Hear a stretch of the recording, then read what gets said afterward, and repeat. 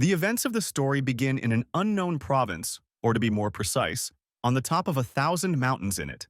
It is in these huge and powerful mountains that the buildings of one very famous cult of assassins are located.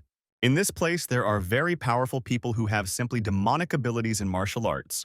Among them, there are mysterious, incomprehensible, and enigmatic cult followers who are very dangerous. The events of the story take us to a certain master who stands alone against a huge crowd that is moving towards him. This man stands at the very center of the cult of the assassins. He addresses those who attack him and says that he will punish each of them. However, the people who attack clearly do not take him seriously. His words do not frighten them at all, and they rush at breakneck speed. But the skill of the man standing against them is much higher, because, as it turns out, he has mastered the highest art of the demon lord. This is what allows him, in just one instant, to sweep like the wind through all his enemies and hit each one with his sword. It is precisely this kind of strength, courage, bravery, and composure that is inherent in the cult of demonic killers. The events of the story show us our main character Michael, who is the first son of the head of the Federation Union. Right in front of him at this moment, there are people who look like ninjas. They are bowing to him and expressing gratitude. As it turns out, our hero Michael is their master, which he himself says, and this can also be seen in the behavior of the people around him. However, Michael himself is far from being so cool, because there are people above him who are much stronger and more professional. Our hero Michael enjoys the status of the 10th Red Star in his federation, which is why he has very high technical skills. He earned his high status by countering absolutely all of his opponent's techniques in just 10 strikes. However, not everything was so good. The Federation was full of people who would like to take the place of the future head. Such people began to unite together in cults in order to oppose the leaders in groups and advance their interests. It was these cults that worked to send our protagonist Michael away during his lunch. They used poison which they slipped into Michael himself, after which they easily dispatched him. The events of the story take us to some guy. He is lying silently somewhere on the cold ground and just looking up. At that moment, he suddenly comes to his senses, opens his eyes wide and starts screaming as loudly as he can. He immediately decides to get up and sit on his feet and clutches his stomach, and is also very worried. Our hero Michael appears in this guy's mind and remembers that he recently died from poison. Looking around, Michael begins to suspect that everything that surrounds him is just a dream, and he is now actually dying. Michael tries to get up, but his new body doesn't give in so easily. He's on all fours and doesn't know what to do. Michael clutches his head and realizes that he clearly remembers his death, and then considers the option of kidnapping, but he is glad to be alive. However, at one point, Michael decides that he should take a look around to see where he is. It turns out to be some kind of old brick basement. Although it is clearly not new, it is clearly well maintained. But what attracts Michael most of all is not all this, but the fact that there are balls with lights hanging all over the corridor, which means that the kidnappers are rich. Michael gets to his feet, puts his hand to his chin, and begins to think about what it could be that kidnapped him.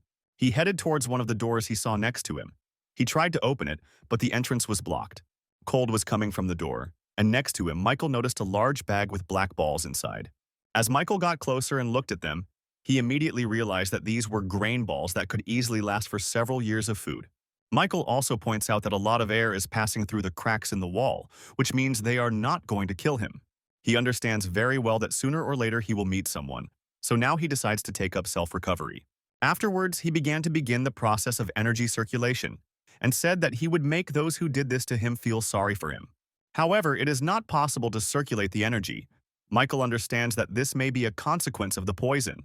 Therefore, Michael decides to first quench his thirst in order to calmly continue training. After which, Michael goes to a nearby barrel of water to wash his face and come to his senses.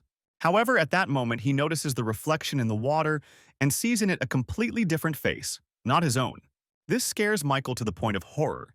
He is simply in shock, stands and silently looks at the reflections of the water, not understanding what to do with it. Michael starts to get quite angry because he understands that this is just some kind of mockery of him. However, interest is so strong that Michael cannot even understand who he is, a man or a woman. After which, Michael decides to test this factor and looks, and fortunately for himself, he discovers that he is a man. Michael finally understands that this is not his body, and the energy circulating in it is also not his. This is very frightening, because it is not clear whose body it is. However, to his great regret, Michael also understands that no matter how much he thinks about it, he will not get an answer now. Michael also understands well that from the very beginning of his life, He is now in the strangest and most incomprehensible state.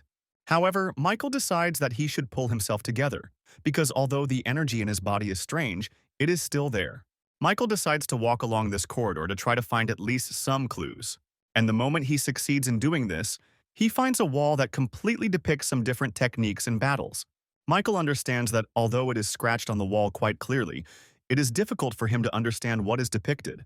But as he looks more and more closely at the images on the wall, Michael realizes that the martial art they teach here is very strange.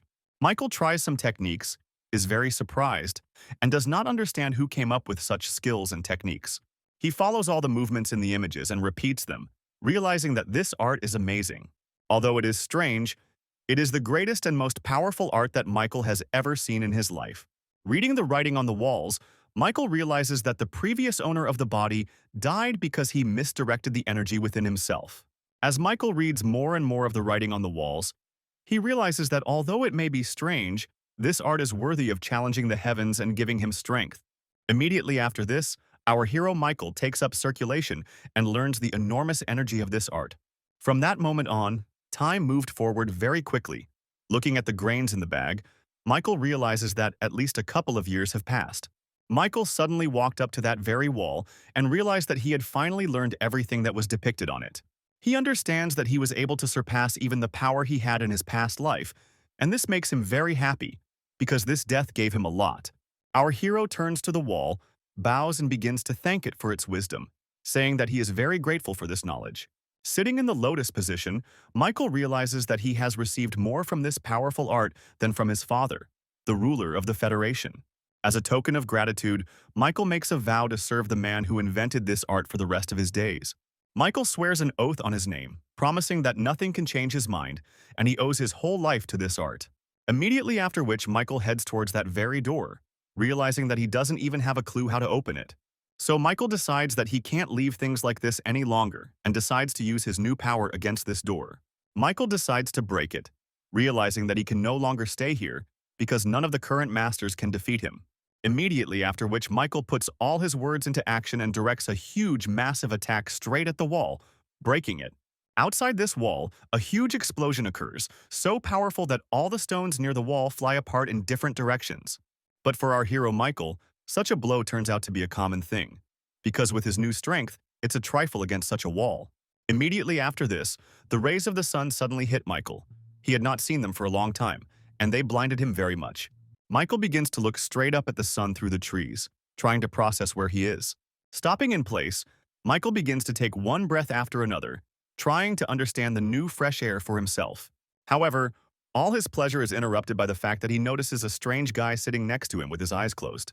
Michael immediately approaches him with a question and wants to ask something, but suddenly falls silent and looks into the man's face.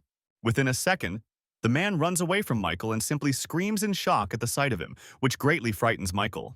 Michael does not share his silence and shock, and asks him if he really cannot speak and answer. However, in response to this, the man only falls to the floor and begins to scream, asking not to kill him and to have mercy, saying that he made a mistake. Michael tries to say something, but the man's scream interrupts him, asking him not to send him into the corridor of 10,000 demons. Immediately after which, the man begins to bang his head on the floor, and it is better to ask Michael to simply kill him than to punish him like that. Michael doesn't understand all this at all. He asks the man to stand up and stop doing this. However, in response, just having felt Michael's hands on himself, he begins to get very worried and scream throughout the forest in shock. At that moment, this man even starts foaming at the mouth, and it's as if he simply loses consciousness. Michael places him near the nearest tree, apologizes for scaring him, and tells him that it's time for him to leave here. Immediately after this happens, our hero Michael heads further through the forest, ending up in a place where there is a lot of bamboo. As he crawls through it, Michael looks ahead and is shocked to see some kind of settlement, a very beautiful one. Michael decides to go down and see what's going on, but at the entrance to the settlement itself, there are 3 guards with swords. One of them looks sharply forward and points his partners in the same direction, pointing his fingers directly at Michael in front. Michael also looks at them in return, but they suddenly raise a rather dark aura and look angrily towards Michael. He notices their strong energy and is surprised that warriors of such a level are simply guarding the entrance. He does not understand what kind of place this is. Our hero also sees that they are starting to approach him. This greatly frightens him. He understands that he might have to fight. However, they all immediately approach Michael and begin to bow, congratulate him on his graduation, and wish him all the best. Our hero Michael is so surprised by the picture that has changed so drastically that he doesn't even know how to react to it. He just looks down at them all, and is especially surprised that they called him young master.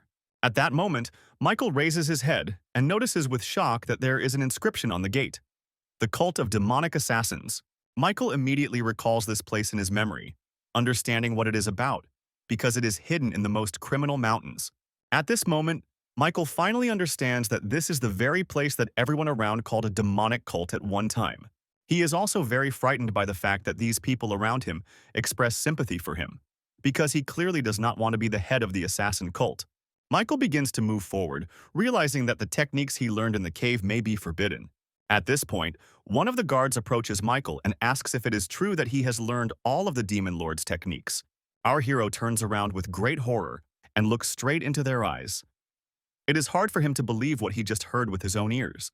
The puzzle in our hero's head began to come together, and he began to understand what was going on and what was happening around him in general, which was very frightening to him. Michael was finally struck by the idea and meaning that he had learned the art of the Demon Lord himself. Realizing this, Michael rushed towards the security guard in tears and began shouting that this simply could not be happening and that he refused to believe it. Now our hero is foaming at the mouth from shock, unable to believe that he has become part of what he was fighting against. All these thoughts and events finally brought Michael to shock. He began to fall to the ground and lose consciousness from such news. Some time passes and our hero Michael wakes up somewhere in a bed in a cold sweat and screaming. He begins to look around, realizing that he is in some beautiful, cozy room. The first thought that comes to Michael after everything is that everything around was a strong dream, and in fact, everything is fine. Immediately after this, Michael heads to the nearest wash basin and decides to pour water over himself again and come to his senses. However, looking at himself in the mirror, he is again in a state of wild shock, because he sees before him the very person into whom he was reborn. Michael immediately begins to cry, fully aware that this is not a dream at all, but simply a horror in his life that is actively continuing. He falls headfirst on the table and immediately begins asking all the gods of this world why he is being punished in this way in life.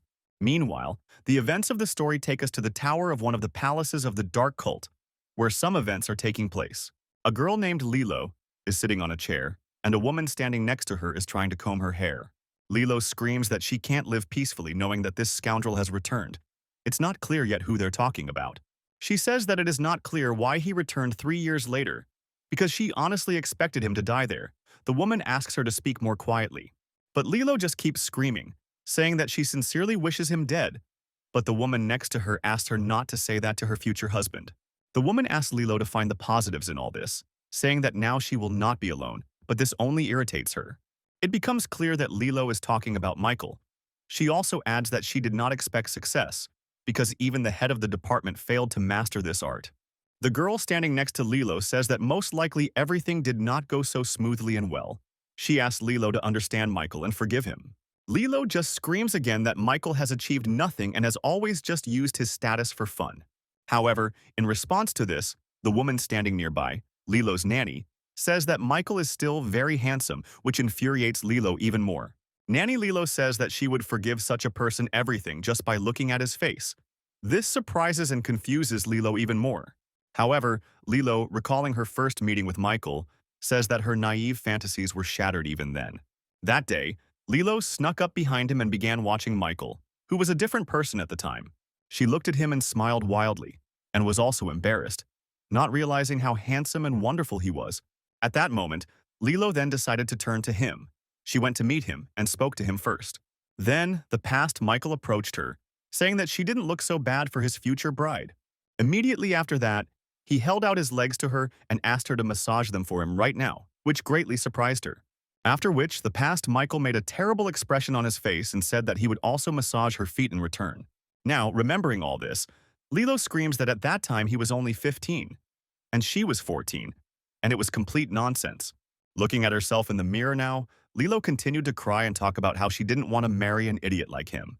Nanny Lilo began to remind her that it was soon time to go to the main palace, and over the past 3 years Michael could have changed. However, in response to such words, Lilo only began to chase her nanny out of the house, saying that this was complete nonsense. The thoughts in Lilo's head couldn't come together, She was still curious to see Michael, but she remembered that incident well. Meanwhile, events moved forward and took us to the small palace, where our hero is now located. Michael reflects on the fact that 4 days have passed since he regained consciousness, but only 4 people have visited him. However, our hero managed to learn a lot from just these 4 people, including the fact that the previous owner of the body behaved very badly. Although, looking at himself in the mirror now, Michael adds that it's hard to call this bad. It's simply unacceptable. He also learned that the locals call him, quite briefly, either the little gentleman or the small campaign or the left spirit. Michael also learned that the previous owner had a great passion for women and often got away with it.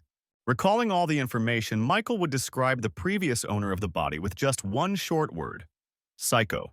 Having learned that he was a member of a cult, he knew that nothing good should be expected, but even in this regard, he was unlucky. The previous owner of the body got away with everything because his father is the head of the cult, one of those people who is stronger than even 10 masters. Covering his face, Michael wonders if he should be happy about the fact that he calls himself the father of one of the strongest men on the planet. Michael also realized that the previous owner was stupid, and with such status all he got was a small palace. As Michael passed by the servants, he heard them talking about themselves. They were saying that the future head should clearly be someone else. But Michael understands well that in many ways they are right, because the previous owner of the body would clearly have been a terrible leader. However, looking at his hands, Michael realizes that the fact that he is only 19 years old and has 3 years of training gives him great encouragement. Michael also understands that with his current appearance, no one in the Federation Union will even want to say hello to him. He realizes that he has been spending the last few days like a madman, and he doesn't even have the strength to be angry. Immediately after which, Michael begins to wash himself more and more, so that his thoughts become cooler and calmer. Michael gets up, realizing that worrying about what happened is not his lifestyle at all. Michael looks at himself in the mirror and understands that now he must accept this body, understand it, and play this life with it. However, immediately after this, Michael saw the reflection of the previous owner in the mirror, who wished him luck in such plans. The previous owner's face began to blur. He said that this was still a demonic cult, and that it was very important to remember. The spirit of the previous owner began to leave the mirror, saying that our hero Michael would not be able to hold out for long. Before leaving, he also turned to Michael and said that he would be well served to observe everything that was happening. This scared Michael a lot, but he suddenly heard a door slam behind him, and then both doors suddenly opened and someone came in.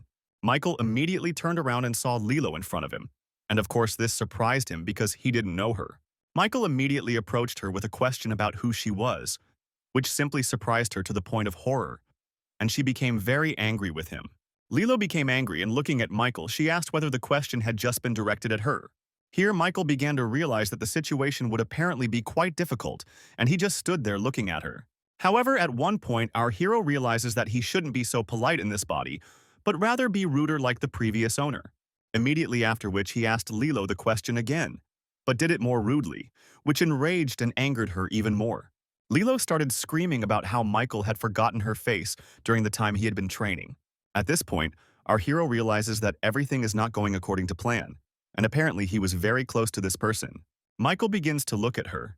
To understand that her clothes and appearance are ordinary, she just walked into the palace. He puts it all together in his head. Immediately after which, based on all these factors, he concludes that she is simply his servant in this palace. Michael starts to leave and turns to Lilo and tells her that she can get to work, but in response she only yells at him again. He turns to Lilo and says that he shouldn't explain to the maid what to do in the house. She should know without him. Immediately after which, Michael adds that in any case, Lilo is wrong, and asks her to clean up and leave immediately after this. Our hero shakes his shoulders, turns to her, and says that this is just her job and nothing more. From such a sharp shock, Lilo begins to tremble and becomes very angry, asking again if it was right that she was called an ordinary servant. Seeing and hearing this, Michael understands in his head that he is doing complete nonsense and should not act like this towards others. However, remembering the words of the previous owner, whose spirit he saw in the mirror, comes the realization that in this cult, it is worth doing so. Without turning to Lilo, Michael clarifies what is wrong and adds that he is only asking her to fulfill her duties and nothing more. Michael turns around abruptly to say something, but notices that Lilo is standing and crying bitterly, looking at him. He stands and looks into her eyes, not understanding what is wrong. He thinks that, apparently, he was too rude. At that moment, Lilo abruptly leaves and slams the doors very loudly, causing Michael to clearly bewilder and not understand the situation. Lilo walks down the street crying, not understanding why everyone wants her to be the bride of such a terrible man like Michael. She runs forward and says that she would rather die than be with a man like him. Michael, meanwhile, still doesn't understand what happened. He's thinking that the servants of this cult are apparently just as impulsive. Our hero also understands that he is hungry, and he should give her some kind of order to cook, instead of just letting her go. But then Michael realizes that now is clearly not the time for this, because first he needs to find out the circumstances of the situation around him. Michael begins to go outside and look around in surprise, thinking about everything and analyzing everything around him. Michael realizes that he is almost the only one who lives in this palace. Even though it is small, it is still a palace. Immediately after that, Michael headed into some room. He abruptly entered there and asked if Billy was here.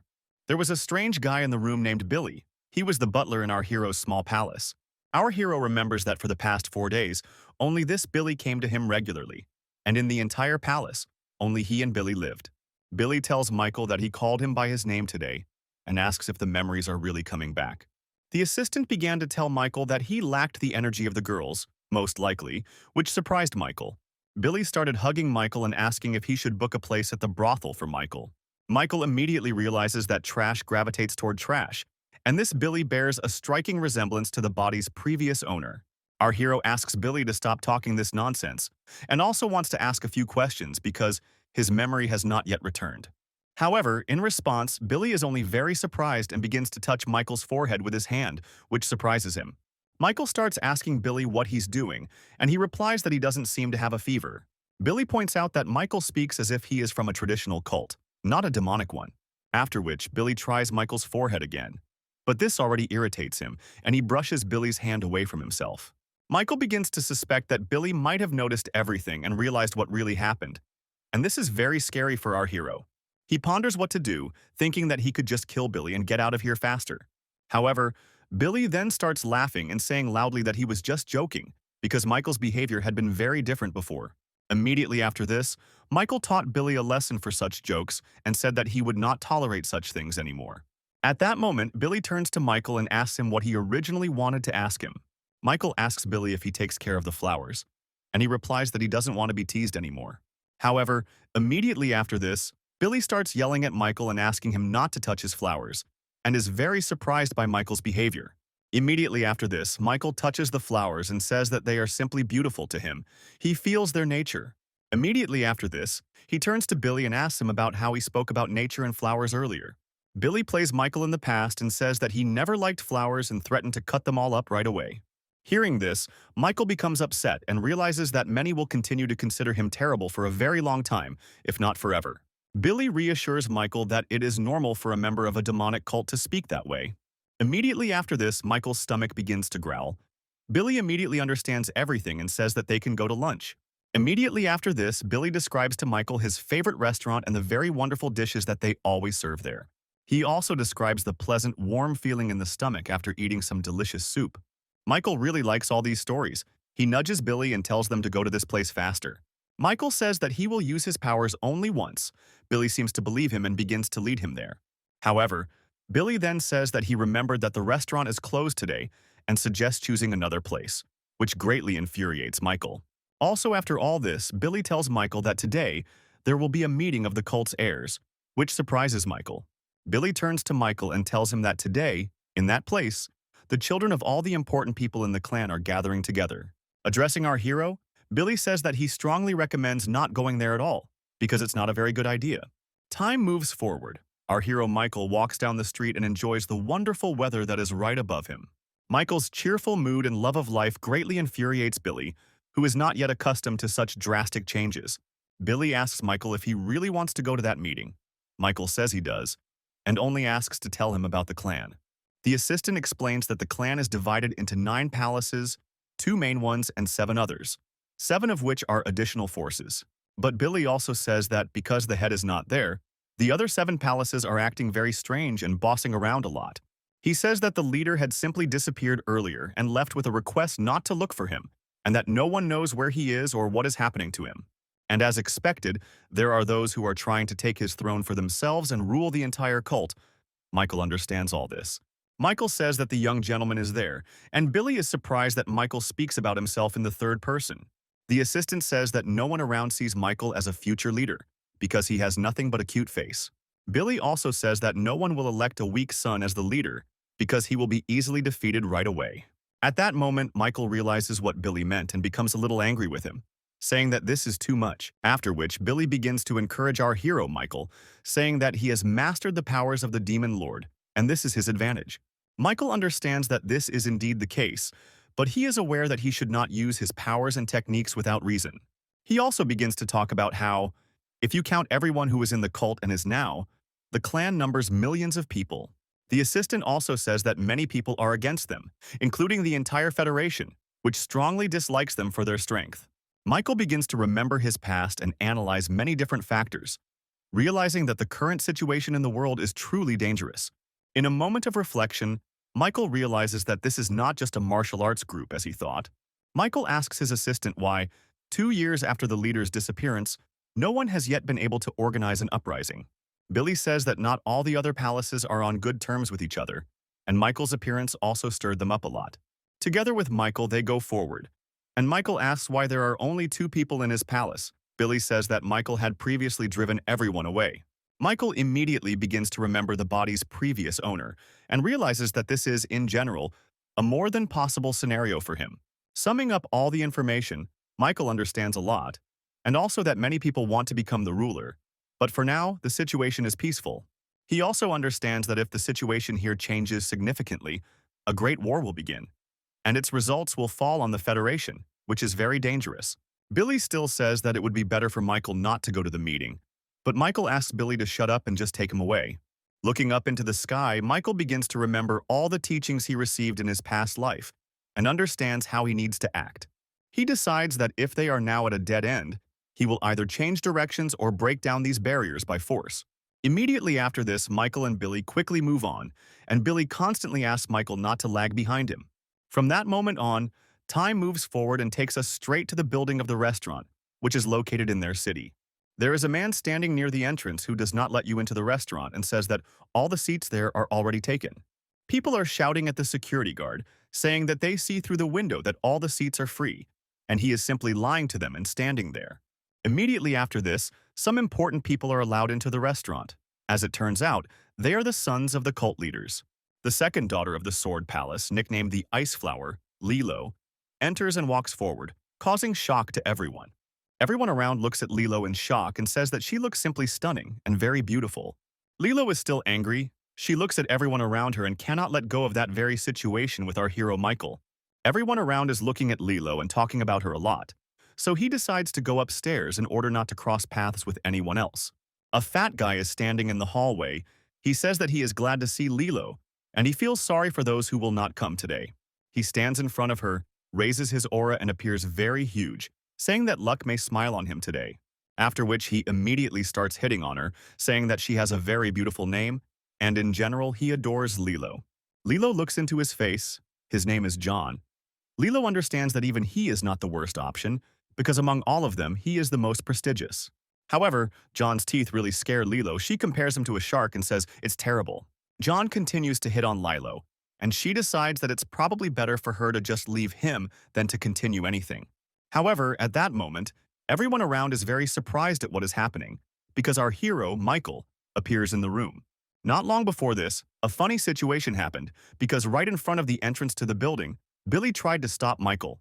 With great force, Billy convinced Michael that he clearly should not go to this meeting, saying that this idea was complete nonsense. However, Michael did not like this at all. He wanted to push Billy away, but accidentally pushed him to the side with great force. The push threw Billy straight to the restaurant security guard, who immediately recognized Billy and began asking him if he had really come to the meeting. The guard decides to go further and tell everyone about it, but Billy stops him, saying that it was not he who decided to go there. Immediately after this, our hero Michael appears from behind, which causes a look of wild shock on the guard's face. The events of the story return back. Some people get up from the table and begin to leave, saying that they will come later. Michael, of course, notices all of this and clearly understands that everyone around him considers him a huge madman. Michael turned directly to the man standing next to him and asked him to do his job and not stand there with his mouth open. The worker shouted out Michael's name and status loudly, and everyone immediately stood up and began to bow and greet him. Immediately after Michael appeared, he suddenly noticed that Lilo began to leave the hall and abandon them. Our hero also decided to head off to the side, which caused shock and misunderstanding among many since he had just arrived. As it turns out, Michael headed straight for Lilo, and when he went out into the yard, he noticed that she was trying to run away from him. Meanwhile, she ran forward and complained to herself that Michael had come to this place. She did not understand why. Lilo begins to think that Michael could have come to this place specifically for her, and such thoughts already frightened her greatly. At that moment, Lilo turned around and noticed Michael himself standing in front of her, which caused her complete shock and horror. Lilo closed her eyes sharply and tried to deliver a powerful blow forward, but of course she missed. Michael easily dodged it. Her blow was very crooked. After she delivered it, she began to fall, and Michael grabbed her. Michael looks at her in surprise, realizing that she knows martial arts, and she in turn looks at Michael in response, blushing. There is a short pause in silence at this point. Lilo interrupts it and turns to Michael, asking her to let go, which surprises him. Our hero realizes that he has been holding his hand on her waist for too long and abruptly lets go, causing her to fall abruptly to the floor. Lilo became even more angry with Michael, and he, in turn, began to apologize, saying that he only wanted the best. Immediately after that, Michael stood up, took Lilo by the hand and began asking her if she was okay. Michael realizes that he has been too polite again and says that if Lilo wants to continue being his servant, she needs to be healthy. She starts yelling at Michael and saying that she is tired of listening to his nonsense about the maid.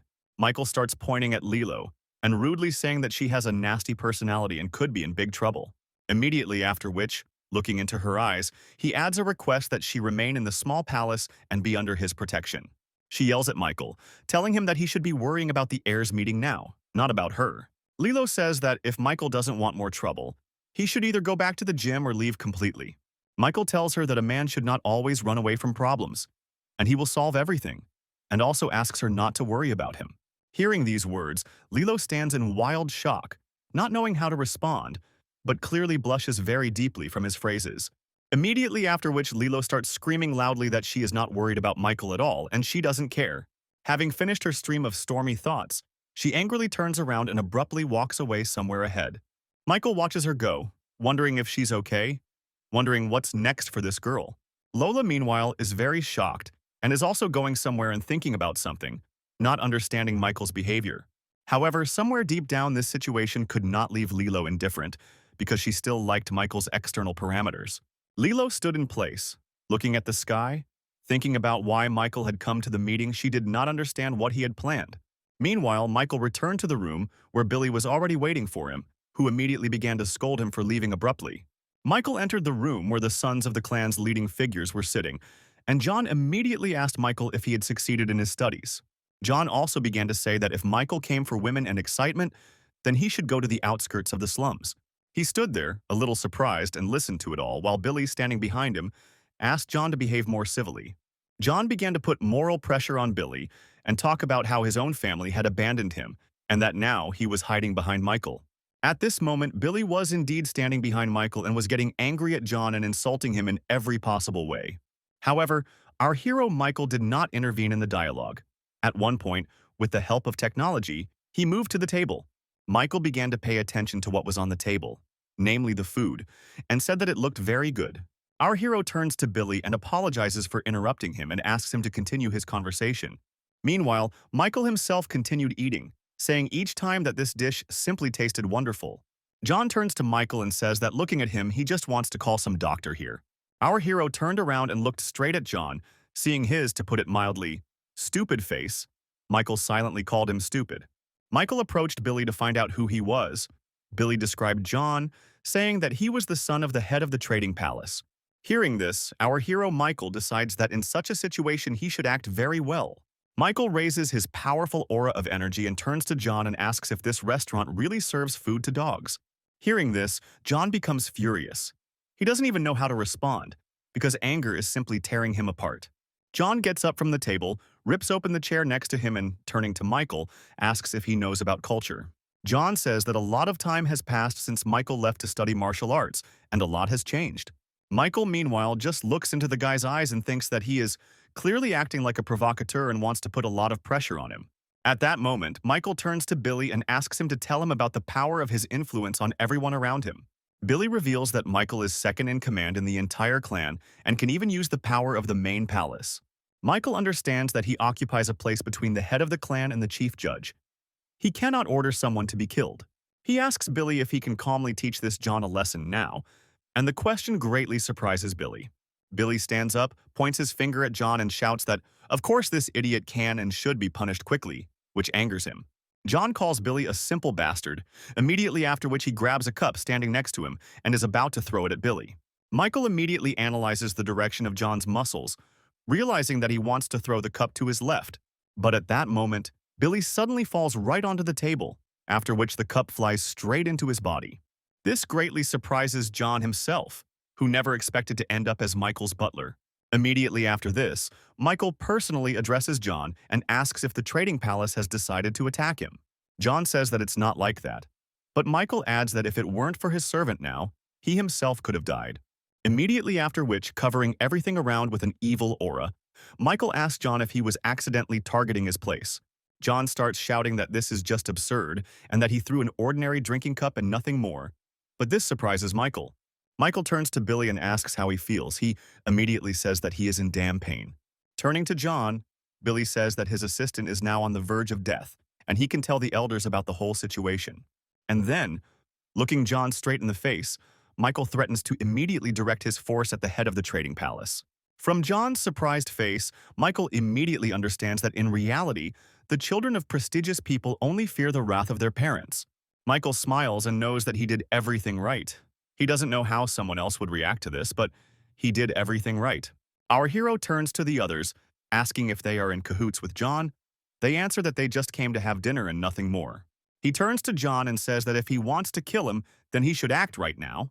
John is still silent, but he is very angry and even tries to start taking out his hidden weapon. However, our hero immediately notices this. Without hiding his smile, he raises his wild aura and looks straight at John. At this point, John realizes the whole situation and begins to apologize, saying that he crossed the line and asking for forgiveness. Michael asks John if that's all he can say after he hurt someone. John replies that it was because Michael used him as a human shield, an answer that does not please Michael. He raises the energy again and turning to John, tells him not to try to hide behind his father's name because it won't work. Michael turns up the heat, putting moral pressure on John and telling him to never hide behind the family name. He also creates a very large image of himself in the moment, and says that he will become John's nemesis. Immediately after this, John falls to his knees. He begins to apologize and talk about the terrible sin he committed. Michael tells John to shut up and go to his house, letting everyone know that Michael will be there soon. All the people around are looking at this situation and discussing the possibility of a war breaking out between the two palaces. Our hero turns around and, with a smile in his head, realizes that during this time he will come to everyone's palace and visit them. The events of the story move forward from that moment, taking us straight to the trading palace. Somewhere at the top of the tower sits a man with a long beard and is very angry. This is the head of the trading palace. He scolds his son, John, who says that Michael just wanted to scare them, but John's father doesn't think so. John's father gets very angry at him and says that he has no excuses, and then sends him to the corridor of demons. John tries to ask his father for a better punishment, but his father replies that he doesn't want to hear it. Immediately after this, John's father asks his son to call someone to him right now before leaving. Some time passes, and the man he called arrives in Father John's office. It turns out to be Silvers, the squad captain. John's father asks Silvers his opinion about the whole situation involving Michael, and he replies that it is indeed strange. John's father points out that his son called Michael a tiger, which had never happened before, and it's surprising. Silver says there's no need to worry, because even if Michael has become smarter, his strength will clearly not increase dramatically. The assistant turns to John's father and says that this is their chance, which greatly surprises Old Ghost, John's father. Silvers frowned deeply and began to speak quite clearly about the excellent opportunity that had now arisen for them. The assistant says that either young Master Michael will be with them or against them, and then he will have to be killed, solving all the problems. He also says that while the leader is young and impulsive, they can act as friends to him and gain his trust. Silvers offers to stand up for Michael, thereby gaining his favor, so as not to be the ones left holding the bag later. At the end, Silvers also adds that their trading palace will be quite capable of controlling the entire cult in the future. All this greatly pleases and motivates Father John, who is very happy about this opportunity to become a strong leader. Immediately after this, John's father asks Silvers to bring the demonic sword, one of the 5 most powerful relics of the clan. Immediately after that, he gets up and decides to go after him himself, saying that Michael will need to be caught with large bait. That very evening, the events of the story take us to the small palace, where our hero Michael is located. Michael meditates, thinking that if he becomes the head of the cult, he will be able to bring peace everywhere, ending all wars. Immediately after this, Michael also realizes that the trading palace is ideal as a first target, since it can provide economic assistance. Michael also soberly understands that he has no allies at all, and it will be impossible to do all this alone. Right at that moment, the door to his room suddenly opens and Billy appears, looking straight at Michael. Billy asks Michael how he can sit here calmly after everything that happened recently. The assistant asks Michael to go to the trading palace and say that it was all a joke, but Michael says that she is serious. He adds that Michael could be sent to the demon corridor, but Michael says that he is not afraid of all this. Billy starts screaming, saying that it wasn't he who fell onto the table, but Michael who pushed him under the bowl. Michael approaches Billy and asks him to go and find all the records that describe the cult's hierarchy. In response, he says that of course he can get them, but he doesn't understand why Michael needs them. He says that it's urgent. The assistant says that he needs to know where to turn in order to fill the small palace with the right people. Michael starts pushing Billy, saying that he doesn't understand what he's waiting for and asking him to take him to the archives. Our hero begins to say that they have a lot of space here, but it's very boring for 2 people, and it would be good to organize more people around him. Billy tries to calm Miles' ambitions and says that, in reality, it's not as simple as it seems. The assistant says that if they start to expand their palace, the other 7 will not remain at peace, and the elders too. Billy says that this will cause Michael to raise unnecessary noise again, but Michael himself says that none of this matters now. Having tired everyone from behind with his aura, Michael turned to Billy and asked him who he was. Billy replied that Michael was the head of the small palace, and then Michael himself said that this was true, and nothing more was needed. Immediately after which, Michael ordered Billy to step forward and not pay attention to his ideas.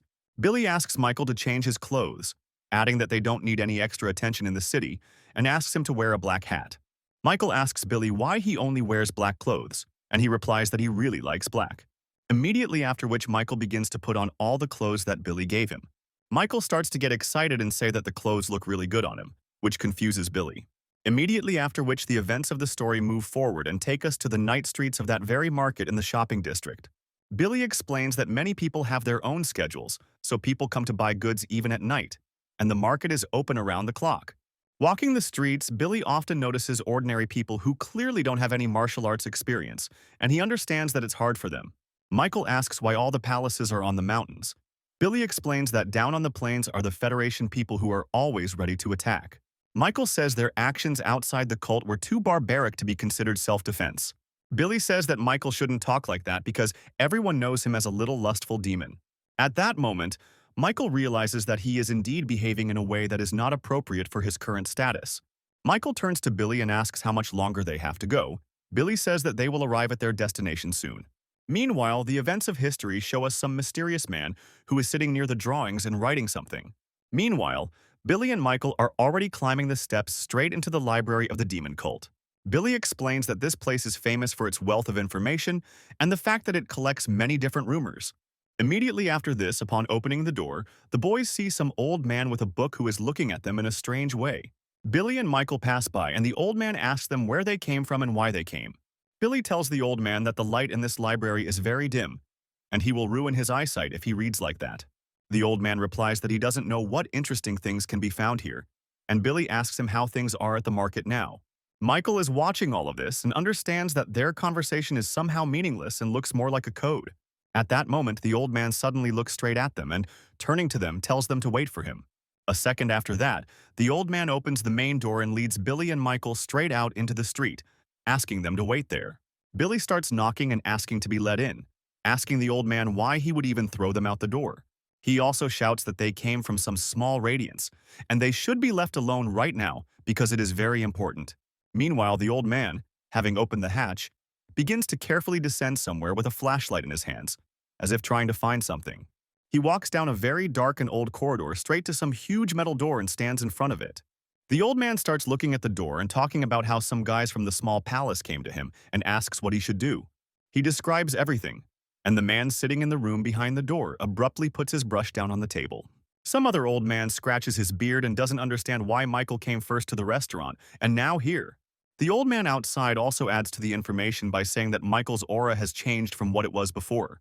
The old man inside, named Lester, says that this is all strange.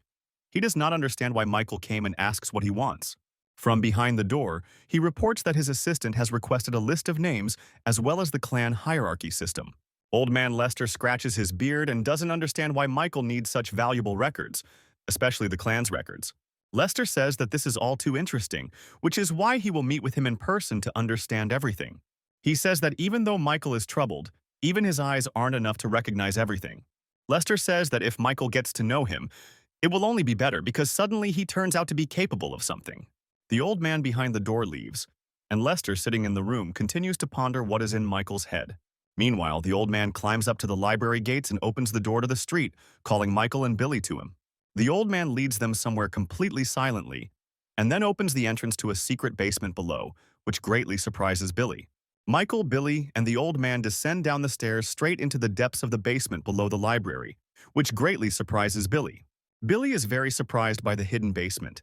He says that this is the first time he has been in such a place and is surprised how they managed to hide it. The old man approaches the same door again and announces through it that the guests have already arrived at their place. Lester inside orders the old man to let them in, and together they enter the very room on the walls of which hang various portraits. The portraits depict various significant people, and besides them, there are also various inscriptions everywhere. Billy and Michael are standing in complete shock. They just wanted to get the archives, but ended up in some secret room. The old man says that these are just small works of Lester, who is sitting right in front of them here. Lester responds by crossing his arms and bowing his head, indicating that he is glad to see young Master Michael. Michael says that he hasn't even had time to say anything yet, but he has already been recognized. Lester says that with age you learn such things easily. After which Lester apologizes, saying that he cannot stand on his feet, so he is forced to reveal himself to everyone like this. He starts to say that something is wrong here. An ordinary artist cannot sit in a secret room under the library. Lester is greater than he seems. Michael's words surprise Lester very much. He cannot believe what he is hearing now. It surprises him very much. Michael continues to look at the portraits that Lester painted and talk about how he is simply a wonderful artist.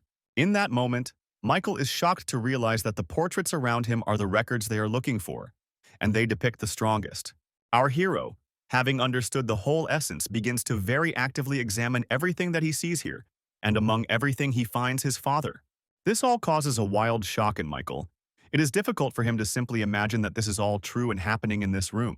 At that moment, Michael freezes looking at his father's portrait, and this is noticed by Lester, who turns to him and asks if he recognized anyone. Lester turns to Michael and says that this wall depicts people from the Federation Union, because this is very important now. Michael looks back and stares straight at the old man in shock, not understanding at all what is happening or who this Lester is. With a little energy raised, Michael began to approach Lester and ask him directly who he was. Lester introduces himself as an ordinary old man who collects rumors and spreads them everywhere, and says that there is nothing remarkable. Michael says that if information about Lester comes to light, then they will be unable to avoid bloodshed at all. Lester says that is precisely why he is hiding.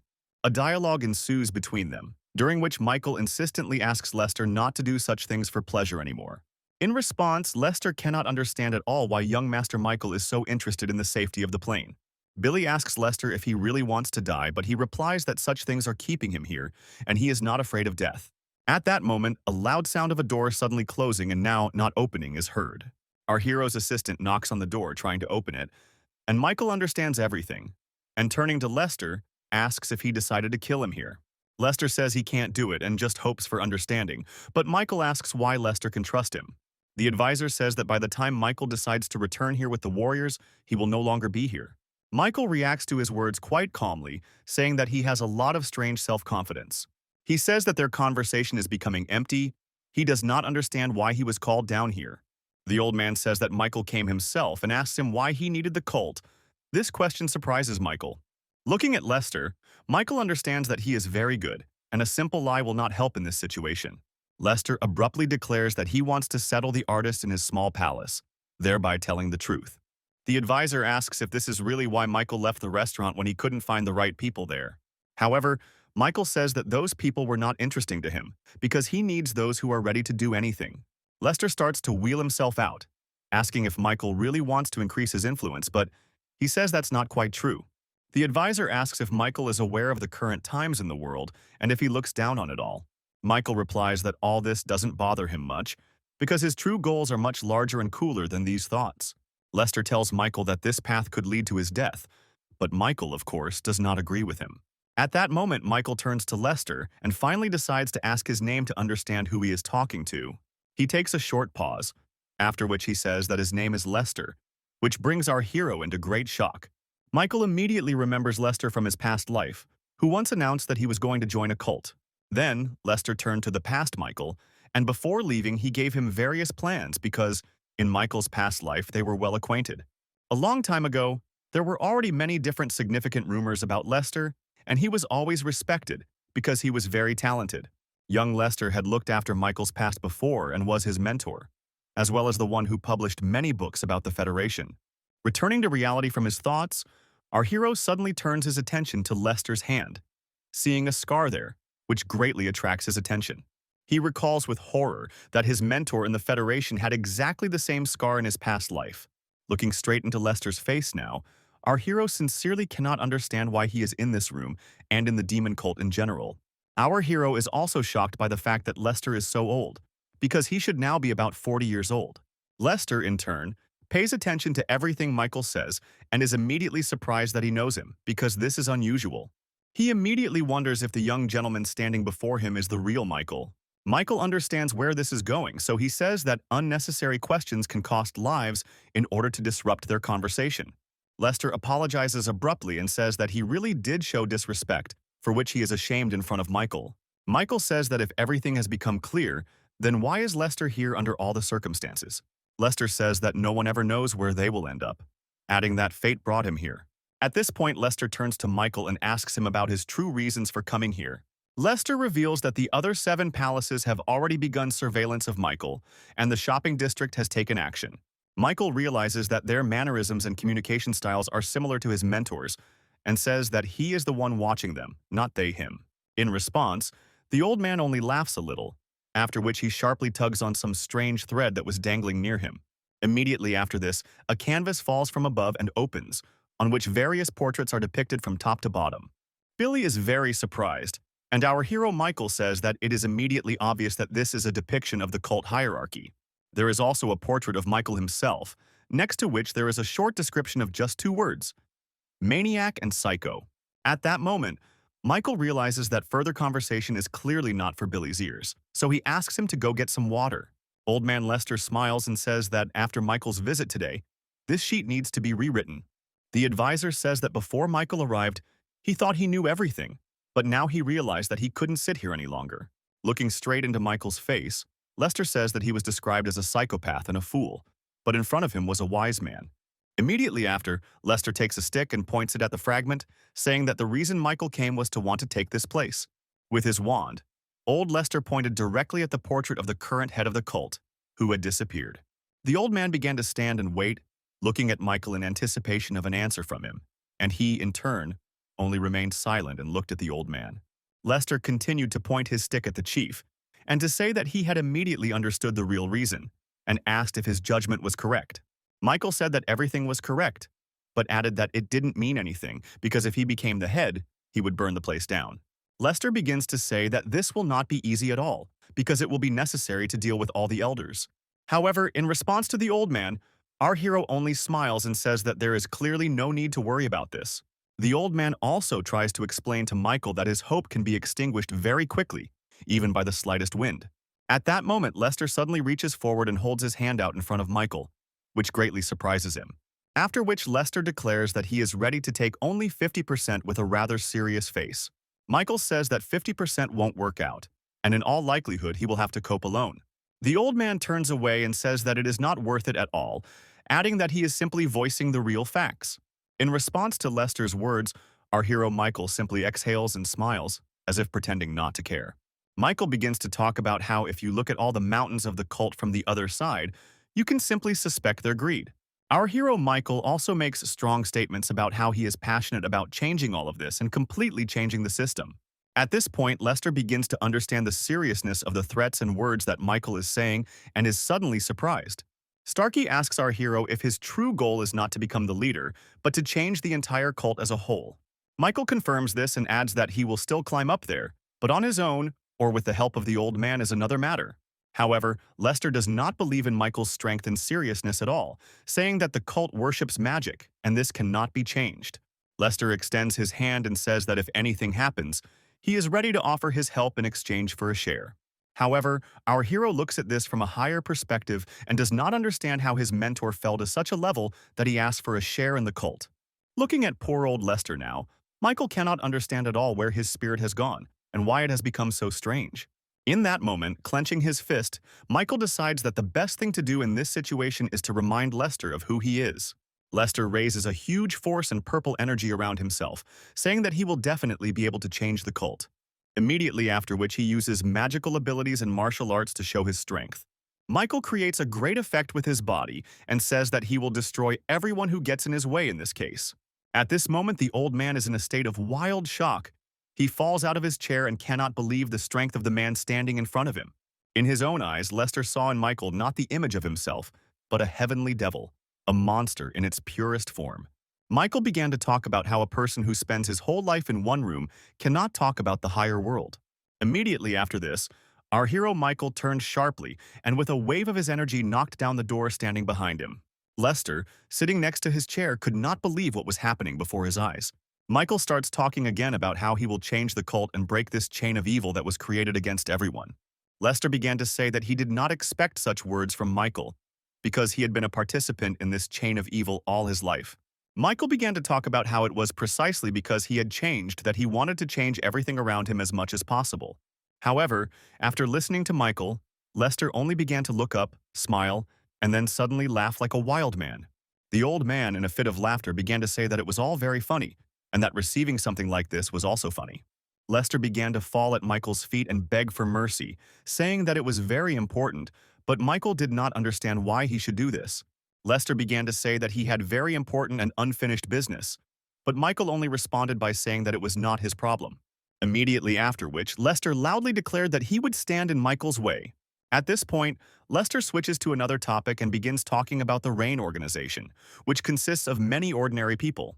The advisor suddenly takes out some kind of golden relic from his robe, saying that he has been in this organization for 19 generations. Our hero, seeing the gold plaque, understands that Lester is not lying, and he was initially right that Lester belongs to RAIN.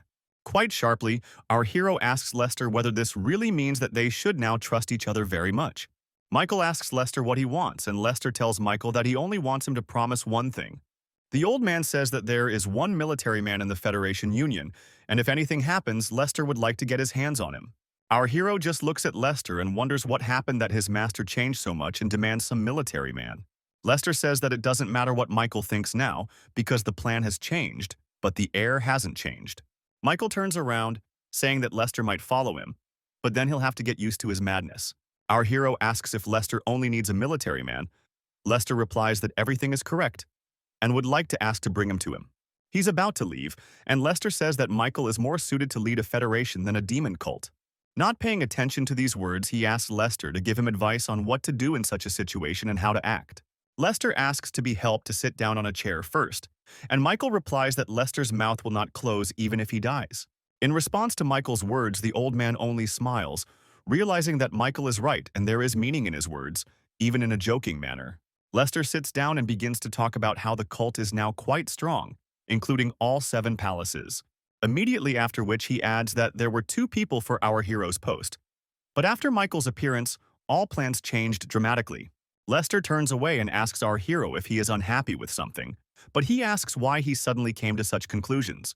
The old man noticed that Michael was calling the clan rather disrespectfully, which made him very worried. Michael wants to answer the old man, but he understands that very little time has passed and he cannot reveal his identity. The advisor also says that although our hero has achieved the power of a demon, it is still too early to rejoice. Lester takes out some kind of box and says that it was originally created to defeat the leader, but now he will give it to our hero. It means that there are a couple of books in the box which contain various valuable information that can be very helpful. Having opened the box, our hero also finds some kind of mask among the books and is surprised by it, not understanding what it is doing there. The old man explains that originally, according to the myths of their cult, it is said that a demonic god created an evil dragon, but a certain hero killed him. And as their legend tells, it was this hero who wore the very mask that can now be seen in this box. Lester also explains that although it looks like an ordinary mask, when put on, a person becomes surrounded by blood and is unrecognizable. He also adds that it was used by 5 heavenly demons who are scattered throughout the world, and no one still knows where they are. Lester also advises our hero to convince half of the palace, as well as those elders, of his strength in order to climb to the top. Lester also warns that one must be very careful, as there will be those who will try to get ahead and surpass. Lester also informs our hero that everyone around him knows him exclusively as a psychopath and nothing more. That is why Lester strongly recommends that our hero show everyone his true self from a different side. Lester also asks Michael to take into account that the pressure from the 7 palaces and elders on the people will increase. Therefore, Lester also advises Michael to go out into the streets and analyze the people around him in order to understand their essence and what they need. Lester then turns to Michael, saying that he will be undercover for all of this, and asks if Michael can handle it. To old Lester's surprise, Michael turns around abruptly and declares that, of course he can do it. Michael also reports that until recently there were 11 vacancies in their palace, but now there are 10, because one has found an owner. Old Man Lester pulls another rope in the room, and a huge portrait of someone is revealed. Lester says that it is worth starting with that. Billy appears from behind and tells us that the man in the portrait is a very bad guy and he knows him. Lester begins to talk about how this was quite a difficult person who was in charge of the entire cult's security. But he adds that one day he drank poison and became crippled. Our hero sits and listens attentively. At that moment, our hero Michael turns around abruptly, starts to leave and says that it's time for them to go, because he has a different first goal. The events of our story are transferred to some village, where we learn that there is problematic clean water that cannot be drunk. In this same village are all the apostates, people without families, and those who have committed crimes of varying degrees. That is why their life is quite simple. Their routine is dedicated to ordinary life in a musty house. However, something interesting happened there quite recently, as many people gathered in one place and began to bow upward. The children have been sitting in the sun for a long time in this place, but their parents do not leave. They talk about how an important person will soon come to visit them. Everyone around motivates each other by saying that their lives depend on this person coming to them. One of the people starts saying that he doesn't understand why they are only visited when someone starts to die. However, at that moment, their discussion is abruptly interrupted by the fact that they see someone's small ship ahead, which is sailing towards them. Our hero Michael is in this ship, along with his assistant, Billy. Billy points to the shore to Michael and says that a lot of people have gathered to look at them. Michael gets off the boat and starts walking along the shore, where he is immediately met by local people who greet him and bow. Everyone around starts shouting loudly that they are very happy to see the son of the head of the cult and obey him. Our hero immediately understands that he does not want such praise, and such things must be immediately eradicated. At that moment, Michael also notices that the people around him are very tired. He asks if they are hot. However, in response, they of course say that they are not hot at all, and they live in the most wonderful place. Billy says it's just wonderful, but our hero Michael stands there looking at it all in amazement. One of the people takes Billy and Michael to some house and asks why they decided to visit this forgotten place. The assistant approaches the head of the settlement and says that Michael doesn't need any reason to look into the lives of the citizens. The head of the village says that they have nothing to treat the guests with, but right in front of Michael a table is set very beautifully. The village chief is having trouble answering Michael's questions, so he decides to let him go, as it's very important now. The village head says that he was very happy to help, and if he is needed again, he can always be counted on. At this point, Michael turns to his assistant Billy and says that everything looks very strange, but Billy does not understand what he is talking about. Michael tells Billy that he thinks something is seriously missing, but Billy doesn't understand what he's talking about. He begins to talk about how in a place where so many people live, there are no traces of agriculture at all, and this is surprising. Billy suggests that most likely the locals simply don't want to do anything, which is why they live like this. Michael says that guessing is not the answer, and that the best thing to do is to go and find out what happened. Meanwhile, the head of the village is walking somewhere through the forest, wondering why our hero Michael came to them at all. The head of the settlement is filled with strange and terrible thoughts. He is considering becoming the head of everything himself. Thinking about this, the current head of the settlement continues to actively go somewhere without stopping at all. At that moment, he goes up to some place. An unknown man in a robe extends his hand to him, and the leader puts a bag there. The man in the robe says that the bag has become smaller, and the chief replies that this is due to the arrival of young Master Michael. This surprises the man. The head of the village also says that as a result of this, he did not work for several days because he was preparing for his arrival.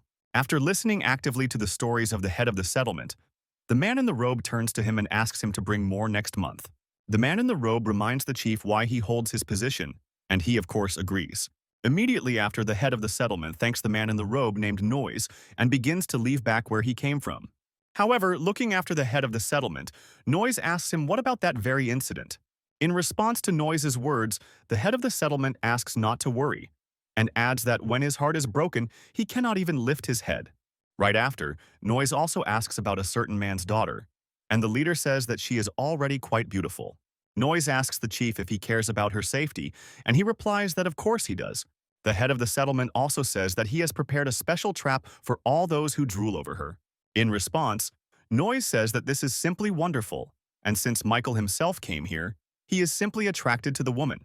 At that moment, Noise turns around and asks the village head to put his daughter to bed, adding that he needs to tell Michael. The head of the settlement tries to argue, but Noise asks him to shut up and just do it, saying that he clearly knows better. The head of the settlement begins to leave, and Noise stops in his tracks and starts screaming very loudly and wildly, looking up and laughing. Meanwhile, Michael is sitting somewhere and reading a book that explains that the basis of the cult is serving the good gods. It also tells of the appearance of a certain fire that burned many things, and thus created a cult and its heirs. After our hero Michael finished reading, he and his assistant Billy went for a walk around the settlement.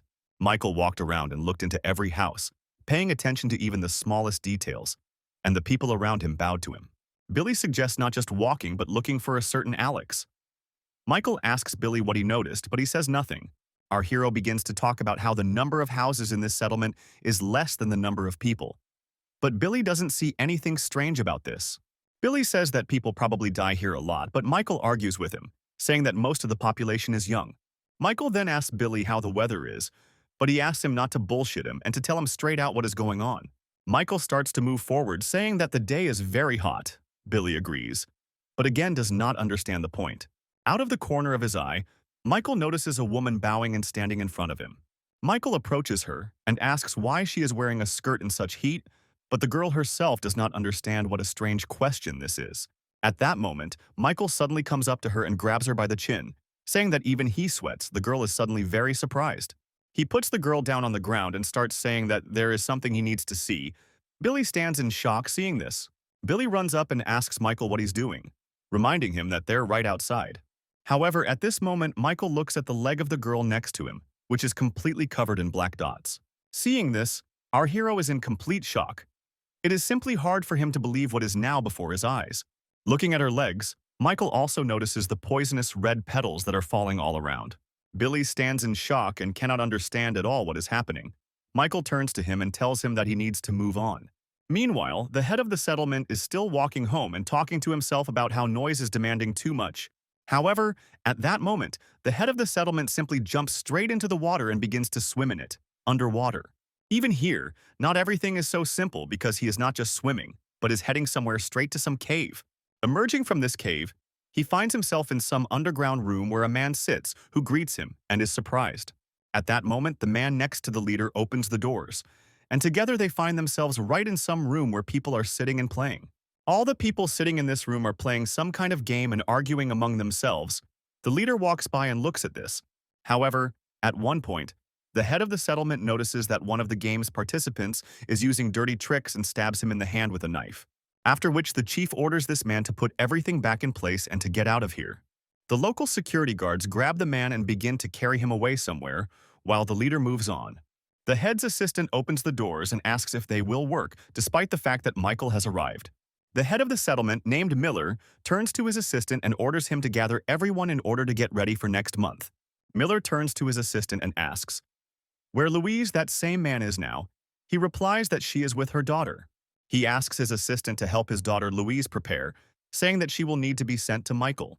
The assistant is very surprised, but Miller explains to him that sometimes you have to make such sacrifices for the sake of the cause. Meanwhile, the events of the story take us to Louis and his daughter, who feeds him. The daughter's name is Layla. Layla immediately tells her father Louise the news from the settlement, saying that some important people have arrived today. Layla tells that the head of the small palace named Michael has arrived, and just hearing this, Louise becomes horrified and angry. Layla, helping her father eat, thinks about the very medicine that they are brought, supposedly against the disease, but Layla knows that there is no disease. However, in the moment of her thoughts, she is interrupted by a huge knock on the door because someone wants to enter their house, which surprises her. She opens the door and sees Miller's assistant, who informs her that the boss is personally calling her now. Then Miller's assistant asks Layla to hurry, telling her to also prepare her father to go. Layla is very surprised and asks again about her father, but in response, the assistant only asks if they need strong and quick help. She starts to close the door and say that they will quickly handle it themselves and will be ready soon. Just before Layla is about to close the door, Miller's assistant looks her in the eye and asks her not to forget to take a bath. Layla closes the door and immediately begins to realize that something is wrong, and it all looks terribly strange on such a day. She goes to her father and informs him that the leader is already waiting for them, and they should go to him right now. However, Layla has no sincere desire or understanding. She only feels a bad premonition about all of this. Some time passes from that moment. Layla, her father, and all of Miller's assistants walk straight through a cave somewhere underground. At that moment, they enter the very room in which Miller was previously located. Layla's father and she herself are very surprised. Layla looks at everything that is happening in horror and immediately realizes that this is an underground casino located here. Layla is also confused by her father's surprising calm. He hates such places, but now he is not at all surprised. At that moment, they go to some room, but then the assistant asks only Layla to go, and no one else from those present. The assistant says that there is a special medicine for Layla's father, and at that moment her father is very worried about everything that is happening. Layla doesn't want to leave her father. She says that he hasn't had a drink for a very long time, so it would be best for them to go together. However, in response to this, the assistant only gets angry, and turning to Layla, says that he already told her once. With great horror, the defenseless and carefree Layla simply looks at Miller's assistant, not understanding what is happening. Layla starts to try to move forward, but at that moment her father grabs her and tells her not to leave here. Miller's assistants are trying to get Layla's father away from her, saying that there is nothing dangerous there at all. However, at that moment, Miller's assistant takes out some kind of bag, shows it to Layla's father, and says that he can give it all away. Layla looks at everything that is happening with great shock. It is hard for her to believe that this is true right now before her eyes. The assistant pours a special powder directly into the hands of the old man, Layla's father, causing him to tremble and look at him furiously. Immediately after this, Layla's father lets go of his daughter's hand and starts walking in the other direction, which also greatly surprises her. The head's assistants accompany Layla's father, and another assistant tells Layla herself not to stand still and to move further into the room. Layla herself begins to quietly cry and say that she will definitely come back and change everything. Layla enters the room where the head of the settlement, Miller, is located, who tells her to sit wherever is comfortable. The leader approaches Layla and looks at her intently, but she only looks away and asks why she was called here. At that moment, Miller runs his hands over Layla's face and tells her not to be so afraid because they won't see each other for only a couple of days. Miller asks Layla if his hands are disgusting to her, but says that she will still get dirty. He says that thanks to him, Layla's father lived so long, and now he is giving him the opportunity to repay, but Layla asks him not to approach her. He also tells her that he knows that she wants to escape from here with her father, and he will give her every chance to do so. Layla asks if this is true, and Miller replies that of course it is because they will find them anyway. However, finishing the sentence, he adds that freedom will always be there, except for this night today, and smiles sarcastically. Immediately after this, Miller says that Layla will have to sleep with the head of the small palace, which leaves her in a state of wild shock. Layla knows about Michael's past and asks Miller what will happen if she doesn't take this step today. Miller says that he doesn't really have much of a choice because Layla's father owes him money, and that will be part of the payment. He also says that every day Layla's father received medicine, which costs a lot of money. Miller also says that if Michael likes Layla, she can become his concubine forever. From all this information, Layla stands there and just trembles and cries, not knowing what to do, and Miller asks her to stop crying. Seeing tears, he begins to call the guards and pretend that he will order them to get rid of Layla's father. She asks him to stop and says that she agrees. Miller turns to her again and says that she made the right choice, and her hour of judgment will come very soon. Having received consent, the crazy miller begins to shout loudly throughout the room and laugh at how well everything is working out for him. Meanwhile, it is getting dark, and our hero Michael, together with someone, is heading to some house in this settlement, a very rich house. The assistant girl takes him inside, and he immediately sees that there is enormous luxury all around, not understanding where it could come from in a poor settlement. Here, our hero finally understands everything. It dawns on him that drugs are being produced illegally in this settlement, which is prohibited. Having realized this, he became horrified and angry at what was happening, and especially at the head of this settlement, because he obviously knew about everything. However, Michael is clearly worried about where the boss himself is and where the drugs are being made, since this requires a lot of people. Michael sits down on the bed to think, and a man standing near the door asks permission to enter, to which he is given permission. This person turns out to be a sweet young girl, Layla, who innocently walks into the room already understanding everything in her head. He is terribly surprised by what he now sees in front of him. He expected a lot, but not a simple girl. Layla begins to introduce herself, and our hero notes that she is very beautiful and well-groomed. As for the locals, at one point, Michael compares her to his younger sister, but she interrupts his thoughts by asking him to take her, and this greatly surprises him. Our hero asks her again in surprise, in order to understand what they are talking about, but she simply stands in front of him and remains silent. Layla begins to undress, and our hero Michael realizes that something needs to be done about this, and urgently. At that moment, our hero Michael makes very strange movements. He throws several streams of energy in both directions and takes off, immediately after which the light goes out, and he throws Layla onto the bed and then asks her to be quiet and not move. Seeing Layla's face, he clearly notices that she is crying and all red.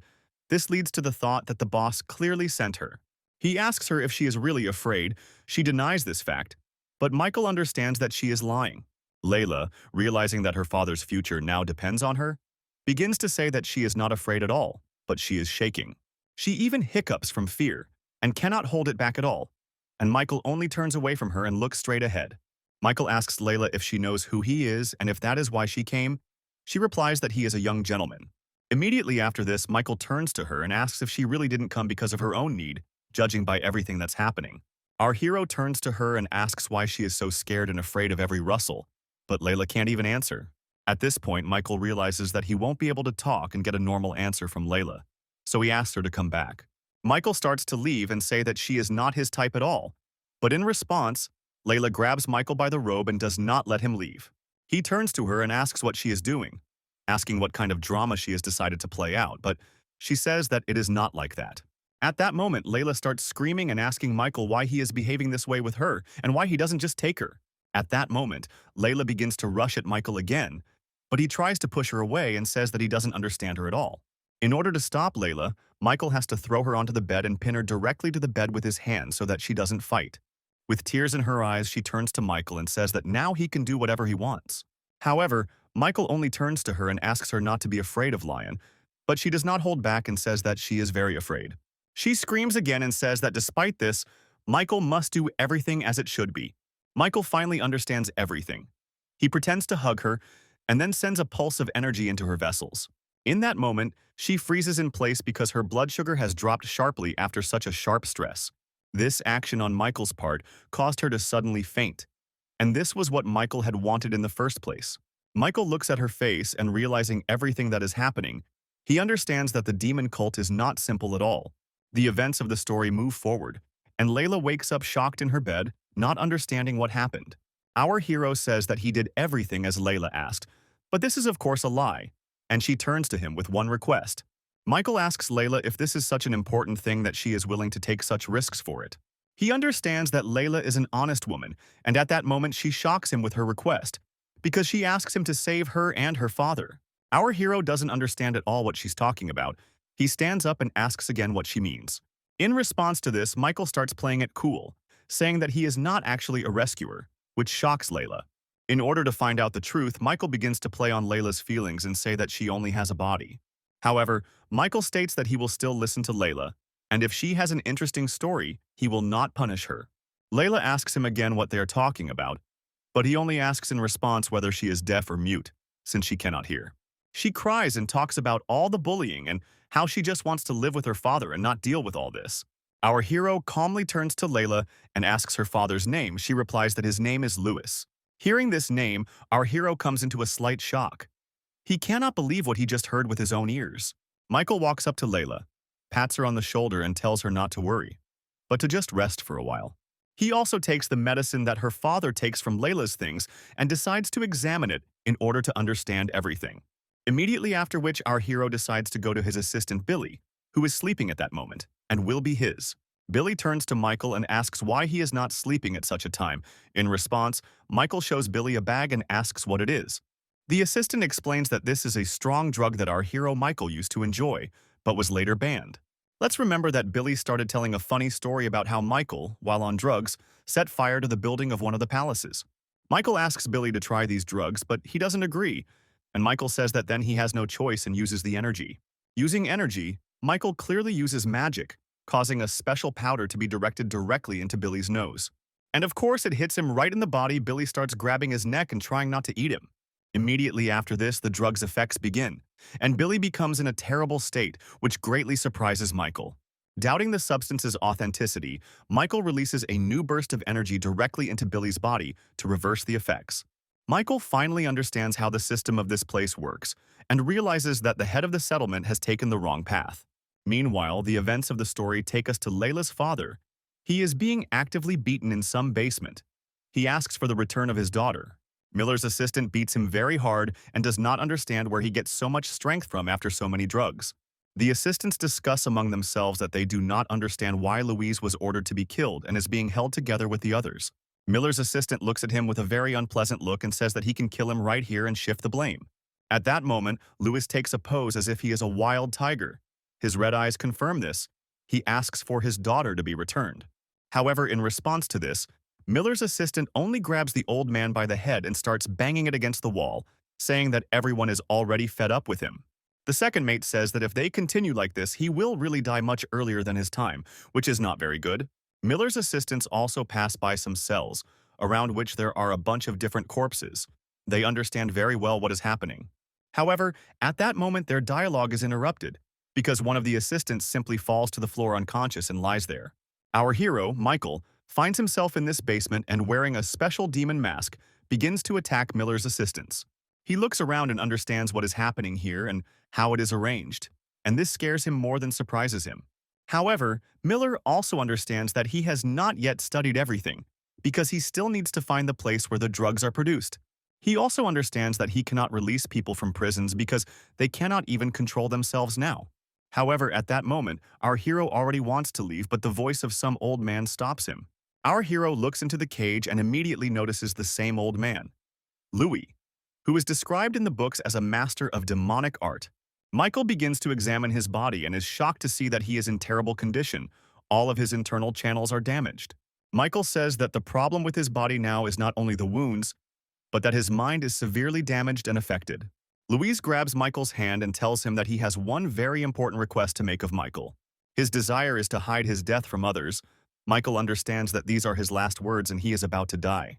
Michael understands that the chances of saving the old man are very slim, but it is worth a try and decides to use strength and energy techniques. And he understands that this procedure will be very dangerous for everyone because there will be a transfer of blood energy. At this point, Michael also understands perfectly well that he has no time to think about the dangers, because he needs to act. Placing the old man in front of him, Michael, with his arms crossed, begins to create a great sphere of energy in order to transfer his powers to the old man.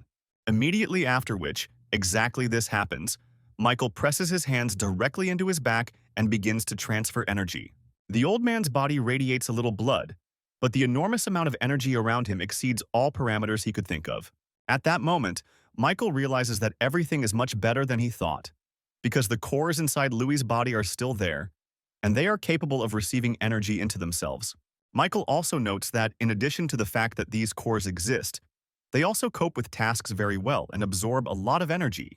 Michael realizes that his energy is being absorbed too much, but there is no time to stop, so he decides to give it all to the old man. At the moment, he tries so hard that the energy he transferred to the old man will be enough for him to live for more than 100 years. Some more time passes and Michael notices that the energy is still being absorbed, even though he has already transmitted a lot. Michael decides to add even more energy and give everything he has left, transmitting a charge of 240 years of energy. At this moment, the old man gets up and begins to look around, and red energy emanates from his body. He himself has become taller and stronger. Looking straight at old Lewis, Michael realizes that he is in a full awakening stage. He is very strong now. Old man Lewis comes to his senses and addresses our hero, asking who he is. Michael makes a stop sign with his hand and tells the old man that he wants to ask him to catch his breath before starting the conversation. The dialogue between Louis and Michael begins, Louis immediately talking about who he is and how he rose up in the settlement with his ideas. Previously, he had only one wife among his relatives and close friends, and one day he left her for a while to become stronger and become a master. He spent many years training and even assembled his own squad, but when he returned home he noticed that everything in his house was broken. Taking his squad, he immediately set out to search for those who had plundered his house. But in that moment, he found the body of his wife. His wife was dead. She was lying on the floor covered in blood, and in her arms was a living child, their daughter, Layla. Lewis adds that the blame for everything lies solely with him, and he does not want to be pitied. He is simply telling the story of what happened. The old man also says that he stayed alive only for the sake of his daughter, and that he gave up martial arts and blocked the energy channels. After hearing the whole story of old Louis, Michael turned to him and asked if he really regretted that he saved him today. Louis says that this is not true. Before his mind was in a whirlpool, but now he understands everything, and he is very grateful to Michael for the rest of his life. Next, old man Lewis turns to Michael and says that he would like to ask him one question, and he allows it. Having received the go-ahead, the old man immediately asks whether Michael has come from the small palace by any chance, and this question astonishes our hero. Our hero asks Lewis how he determined this, and he replies that energy transfer techniques are only available to the highest masters. At that moment, old Lewis begins to bow and say that he will be Michael's servant for the rest of his life. But in return, he asks for only one thing. Michael asks the old man what he wants in return, and he replies that he simply wants to save his daughter, Layla. Our hero immediately understood what was being said and told her everything, adding that she was completely safe, which surprised the old man. Louis then began to say that if this was really the case, then he could not wish for more than Layla's safety next to Michael. Starkey Louis comes up to shake Michael's hand, and Michael realizes in his mind that Lewis is a very kind and honest man. After which, old man Louis and Michael say goodbye, and when Michael starts to leave, he suddenly stops and remembers something.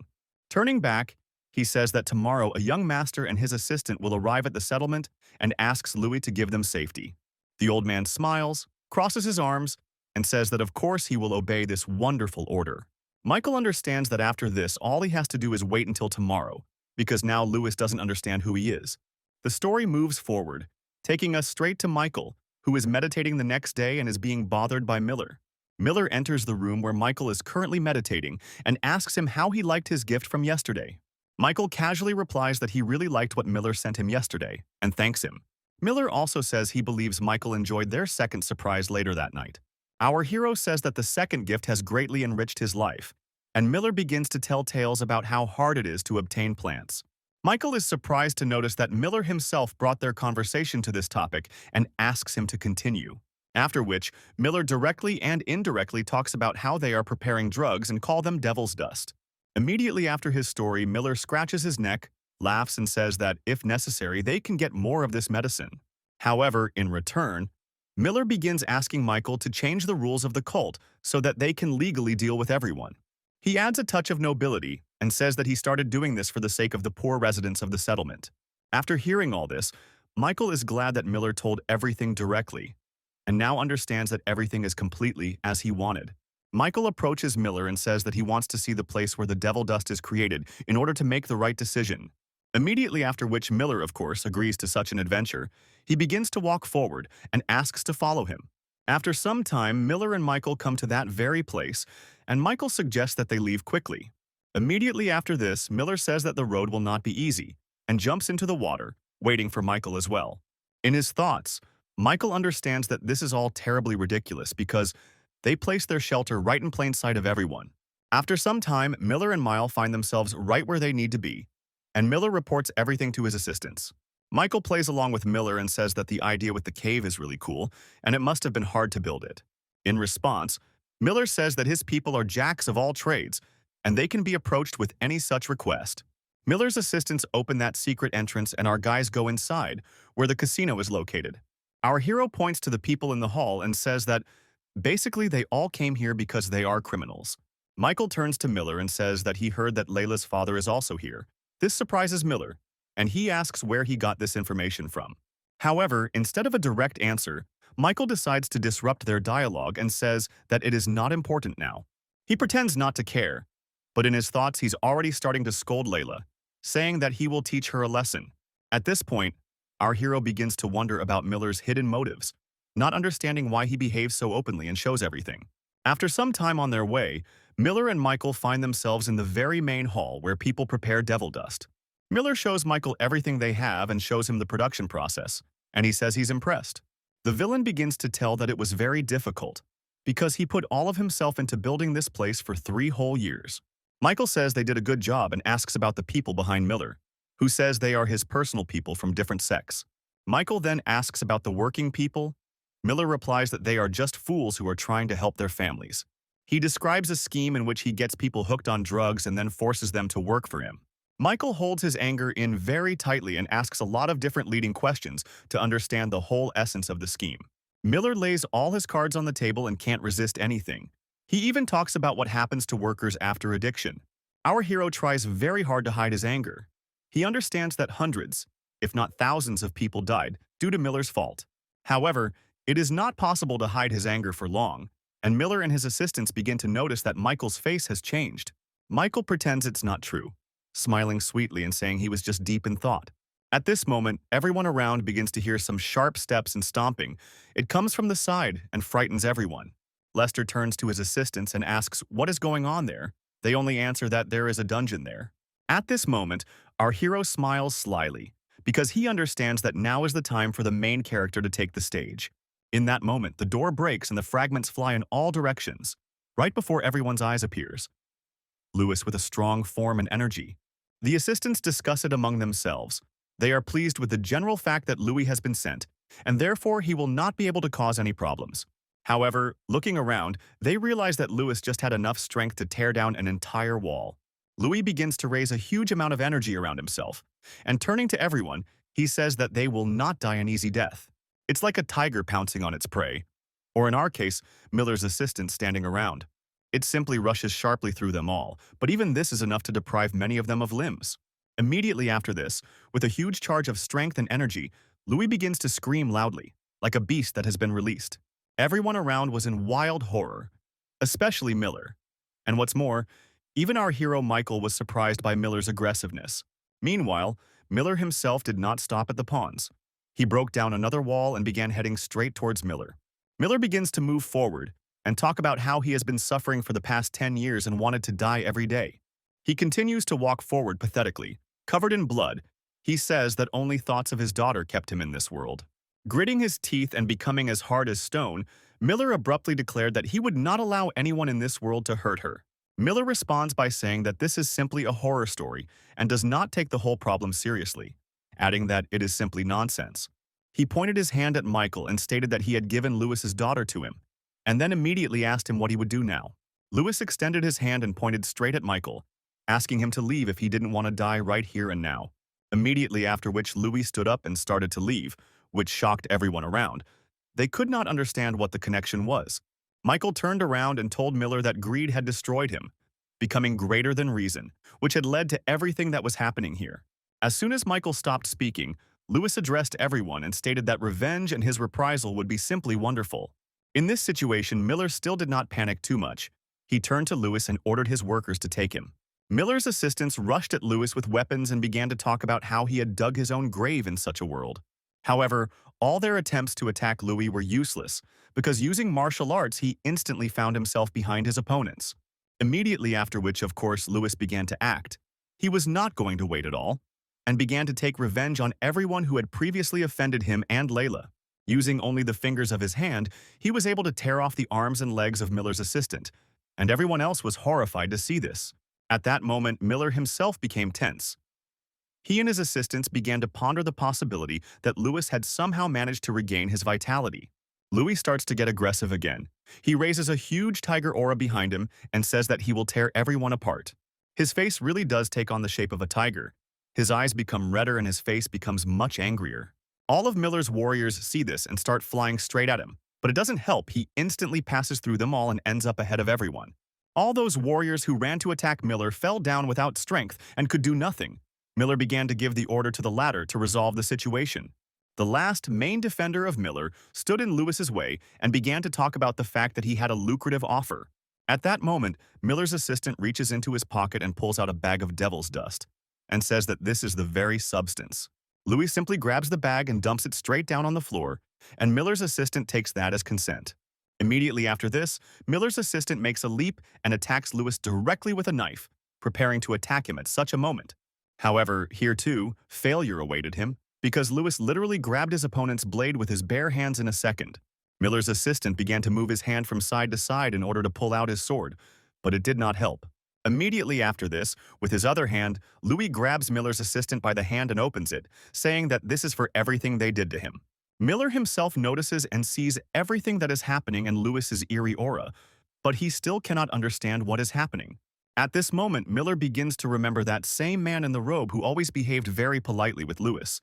While he was thinking about this, he didn't notice how Lewis had approached him and was standing right above him, getting ready to attack. Meanwhile, our hero got outside and began to think about who could be behind Miller. It was clearly impossible to find out from him. Immediately after this, our hero Michael puts on the same mask again and uses the movement technique, breaking away from the spot and rushing somewhere. Meanwhile, a huge fire is raging in the settlement itself, or rather, all the demon dust that was set on fire is burning. And it's not just burning for no reason.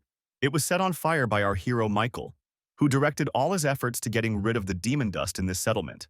Local residents, who have become dependent on these substances, look at the burning flames with horror and do not know what to do. Meanwhile, he is trying to get his thoughts together. He doesn't understand what to do because in this cult, everything around is mired in blood. Michael flew up and began to look at all the inhabitants, realizing that, according to the holy teachings of fire, he must burn them too. However, instead, Michael rises even higher into the sky and covers himself with an aura, and then appears before the inhabitants in the form of a god. Seeing God and his power in the face of Michael, people immediately began to bow and say that God is great and beautiful. They all immediately stopped putting out the fire and began to glorify the god, whom they gave the name of the Dark Sun, and forgot about their dependence. On the other side of this place, a crowd is moving towards our hero, and Lewis is leading it. All the poor people and their relatives are following him. Michael turns his attention to Louis and immediately notices that he is looking at him, nodding his head, a signal that it is over. Immediately after this, in the very place in the sky where our hero Michael was, some huge, bright, and beautiful explosion occurs. This explosion immediately disappears, but before leaving it manages to shower everyone with its rays, and a real sun appears from behind the mountain. The events of the story take us to the small palace, where Billy is. He complains about the rally outside the palace and does not understand where Michael has disappeared to. At that moment, Michael appears nearby and says that if this irritates Billy so much, he can stay and live in the village. Seeing that Michael has appeared, Billy immediately tells him about the situation outside the window, and he heads there to see for himself. As soon as he opens the window, he is immediately confronted with a multitude of people poking their hands at him and shouting for him to quickly come outside. However, instead of listening to them, Michael uses the force to teleport back to the place at the table where he was sitting. At first, this greatly confuses Billy, but when he turns his attention to the crowd, he notices that they have all suddenly become silent. Immediately after this, a sharp boom is heard. The door to the house opens and some man appears in the passage. This man, of course, turns out to be old Lewis, who has gained enormous powers. He throws his bag on the floor and looks forward. Layla, who was in the room, immediately notices her father and starts walking towards him. It is hard for her to believe that her father has returned to his strength. At that moment, Layla begins to remove her hands and apologize. She cannot believe that this is her father and thinks that this is a stranger. Lewis turns to Layla and says that he himself did not believe it at first, and then adds that he promises that Layla will not be afraid anymore. The old man takes his daughter and begins to apologize to her for not being able to stand up earlier and help her as he should have. At that moment, Layla starts to cry loudly and asks over and over again if it is really her father and if it is a joke. Lewis hugs his daughter and says that from this day until the end of his life, he will protect Layla. Billy starts asking Michael what's going on, but Michael asks him to keep quiet, saying that it's a family reunion. This is exactly what is happening, because finally, after so much time and torment, Layla and her father have found freedom to live. From that point on, the events of the story move forward, and take us to the shopping district, to the Water Peak Market, where the library is located. Inside the library, as always, sits an old man sorting through books and filling them. He is tired because he has a lot of work lately. However, at that moment, our hero Michael, his assistant Billy, and Layla with her father enter the library. Together they go down to Old Man Lester, who immediately asks Michael to explain everything that is happening, adding that it is incomprehensible to him. Lester looks at the guests who arrived with Michael and notices that they are acting like they are at home. Michael turns to Lester and says that they were actually heading home, but since it started raining, they decided to come here for shelter. Lester says that it's wrong to come in here without permission and expect a warm welcome, but Michael adds that they were allowed in. At that moment, he introduces himself to Louis and adds that he has health problems and cannot stand up normally. Lester turns to Louis and says that it was he who asked Mail to find Louis because he knew about his strength. Louis asks if it means that Lester was watching him, even seeing and knowing that he was in trouble in that settlement. The advisor asks him to calm down and not get excited, adding that he had been watching him before, since he was a long-time resident of the village. Louis says to let Lester watch unless he dies of old age, and he says he won't because he has reasons to live. Michael and Layla look at all this with great surprise, not expecting such a debate between them. Michael addresses them both and tells them not to fight because they are in the same situation, and they stop. Our hero begins to speak to them and tell them that the new ideas he will bring to the cult will make the world a better place, and they will help him. After this, the guys really manage to unite. They all sit down at the table and begin to discuss the situation. The old man says that since that valley is finished, now we need to focus on all 7 palaces and resolve issues with them. Lester also says that there are only 4 months left until the Great Festival, which is extremely little time, and they have to choose what to do, one of 2 things. Immediately after this, Lester presents the first option, the most banal one, which is to increase his influence in the cult. And immediately after, he presents a second, more risky, dangerous, and complex option, namely, to weaken the influence of others. The assistant turns to Michael and asks why they are discussing all this. Because it is boring. He replies that it is necessary. Lester continues by saying that it appears as if all the palaces are cooperating, but in reality, they are set against each other. Louis adds that if our guys start to gain influence, the others will be unhappy, and Lester confirms this. The advisor also explains that during the Great Festival, battles for the leadership position will begin, as this issue will definitely come up. He adds that the fact that Michael returned from training changed everything, and now their plans may change. Lester continues by saying that the first people who will certainly appear will be those who will try to kill Michael in order to resolve the issue quickly and easily. The old man interrupts Lester, saying that as long as he is alive, no one will lay a finger on Michael. Lester says that he would like to believe that. However, Lester adds that Louis alone cannot stand against all of Michael's enemies, so it is worth acting more wisely. Billy protests, saying that Lester is thus suggesting that Michael fight against everyone alone. At that moment, Billy turns around and asks if he can ask one important question. Michael asks what question he is talking about. Billy abruptly suggests that Michael return to the very same corridor of 10,000 demons where he studied martial arts. He begins to tell that among the contenders for the role of head, there is the head of the Palace of Bloody Arts, who is very strong, and also 2 more strong candidates, the head of the Palace of Destruction and one of the Elders. Louis says that everything is correct, and adds that they are all top masters and very strong competitors, and what is pleasing is that they do not want to give in to each other. The old man also says that it is really only a matter of time before the chains between the palaces collapse and a great conflict begins. Louis then adds that once that moment arrives, Makla will have the opportunity to rise to the position of head quietly in the midst of all the chaos. Lester says this is a very true thought, and he also came to it when he was studying documents in the library. However, Louis says that all these strategies and so on are of no use to them, because Michael can simply occupy the Palace of the Sun and solve the problem with that. Lester says that this scheme has not worked for a year now, because then 4 palaces will go against them at once, wanting to take their place. Immediately after which Lester declares that in this case the chance of their victory will be only 20%, taking into account the support of the Palace of the Sun. Billy starts shouting and saying that it's not 20%, but only 2%, because the Palace of the Sun has weakened greatly. Louis turns to Billy and asks if they have really become that weak, and he says that they have. Billy also shouts that no one would think of helping them because of such a small chance of winning. Michael does not like the noise of his assistant. The advisor says that there is truth in this because Although the power of the masters grew, there was no one who could wisely distribute this power. Our hero just sits and listens to this, analyzing it in his head and realizing that most likely a huge storm is coming. All the guys around are silent for a while, because they need to think everything through and come up with the right strategy for victory. Billy suggests simply sitting quietly and waiting for the chief to return, saying their chances of victory are slim, and any mistake means death. Layla intervenes in the conversation and begins to talk about how she spent the last part of her life in complete darkness in that settlement. And then she sweetly begins to talk about how, since everything has already happened, it is better to face the problem face to face. Layla immediately apologizes for possibly speaking out of turn, but Michael supports her, saying that this is true. Michael recalls the words of his teacher, who said that if you don't solve a problem today, it will remain the same tomorrow. At that moment, Michael grabs a pointer stick, points it upwards, and says that we need to start with this person. As it turns out, Michael points his wand at the head of the shopping district, namely John's father, named Stark. From that moment on, 2 days pass. The events of the story move forward and take us to the small palace of the sun. Our hero Michael is sitting somewhere and doing his classical meditations, gaining momentum of energy around him.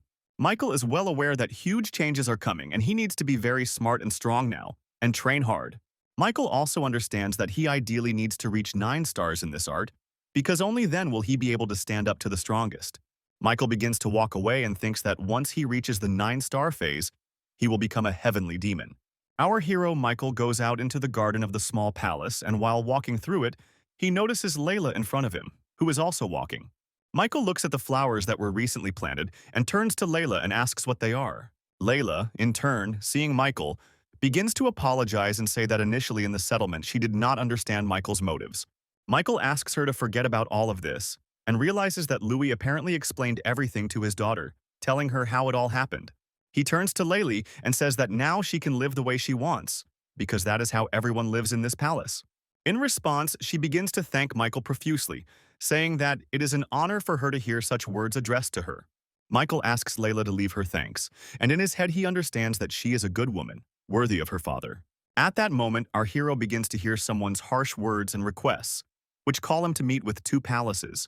On one of the cult streets, a clash occurs between 2 palaces, namely the Children of the Heads, John from the Trading Palace, and Nami from the Pleasure Palace. John threatens them and says that they are simple slaves and must earn their recognition and his love. However, the young head of the Pleasure Palace, Nami, does not agree with John at all, and in response also ridicules him. John calls him a common, rude, and dirty woman, but Nami replies that John most likely means himself. However, at that moment the gate suddenly opens from which Billy comes out, along with Louis, who immediately look at John and Nami. Immediately after this, our hero Michael appears along with his assistants, who asks Nami and John what they are doing. Michael speaks to them in a very condescending, abrupt, and forceful manner, telling them that they are behaving very rudely. Billy says that they are just idiots and don't even realize that now is the time to welcome the future leader of the cult. Immediately after Billy's words, John and all his people begin to bow and say that they are glad to see Michael and his greatness. The girls in Nami's group do the same, but she herself doesn't pay much respect to our hero. Seeing how easily John succumbed to Billy's words, Nami began to hurt him even more and call him spineless and weak. Billy turns to Nami and asks her what she needs here near the small palace, but she says that she does not need to talk to the assistant. She begins to turn to Michael and ask him how he is feeling, adding that they haven't seen each other for a very long time. At that moment, Michael turns away and begins to leave, and orders his assistant to escort the others inside. Nami enters the young palace and immediately begins to talk about how she expected this from the young leader Michael. She immediately says that the Pleasure Palace is much better than the Trading Palace, but Michael just sits and listens to her. Our hero says abruptly and rudely that it's not hot here at all, and asks Nami not to wave her skirt, but to say what she needs and leave. She starts walking towards Michael and saying that the letters received in their palace are very beautiful, and adds that Michael is also very handsome. However, she can't walk towards Michael for long. Louis stops Nami and tells her to stay put. She asks Michael if Louis is his new servant, but he asks if Louis looks like the type of person who would be a servant. She also says that if Michael needs young, slender girls as servants, she will help him with this very quickly.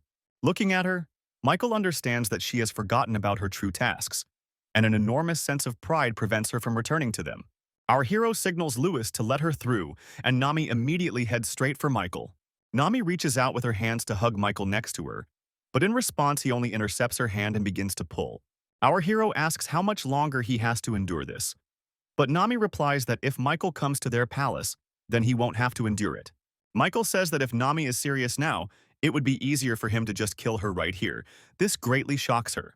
Nami walks away and says that Michael is nasty and is too confident that he can kill her. Then she turns to Michael and says that she is still not engaged to her partner, so he should be softer with her. Immediately after, Nami again begins asking Michael to visit their palace, but he only asks why he should do this. At the moment, she says that the way of life that can be felt there is completely in line with what a leader needs. All these lines and words of Nami really irritate Louis. He sends a signal to Michael, asking if he can kill her. Using energy, Michael replies that there is no point in killing, but it would not hurt to teach her the manner. Louis turns to Nami and starts talking about how she is a terrible representative of her palace, and the conversation is useless, which surprises her. She turns to Louis in shock and starts asking him if he doesn't know who she is and what status she has. Louis says he thought she was an emissary from the pleasure palace, but in reality she just came to sell her body. She begins to turn to Louis and ask what she should do in the event of such total disrespect towards her on the part of Michael's assistants. Louis begins to say that Nami violated 2 points at once, touching Michael without permission, and getting too close, threatening his safety. At that moment, Nami starts to get angry. She takes out her weapon and starts threatening, saying that she is already tired of all this. Immediately after which Nami breaks away and attacks Louis directly in order to attack him and cause damage. Michael is watching all of this closely and understands that his palace has a very poor reputation if this is happening here. Of course, Nami's weak attack doesn't frighten Louis at all. He turns to Michael and asks through energy what he should do. Michael understands that it is too early to raise issues, and there is no point in personal clashes, so he asks not to kill Nami. Meanwhile, Nami attacks Louis, but everything is even. Because her attack did not even reach him, he blocked the blow with his weapon with his energy.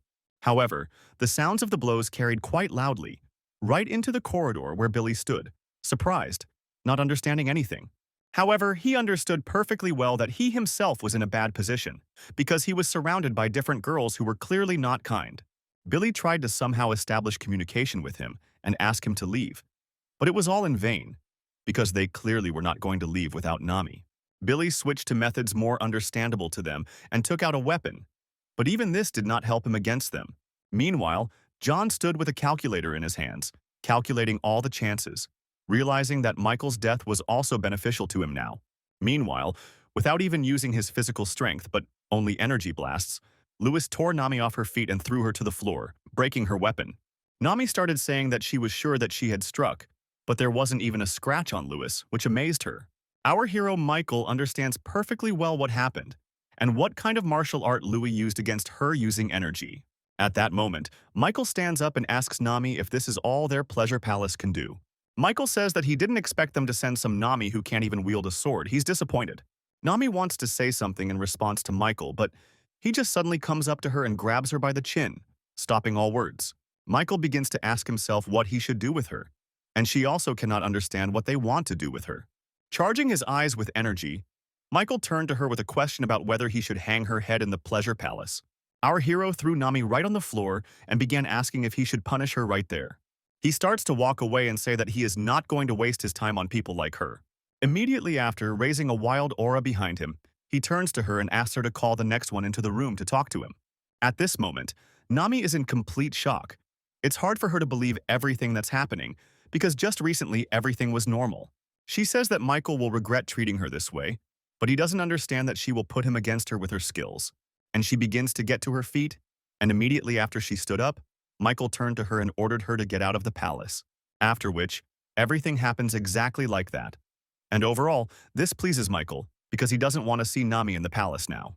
At this point, Louis asks Michael who he really is, but Michael doesn't give a clear answer even to his assistant. At that moment, Louis kneels down and begins to bow. Michael immediately asks him to stand up, and Louis apologizes for any offense he might have caused. Addressing Louis, Michael says that everything is fine but asks him not to do it again. Louis agrees, of course. Louis tells Michael that the head of the pleasure palace is actually a rather hot-tempered person who is unlikely to leave this situation. With his aura of power rising, Louis approaches Michael and offers to get rid of Nami if she is bothering the young master. Louis says it's best to resolve things quickly, adding that if they leave her alive, it will only be a matter of time. Michael is, of course, surprised by such proposals from Louis, but he remembers that he is, after all, part of this demon cult. Michael turns to Louis and orders him never to kill anyone until he gives the order to do so. Louis agrees, of course. Addressing Louis, Michael says that, judging by his information, the mistress of the Pleasure Palace values her family very much, and this must be taken into account. Meanwhile, Nami leaves Michael's office and walks down the corridor all torn and wounded, which terribly surprises her subordinates. All her female subordinates began to gather around her and pity her, saying that they could help her in everything. Billy is also very surprised to see this. He does not know what Michael did there with Nami, but he cannot say that it upsets him. Looking at John, who is about to go to Michael next, Billy thinks that he will be killed there in the office. However, while Billy was thinking about everything, the office door opened and Michael began to come out along with his assistant Louis.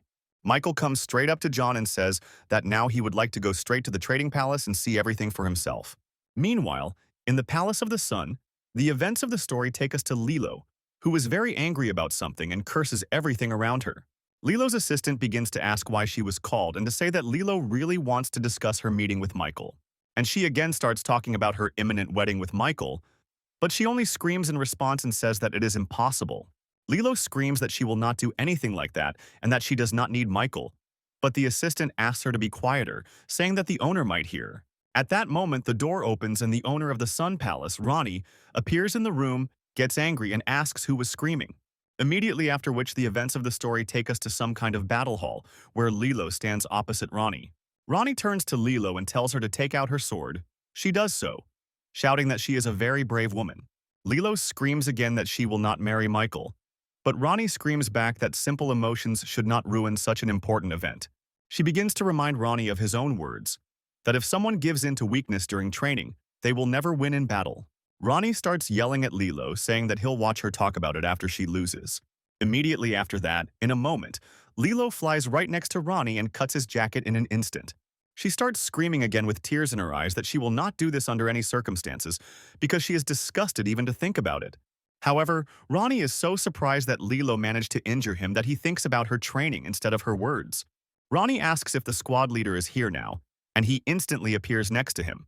He turns and tells the commander that Lilo is his important and only daughter, after which he asks to bring him the young leader. With his arm injured standing in the hall, Ronnie looks up and thinks that this is all he can do for Lilo now. Meanwhile, our hero is riding somewhere on a horse, thinking about its rare breed, because it is clearly not easy to get one. Michael stops for a moment and suggests taking a rest, but John says that they are almost there and there is no need to take a rest. At this point, Michael turns to John and begins asking various questions, including whether he is the heir to the palace. John says that this is a perfectly fine choice in his own right, but there is a problem, and it lies with his older brother. Michael immediately finds various strange moments. Before, John did not respect him at all, and now he was given one of the best horses that was available. Our hero turns to John and asks if he can kill him in such a case, but John asks not to talk about such things so suddenly. And he starts to raise a terrible aura of energy and talk about how he's bored and John's death would amuse him now.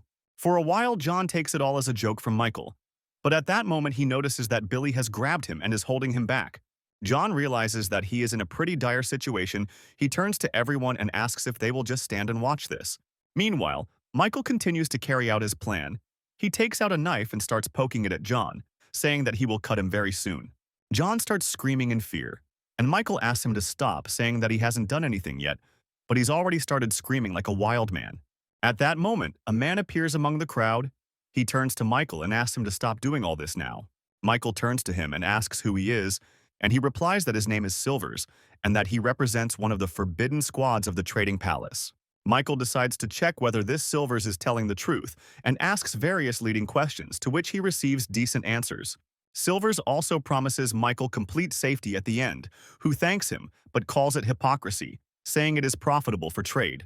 He disagrees with Michael's words and says that this is not true at all, and again promises Michael complete safety on the way. Raising his powerful aura, Michael turned to Silvers and told him to never try to deceive him again. These words made Silvers himself tense up greatly, and turning to Michael, he began to say that he understood everything and would not do it again. Michael turns his head at that moment and, turning to Silvers, says that he will take his word for it. The events of the story move forward. Michael sits on his horse in shock. Looking forward, Silvers asks how he likes their palace. Michael says he didn't think there would be a sea in such a place, but Silvers corrects him, saying it's a heavenly river.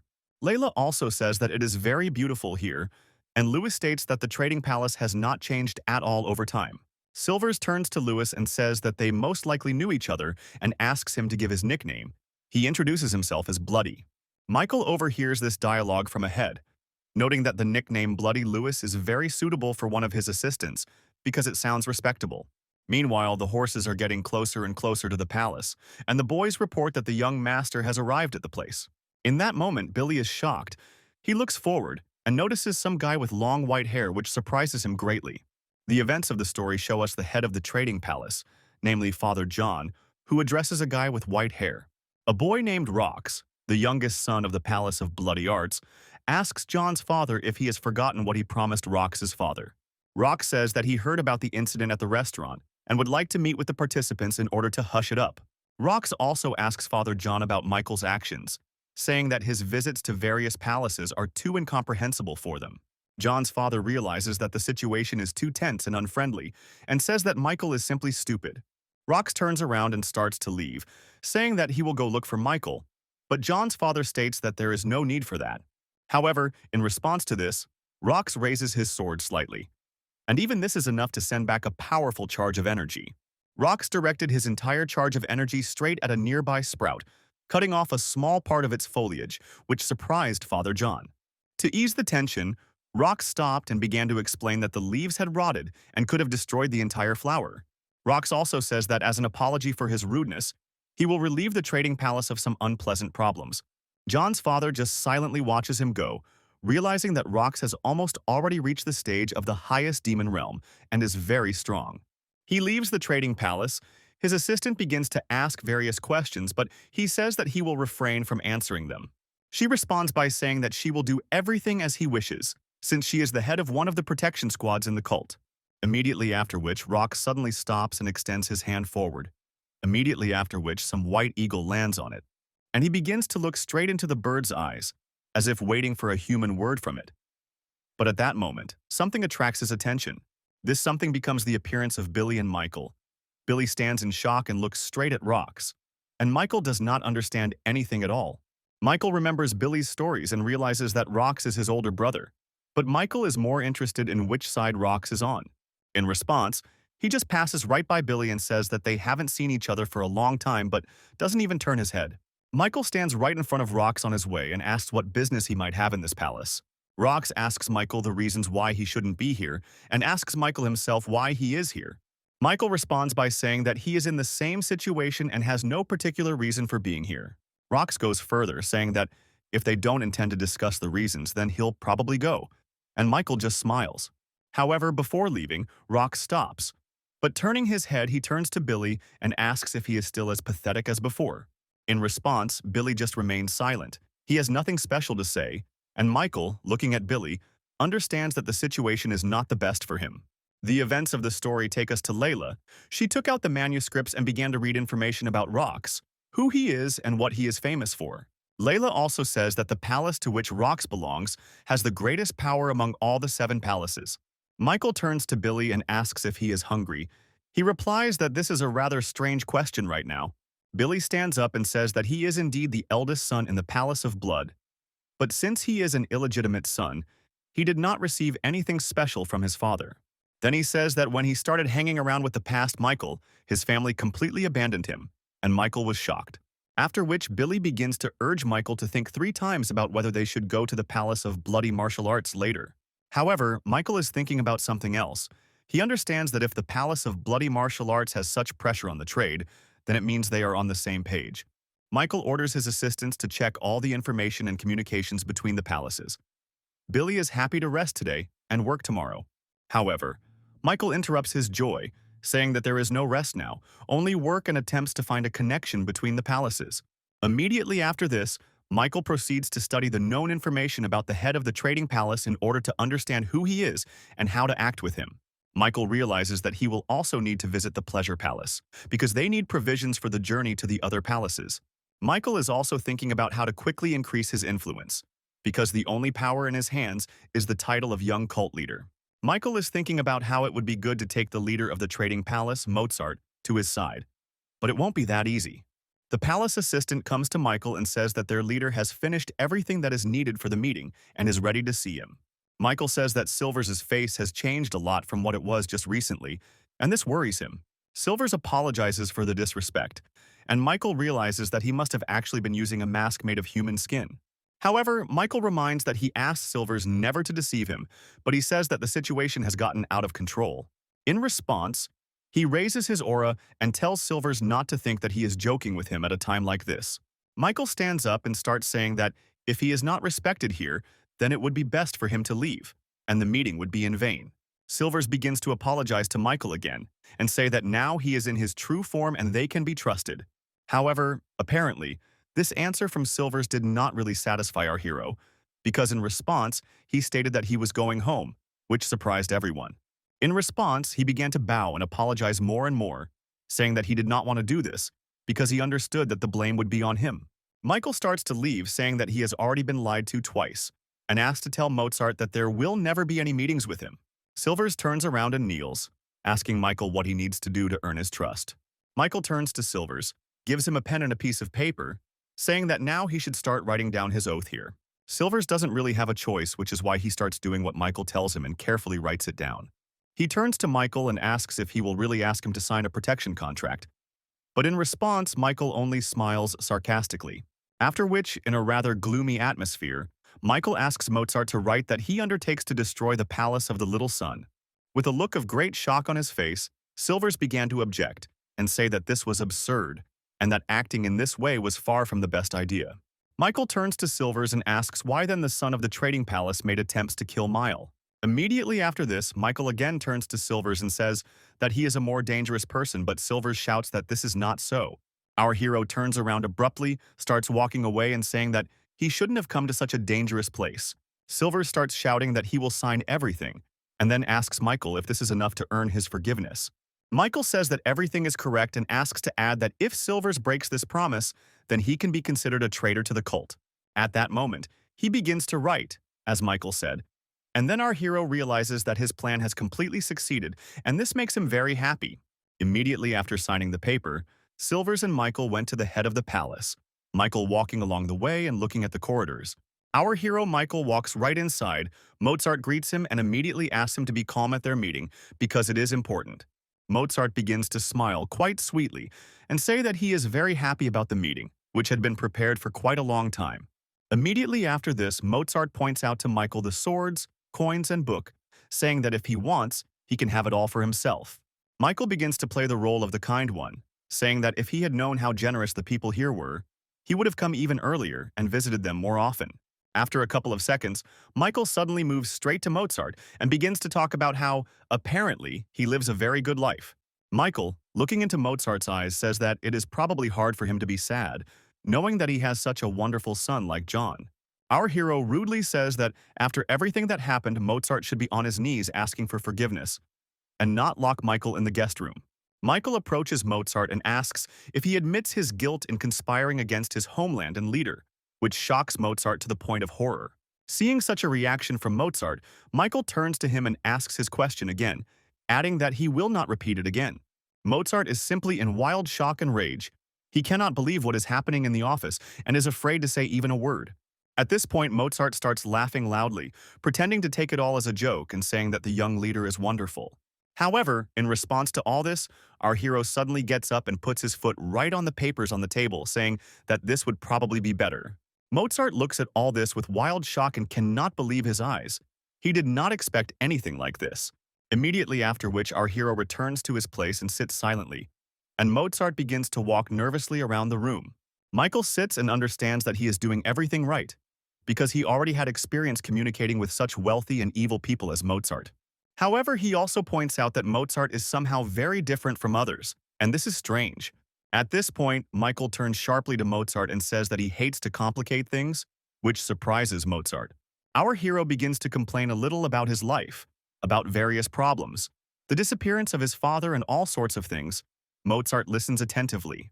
Addressing Mozart, Michael says that he is not interested in anything that interests them. He is simply going to sit in the place of the cult leader. Our hero looks straight into Mozart's eyes and asks him if he understood what he was talking about, which alarms Mozart. However, he also adds that after coming to this place, he was very disappointed with everything that was happening here and how he was not respected. Mozart begins to behave very nicely and welcomingly, saying that due to the huge amount of work, he really had behaved badly. Immediately after this, Mozart turns to Michael, saying that he has prepared a gift for him. This surprises Michael and he asks what the gift is. Mozart says that this is a very valuable gift that will definitely be appreciated and claps his hands.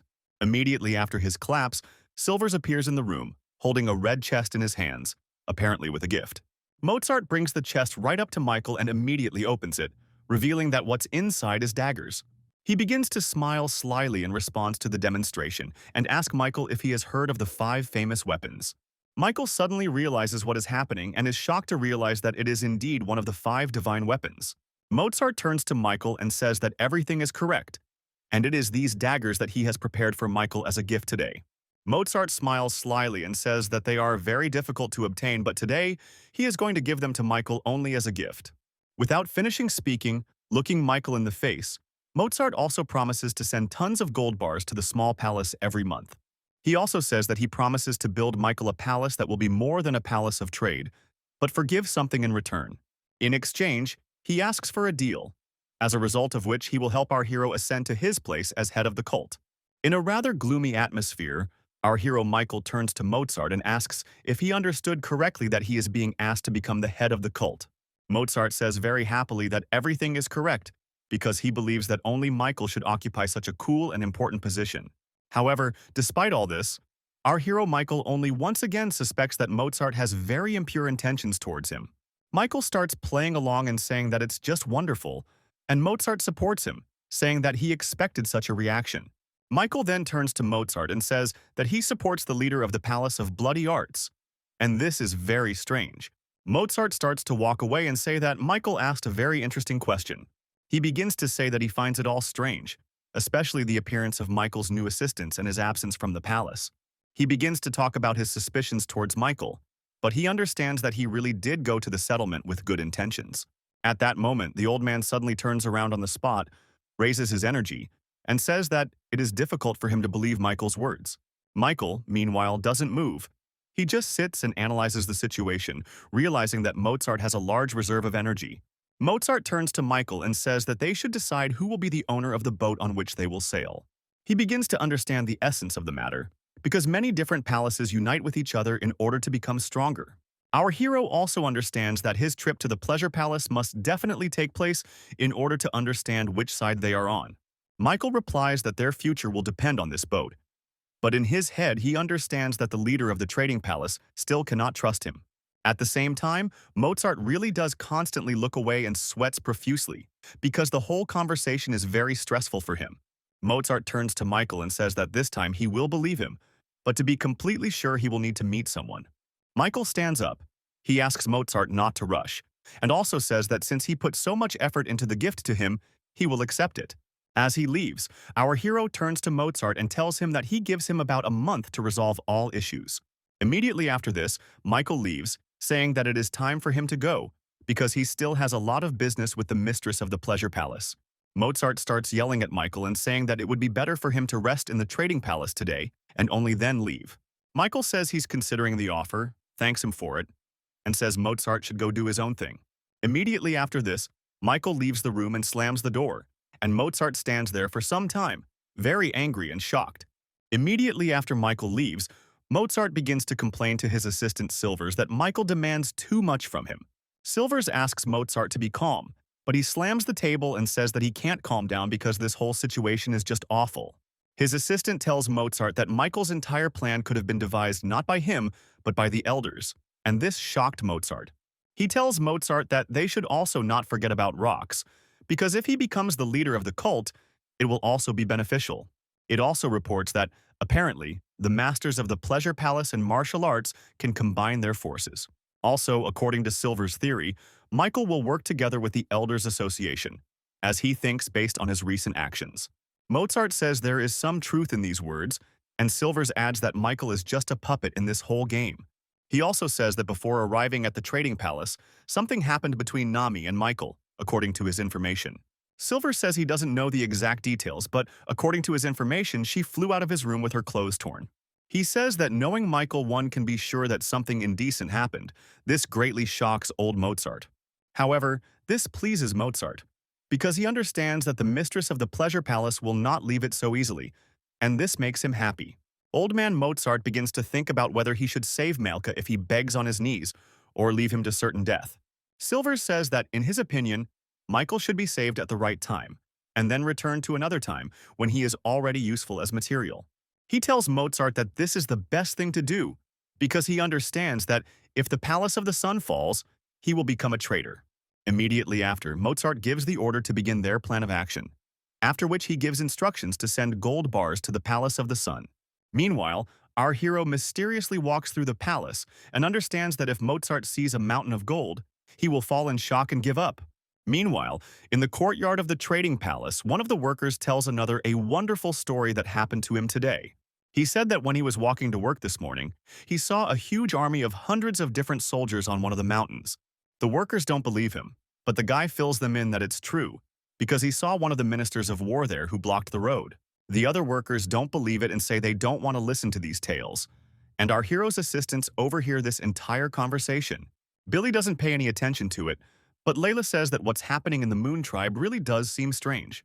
Billy starts saying that all this is nonsense, and adding that the Moon Tribe is not at all interested in fighting the cult, and this is nonsense.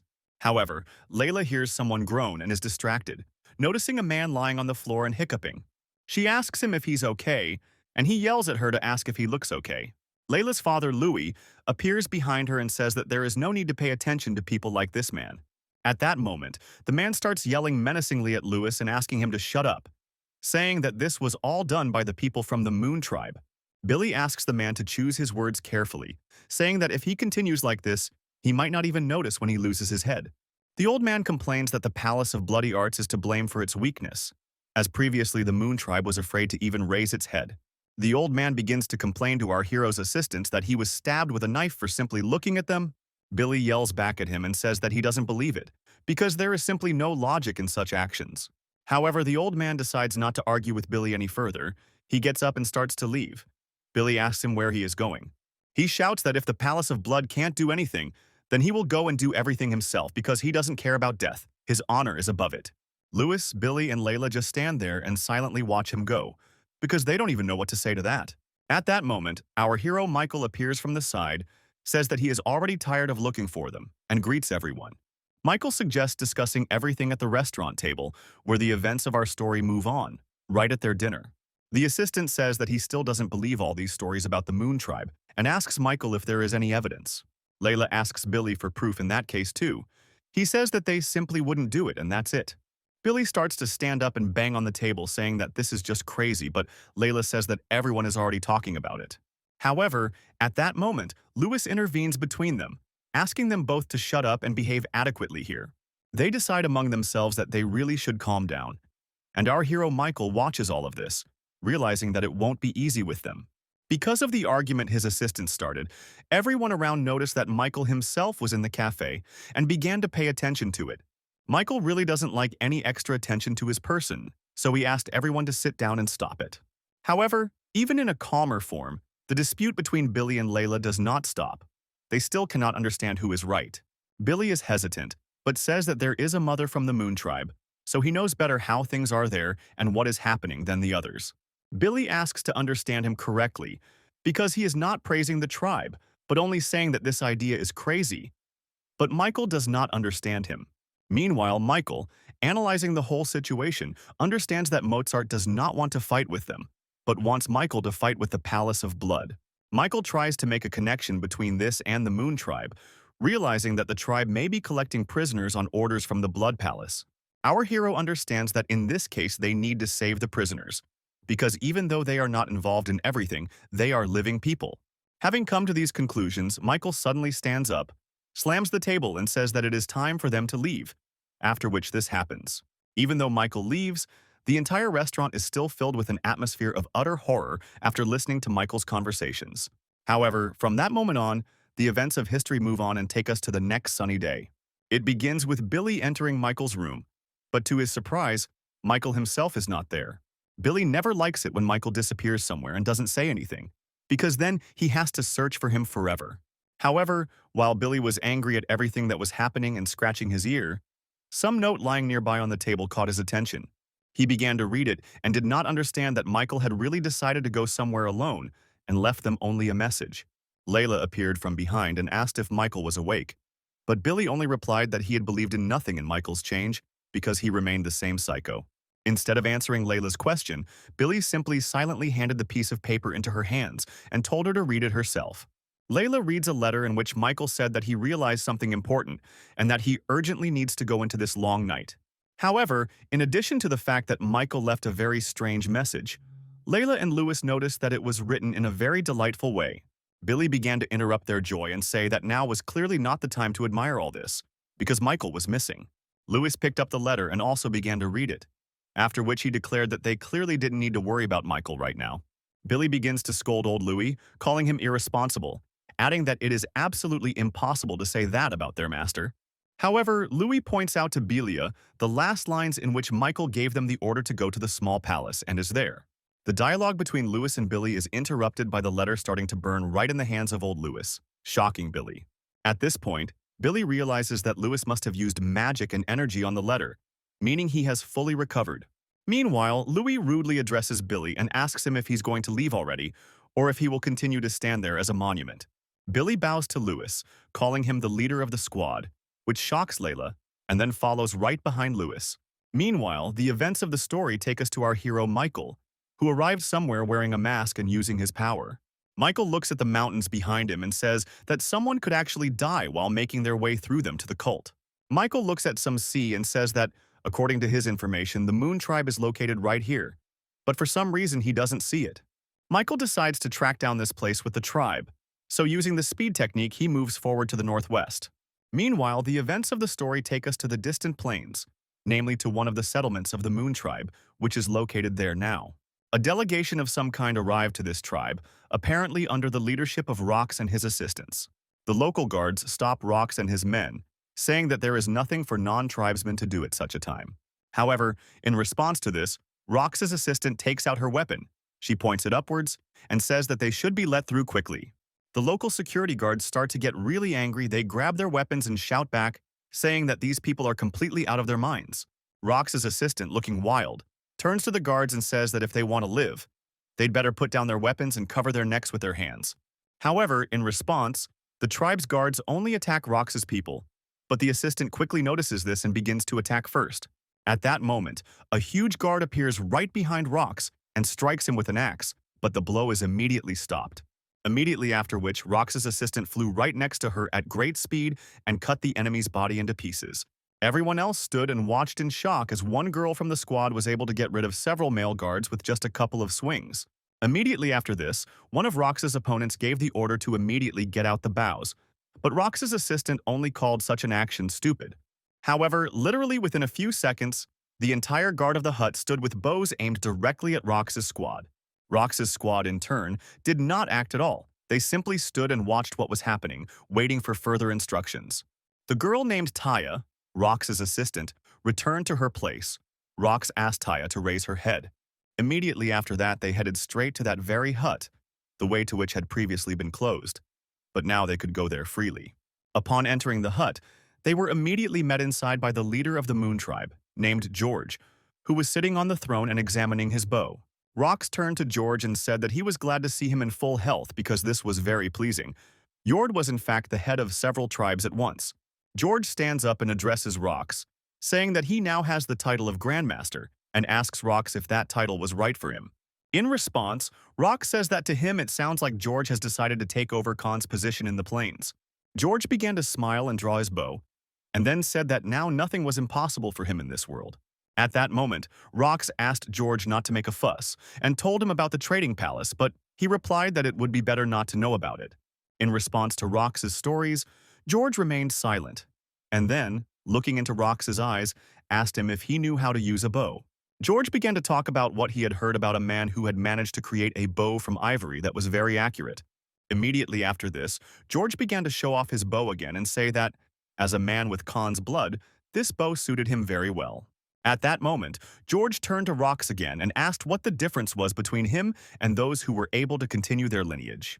However, George apparently wasn't going to get an answer because he immediately told Rox to go to his father. However, it seems Rox had completely different plans for all of this, because in response, he only began to use his energy directly on the enemy. Rox broke the string on George's bow and then began to say that if someone is not capable of taking possession of something, then they should know it and then retreat. Rox turned to George again and said that if he wanted, he could become Khan. But he would need to remember that the Palace of the Sun would know about it. He also stated that he would hand everything over to his father only when John released all the prisoners. And after that, Rox began to leave. Immediately after which, Rox says that he will of course apologize before leaving for the fact that they were rude today. By only slightly opening his sword, Rox managed to strike directly at his assistant Taya, causing her several wounds until she bled. In response to his blow, Rox turned around slightly and, turning to George, suggested ending today on a farewell and honest note. Apparently, these conditions suited George perfectly. He began to smile and simply silently watch as Rox walked away. Rox turned to his assistant and said that it was time for them to return. She responded kindly, although she hid the pain from her wounds. As George watched Rox walk away, he thought that Rox was really just a tiger cub that no one was any good for. Immediately after Rox left the hut, George turned to his assistants and called one of them over to him. George, raising a strong, powerful, and terrible aura behind him, declared that as soon as he became Khan, he would plunge this entire world into horror. Immediately after this, George turned to his assistants and declared that they were using the Emperor as a victim, and that now it was time to go to prison. Meanwhile, the events of the story take us straight to Rox and his squad, who are standing on the edge of a cliff and watching the setting sun. Rox sat down on the cliff with his assistant and told her that he was going to return to the palace. She said that she would accompany him. In response, he ordered her to sit down, saying that she was still bleeding, but she declared that she was perfectly fine. However, Rox said that this was an order, after which the assistant sat down on the ground and began to stop the bleeding that was still flowing. Rox sat on the edge of the cliff, looking out at the sea and the sunset, thinking about what his family was doing and how far they could go with it. The detachment's assistants shouted that someone was approaching and suddenly began to draw their swords. Rox also turned around sharply and began to look forward. And the man who approached them was our hero Michael in his mask. Michael started talking about how he wanted to rest there before heading out, but Rox's guys started asking him to take off his mask. However, in response to requests from Rox's squad to reveal his identity, Michael only said that he was an ordinary traveler, and that was all. The guys were about to start chasing him away, but Rox himself gave the order to leave him alone. In response, our hero thanked Rox. Michael was surprised to see that Rox allowed his assistant to just sit and recover from his wounds after the fight. It was not their style.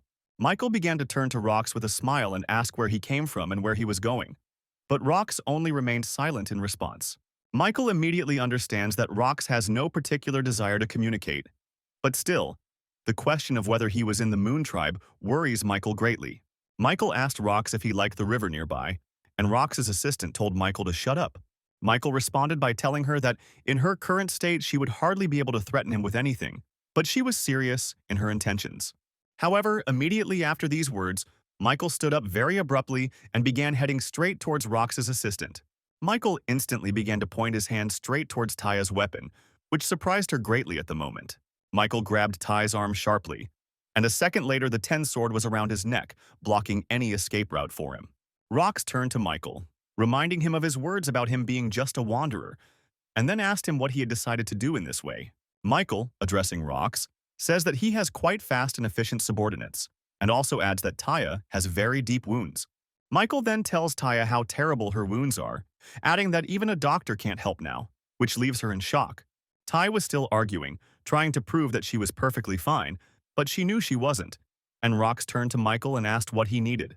Michael responded by saying that he needed clean water, a cicada stem, and a needle in order to stitch up Taya's wound right there and prevent her from dying. Michael squeezed Taya's hand with a smile and said that now he would be able to quickly begin treatment and resolve all issues if necessary. Some time passes from that moment. Our guys are sitting on the edge of the cliff. Michael is right next to Rox. Rox turns to Michael and asks if he is by any chance from a cult, adding that only people from there behave so hypocritically. Right after that, Rox asks Michael what the distant plains are like, which actually surprises Michael. Michael looks at Rox with a little shock and can't understand why he asked such a question, because most likely he was in these plains. Sitting right at sunset, Michael began to tell Rox one of the paths, telling him where to go to get to those very plains. He talks about the lands in those places, describing the masters from the Federation and how kind, friendly, and accommodating they are. For a while, Michael even falls into the image of his past body when he begins to describe the delights of the Federation and the world. He also describes the Central Plains as a wonderful place where everyone communicates with each other and tells all sorts of funny stories. Michael also says that there are problems and troubles there, but for the most part there is peace and friendship around everyone. Finally falling back into his old radiant image, Michael adds at the end that this is exactly what he heard about these places. In response to this, Rock says that this is wonderful, but he is interested in what ideology the people in those places live by and what they believe in. Michael suggests that Rox should check everything out for himself and just go there to see everything, but Rox is only surprised by this. Our hero tells Rox that even if it is impossible, it is quite possible to find common forces to make it possible, which surprises Rox. He remembers the revolution in the Federation that brought peace to the lands of the plain and realizes that the same can be done in the demon cult. Michael looks straight into Rox's face, who in turn looks out to sea, and Michael wonders if Rox can change. Rox tells Michael that if he needs anything, he can contact him. Rox calls the conversation absurd, but interesting. Michael stands up, starts walking away, and says that one day Rox will actually be able to try to fulfill his wish. Rox responds by saying that Michael is no less absurd, and then asks him to find out the name of our hero and character. However, in response, Michael only replies that he will do it another time, immediately after which he adds that it is time for him to go. Michael begins to leave, realizing that their next meeting will only be over a bottle of wine, or with a weapon in hand, and this will be important. Since Michael left in full pathos without finishing the dialogue, he now realized that he had not even asked for directions and did not know where he was going. However, he is greatly saved by the tracks and flags left by the people from the Moon Tribe. Only thanks to them does Michael not get lost. To our hero's great joy, the desert ends and he spots the meadow, realizing that he is finally on the right path. Walking back to the small palace through the meadows, our hero notices some people and a large tent in the forest, which surprises him greatly. Michael immediately realizes that these are most likely people from the Moon Tribe, but he is more interested in who is inside the guarded tent. Michael says that this is quite strange because it is not clear why the security is not inside if they want to protect someone. And at that moment, our hero comes to the realization that, most likely they can, on the contrary, keep someone inside from prying eyes. Meanwhile, the tent guards are standing there mocking a girl. She asks for mercy, but hears only ridicule in response.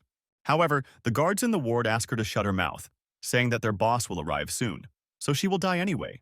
Our hero Michael watches everything that is happening, but he cannot understand what they are saying at all, because he does not know their language. Michael continues to watch them and try to listen to every word in order to understand at least the basic meaning of what is happening. Meanwhile, the girl being bullied purses her lips and cries. She will finally say goodbye to life. However, at that moment, our hero Michael suddenly notices that the life energy of this girl suddenly left her body, which frightened him. Michael notices that she killed herself with a hairpin and understands the horror of what is happening here. However, in response to everything that is happening, the tent's security guards begin to simply wipe their feet right on it, which surprises Michael even more. Michael finally understands that everything that is happening here is some kind of complete horror, and he becomes very angry. Michael also notices several more exhausted corpses around him, at which point he gets up and starts walking straight towards the guards to meet him. Michael raises enormous energy around himself. Even lightning strikes his body. He asks people why they went so far. Meanwhile, the security guards are not particularly afraid of Michael. They don't really understand who he is, and they ask him about it. With an animalistic look, Michael turns to them and declares that at this point it doesn't matter at all. The guard responds that this is generally true, because after all, Michael will die right here and now. Immediately after which, in a moment, absolutely all of them break away from their places and rush at Michael with their attacks in order to destroy him. However, our hero Michael is very much against them. He raises his fist and begins to charge it with energy. Immediately after this, Michael delivered a direct and accurate blow straight at the enemy, which sent him flying into a nearby tree, where he began to burn along with the tree. The guards began to discuss their next plan of action among themselves, while Michael, using his energy, jumped upward. Michael's opponents began to attack him with bows, but this was of little help. Using his powers, Michael moved very quickly. Time after time, he attacked those who were close to him, and did not spare them at all after what he had seen today. Using very powerful and rather aggressive techniques, Michael killed security guards in front of his colleagues, causing them fear and shock. At that moment, all the guards huddled together in fear and began to stand watching Michael, who in turn began to raise his aura of power. With a malicious, even demonic face, Michael began to address them and say that today they would all meet their death no matter what happened. Immediately after this, Michael flew straight into the boys at great speed and began to strike them with his energy. And after just a few moments, almost everyone was dead. One of the survivors began to ask Michael to spare him, just like the girl had recently. However, with a terribly devilish face, Michael turned to him and told him to simply disappear from this world and never appear again. Immediately after this, Michael charged his palm with energy and launched it straight at his opponent, burning him alive with his power. Only after killing them all did Michael realize that he had lost control of himself and his emotions and had committed a massacre here, which was simply unacceptable. Michael understands that he urgently needs to train and improve his skill to 10 stars in order to finally fully control the demon inside. Immediately after this, Michael headed straight to this tent, and when he entered, he saw some man sitting in a large chair. The guy with the bandage sitting inside turned to Michael and asked him whether he had come to kill him or to save him. Michael says that he didn't have a goal to kill all the guards to find the child here. He shouts that it is very disrespectful. In response, Michael only begins to clean his ears and say that, apparently, he has only wasted his time talking here. However, out of the corner of his eye, Michael immediately noticed that after his words, this boy began to cry and get a little angry, but also afraid. Our hero addresses him respectfully and asks him to tell him everything the boy knows, especially about the Moon Tribe or other possible captives. In response to Michael's question, the boy begins to speak rather resentfully, saying that he will believe Michael, and then talks about some north. After which the boy begins to describe to Michael the road to the north through one of the rivers, which ultimately leads him to a certain prison there. Michael thanks him for the information and starts to leave, but the boy tries to stop him, saying that he never let him go in the first place.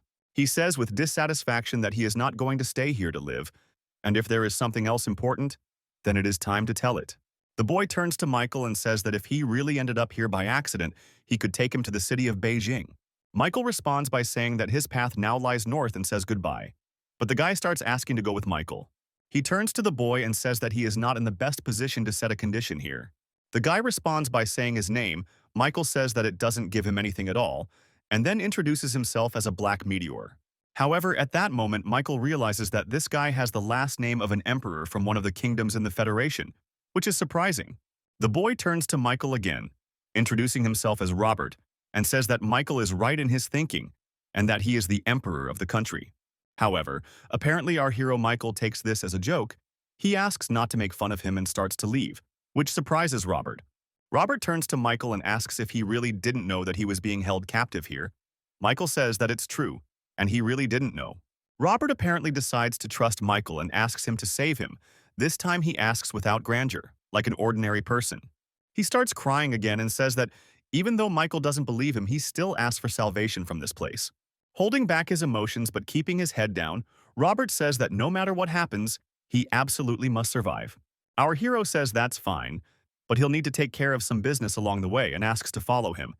But Robert is surprised because there are a ton of guards outside. Michael takes Robert outside and tells him that there is indeed security, but it is not in the best condition right now. Robert says that he knew many of these people and they more than deserve the end they got today.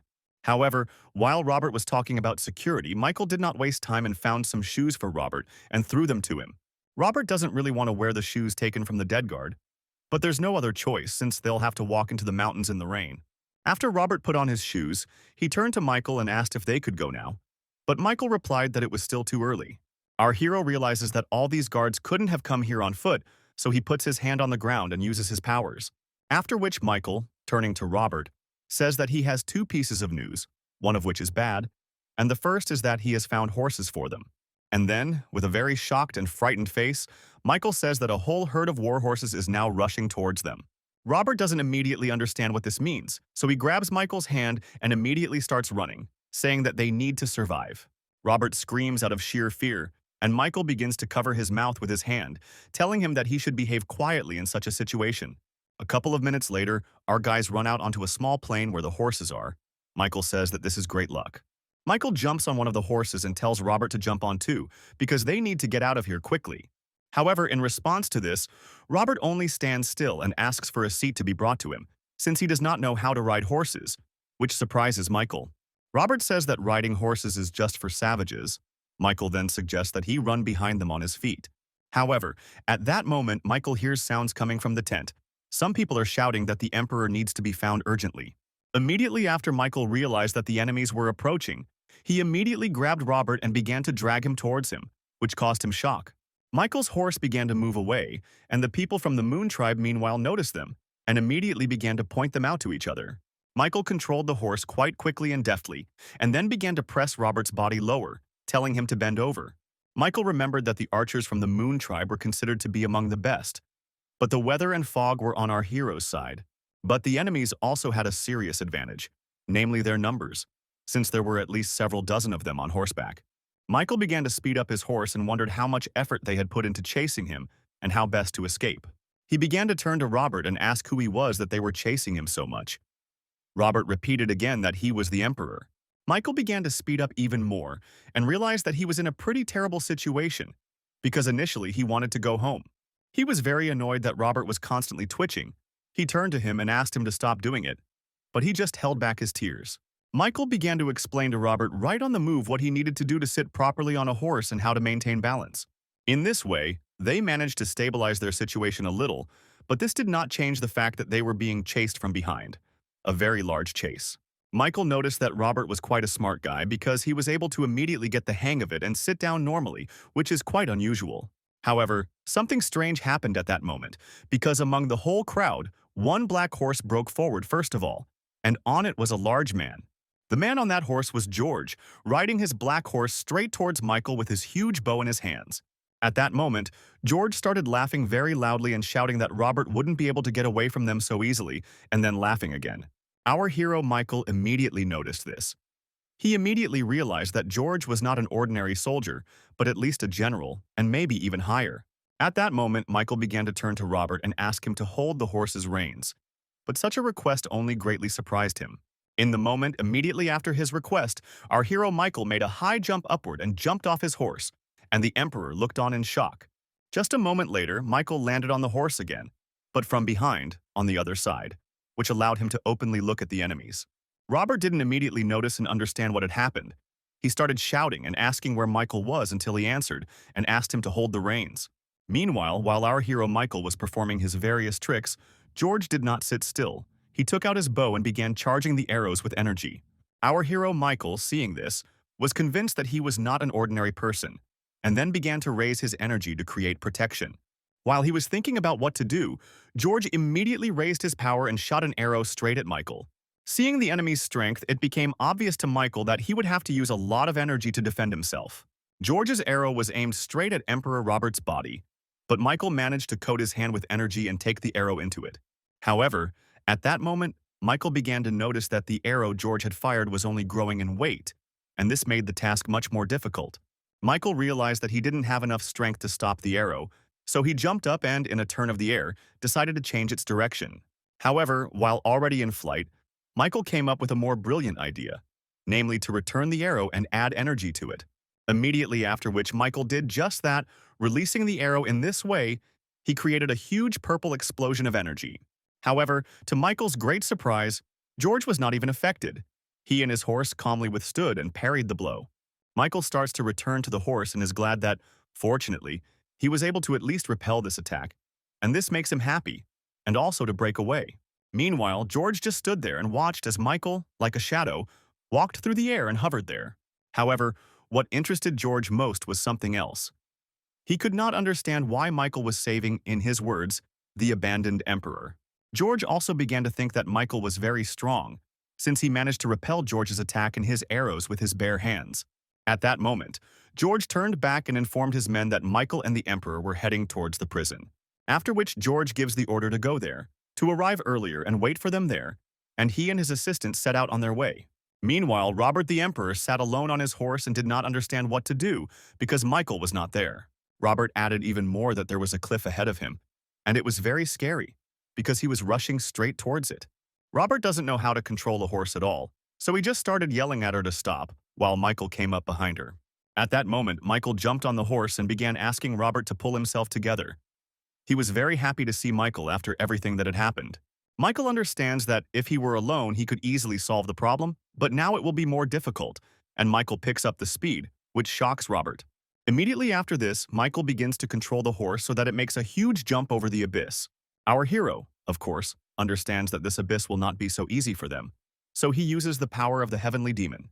Immediately after this, Michael's legs are covered with a powerful charge of energy, and he jumps off the horse and flies somewhere down without stopping.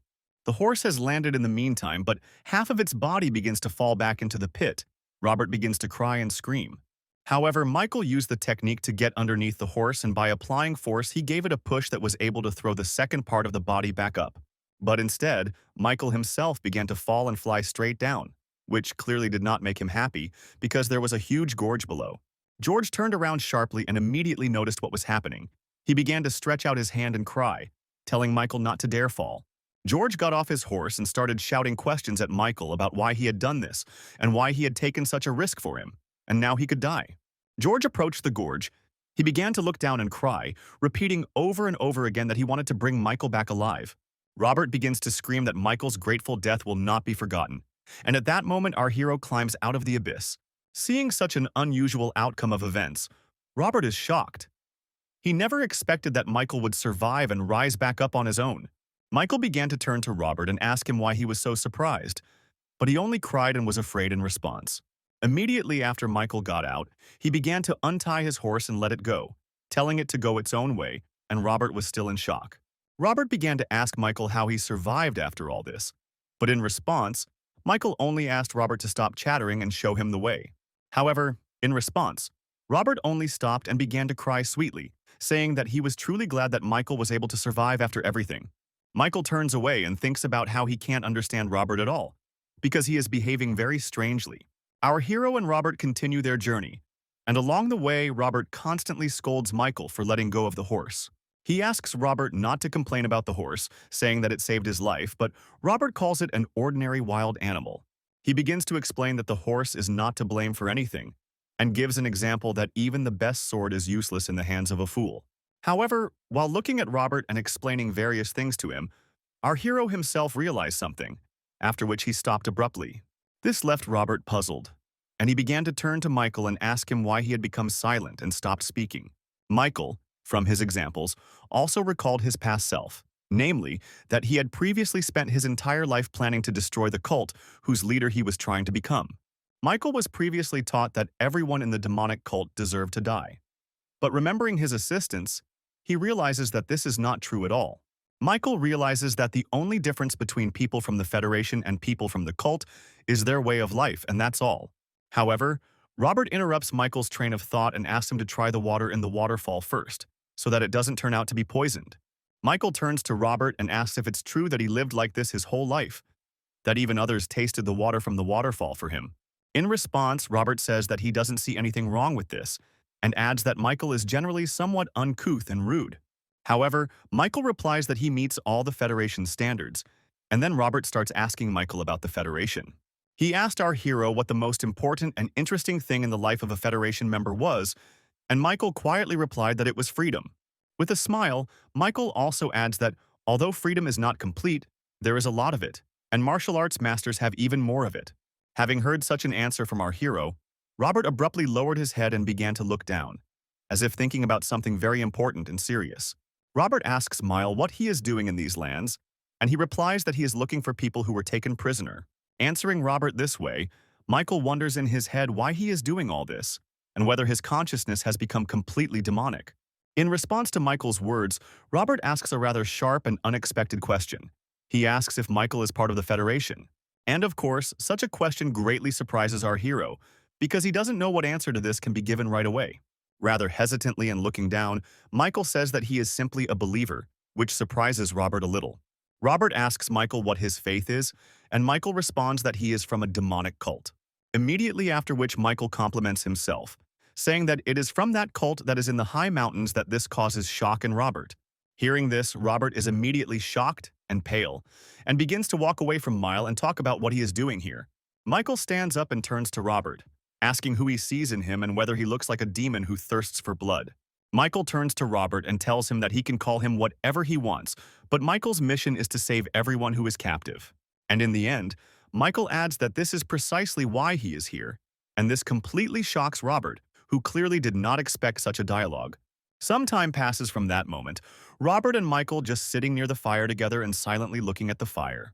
They sat like that until the morning, and then set off on their way, straight to the very prison that Michael needed to go to. They walked for quite a long time, but at that moment Robert was very surprised by Michael's words that they had finally arrived at the right place. Immediately after this, Michael and Robert begin to hide in the bushes and look forward from behind them, trying to see something. In front of them stands some kind of grassless plain, on which stand various iron cages, in which apparently prisoners are kept. At that moment, Robert notices the royal military leaders there, which greatly surprises him, as well as Mile after Robert's words. Using his abilities, Michael looks into the cells and notices what Robert said. He immediately recognized them by their shape. Robert stands up in shock and says that he can't believe that they were able to survive after everything that happened. He starts to walk towards them and say that they must save them, but our hero stops him, stating that something is very wrong here. Michael begins to examine all the cages, the walks near them, and the general area around, and then thinks about the fact that there is no security around at all. Immediately after which Michael decides to play a more cunning way. He directs his gaze straight to the cells and uses the abilities of energy. And apparently he does this for a good reason, because he immediately discovers a crowd of people in ambush. Among them all, Michael especially notices a man with a tough aura and enormous energy, immediately realizing that this is George, the One. Michael realizes that he made a huge mistake in the fight back then, because he was able to let his opponents know where they were. He turns to Mile and asks what is wrong here, and Mile doesn't even know how to explain to him the whole essence of what is happening. Michael briefly says that this is all a trap, because apparently they were being chased, and these people have been waiting for them here for a long time. However, he simply gets to his feet, turns to Michael and asks if he looks so much like the Emperor. Robert also says that even though Michael is a traitor, he is apparently a good person, since he saved his life. Robert begins to tell how he became Emperor at the age of 9, and immediately succumbed to a rather terrible influence and his own stupidity. This stupidity led to him sending an army of 50,000 men against the Moon Tribe, and in the end, everyone died. Robert turns to Michael and says that he was kidnapped for many months, and then he is going to tell him what he has been doing all this time. He says that all this time he only cleaned up after them, fed the horses, and tried to escape a couple of times, but eventually gave up. Every day, young Robert was worried about who he was, a great emperor, or just a cleaner for a group of bandits. Robert also says that he never wanted to be an emperor. He was made one once, and that's it, without choice or freedom. However, now, after everything Robert has been through, he tells Michael that, oddly enough, he wants to become emperor. Robert says that what he wants most is to come back, because there is one woman who will clearly be happy to see him return. At that moment, Robert turns around abruptly and tells Michael that now he is going to show everyone who he is and prove everything. Immediately after this, Robert takes a huge run and sharply descends, after which he begins to run straight towards all the cells. The royal guards sitting inside immediately notice him and start shouting that they are glad to see His Majesty here.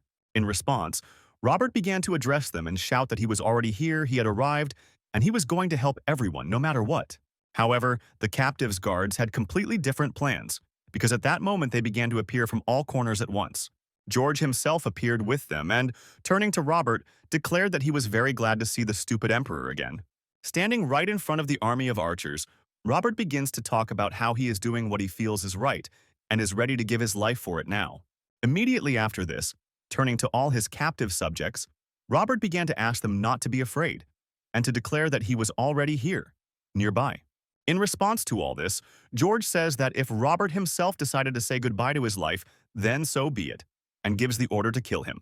George's men, of course, obeyed him, and all together they began to approach Robert alone, preparing to kill him. However, with quite a lot of calm, Robert stood his ground and did not move a single step. Thoughts of that very woman warmed his soul.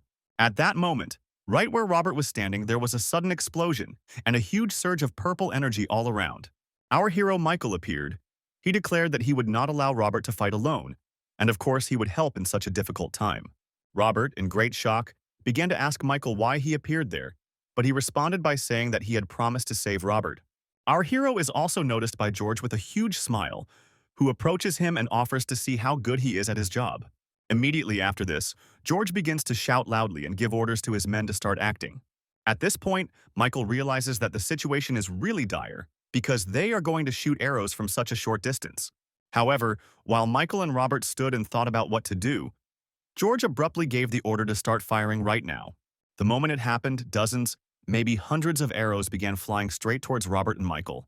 Our hero Michael understands that in this situation Robert won't be of much help, and on the contrary, he even needs to be protected, and he does so. Michael also realizes that he can only rely on higher powers and uses the abilities of the Supreme Demon Lord. After which Michael himself becomes like a demon. He heads towards the enemies, completely covered in his energy from all sides. Immediately after this, Michael uses the Legion and Sky Demon Strike technique to quickly move and deflect arrows by combining them. At that moment, George turns to Michael and says that he is really very strong, and the hike will not be so boring. Robert turns to Michael again and asks who he is, since his strength is greater than even the commander of a legion of troops with such abilities. At this point, George smiles more deeply and tells Michael that he wants to exchange greetings with him, but Michael doesn't hear him. However, Michael understands that he doesn't really have a choice, and in any case, he is now obliged to go out and fight against them. Realizing the power of his new opponent, Michael decides to cover himself with a new layer of energy protection to become stronger, and apparently for good reason, because the captain of the Moon Tribe army, George, starts walking straight towards him with his axe in his hands. At that moment, George stops and raises his hand, after which more warriors appear around Michael, because he is surrounded. George starts telling Michael that he doesn't care what happens next, because the Emperor is just expendable to him, and that's all. Michael replies that he's not in the mood to stand around chatting, then takes off and heads straight for George. At that moment, Michael decides that it would be best to deal with all of George's assistants and then move on to him, and flies to them. George is also not weak. He uses his powers and sees that Michael is quite slow, realizing that he went to his assistance. Realizing this, George takes his words as a challenge and the meaning that Michael is looking down on him and decides to attack. Immediately after this, our hero Michael is pushed very hard to the side by a huge wave created by his opponent George. Mile wonders what this power is but realizes that it is not internal energy at all, but something else, and it is dangerous now. Looking at his opponent, Michael immediately notices that this power is quite crude and comes from his body, which is also strange. Michael begins to remember the basics of demonic art, the essence of which is to fill his energy and body, and then create energy strikes. At that moment, Michael has a realization from his past life. He remembers an emperor who used fire energy and had archers. At this point, Michael addresses George as the great emperor of the best of the highest flame named George, and he smiles back approvingly. Noticing his opponent's reaction, Michael realizes that he is completely right and tells George that he did not intend to fight him. George suggests that Michael focus on their fight, saying that it will be better for them unless Michael is scared. Immediately after this, George jumps up and starts shouting that he will now give Michael complete confidence in what is happening. At this point, George begins to threaten Michael with his huge axe and carries it straight towards our hero. Michael immediately notices that George's speed is simply enormous, and immediately begins to dodge his powerful and fast attacks with an axe. In a moment, our hero Michael manages to jump at the last moment and dodge the attack, and the axe hits the ground. Michael looks at his opponent and can't believe what he sees with his own eyes, because such speed is too strong even so. Michael understands that he needs to act, because if he doesn't do it now, he will lose his life in the near future. He jumps up and begins to create a huge sphere of energy, realizing that he has to destroy the enemy with one blow. George, of course, notices this, but he doesn't have time to react in the same way as Michael and simply remains in his place. As a result, the energy sphere hits George directly with tremendous force, causing him to be thrown to the side. And he realizes that his strikes have not yet reached a very high level, but he now has every opportunity to defeat his opponent. However, immediately after our hero delivered his powerful blow, he stopped in place in shock and began to look forward. Michael noticed that George didn't even fall. He stayed on his feet, and although he was hit by the energy, he was clearly not seriously injured. Our hero notices that George's energy has only become 10 times stronger, which greatly surprises him because this is simply impossible. George turns to Michael and says that he seems very surprised and then adds that it is impossible to get through to him. Michael simply stood there in shock, realizing that it was simply impossible. He hadn't even expected George to stand still. George looks at the trail of energy that Michael left behind and begins to wonder how quickly it will pass, and if it will pass at all. George says that Michael is apparently from the Palace of Fire, and clearly not from the Palace of Blood because his attacks are completely different. The enemy turns to Michael and says that, overall, all this doesn't matter at all, and then suggests trying again. In response, Michael just stands there and looks at his opponent, realizing that he is not joking at all now. Immediately after this, Michael and George clash in their blows and a new stage of the fight begins between them. George is operating in his most basic terms, simply swinging a huge axe at Michael while he dodges. At that moment, our hero Michael notices that George has stopped seeing him and delivers a sharp, powerful kick straight at him. The Empire boys watch Michael and George's fight from behind the cage, and they can see how he manages to fight back against George. Time and again, George turns to Michael and tells him that he is truly incredible simply in his actions. Immediately after this, a huge fist and a charge of energy appears in George's hands, who directs it at Michael. Michael understands that after his powerful blow, George will start to retaliate, so he tries to block the attacks that are coming at him. He knocked George out, so to speak, with one such powerful blow, because Michael was unable to stay on his feet after that. However, it turns out that everything is much worse than Michael thought, because immediately after this, blood began to flow from his mouth. Robert notices this with shock, realizing that Michael is now losing, and this will greatly disappoint him. During this fight, Michael realized three things. The first of which was that his new body had limitations and did not allow him to do the techniques of the old one. The second problem is that Michael has a huge problem controlling the energy to avoid entering his demon form. The third problem is that George is far from an ordinary opponent, because he is not an ordinary martial artist. George quickly noticed that Michael was worse off and began to say that he had apparently become very quickly exhausted from what was happening, after which George suddenly began to raise his axe and thank Michael for this quick but interesting fight. Realizing that he had greatly underestimated his opponent, he tried to hide his abilities, but now he has no choice at all. Our hero abruptly lowers his hands and uses the ability of Icy Blood Winds, after which he enters the body of his opponent. The huge ice dragon that Michael created with his energy began to press down on George and inflict powerful damage on him. In response to such actions, George began to shout that this was a very old and weak technique that could not defeat him. Meanwhile, Michael himself flew back. He had very little strength and energy. He just sat by the tree and tried to catch his breath. However, in that moment, Michael suddenly notices that his opponent George was right in front of him within a second. George started swinging his axe again and saying that he wasn't going to just let Michael go after their fight. Our hero Michael understands perfectly well that he needs to act and begins to change his position. George began to urgently turn to Michael and say that he was already tired of running around like a simple rat in different directions. No longer joyfully but angrily, George began to turn to Michael and say that he simply wanted to hide his death from the others. He began to raise his weapon and say that he was going to strike a blow that would destroy Michael already. Immediately after which exactly that happened, Michael directed his sphere of energy at himself to protect himself, and George struck. However, despite the fact that Michael managed to survive, he immediately realizes that George creates blows of such power very easily. Our hero decides to take radical action, takes out the very two daggers that Mozart gave him, and engages in more effective combat. Immediately after which, using the power of the weapon, his strength and power, Michael begins to advance directly towards the enemy. This time, things are already difficult for George, because he can barely contain himself from the influx of energy, not understanding where Michael gets his strength from.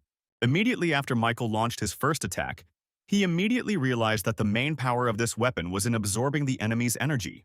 Michael realizes that, in the grand scheme of things, nothing else matters anymore because this is the only thing he can rely on. Immediately after which, Michael uses his Demon Lord powers, absorbing everything around him and covering himself in true energy. George immediately notices that there has clearly been a strong change in their fight, because he had not expected this from Michael before. He starts moving straight towards Michael, saying that he will destroy him now and end it all. The events of the story take us to some man near the forest. He watches everything that happens from the side. Emperor Robert is also watching everything that is happening, not realizing that he is going through a battle, but believing in Michael. Meanwhile, in our fight, everything really changes, because the hands of Michael's opponent are covered with his energy and become blackish. George began to realize that he no longer had the strength to resist Michael, and asked to kill him.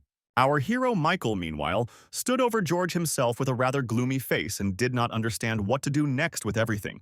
Michael stood there in silence for a while, but then decided to ask, saying that he would only ask one question.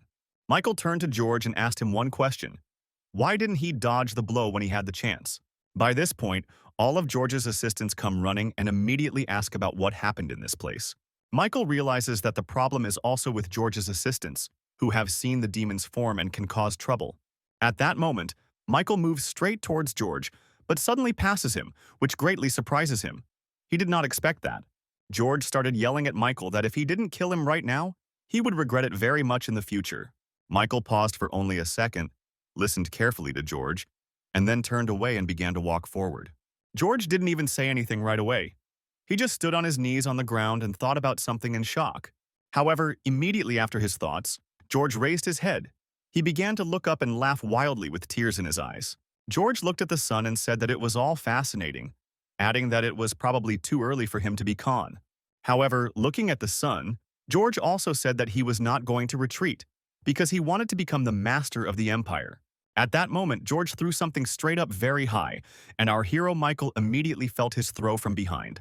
Michael turned around and saw some gold thing on the ground. George said that it was his payment for saving his life. George began to say that he didn't want to deal with this anymore, because after seeing the Demon Lord, the outcome of everything became clear to him. The enemy turned to Michael, put his hand on his shoulder, and said that all this was the work of the master of the Bloody Palace, adding that he was dangerous. Michael is terribly surprised by his words, asking about what he just said and how he knows Michael's language.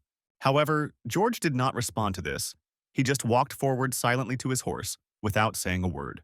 Our hero began to look straight at Michael and say that he did not understand at all what the master of the Bloody Palace, Rox's father, had to do with it.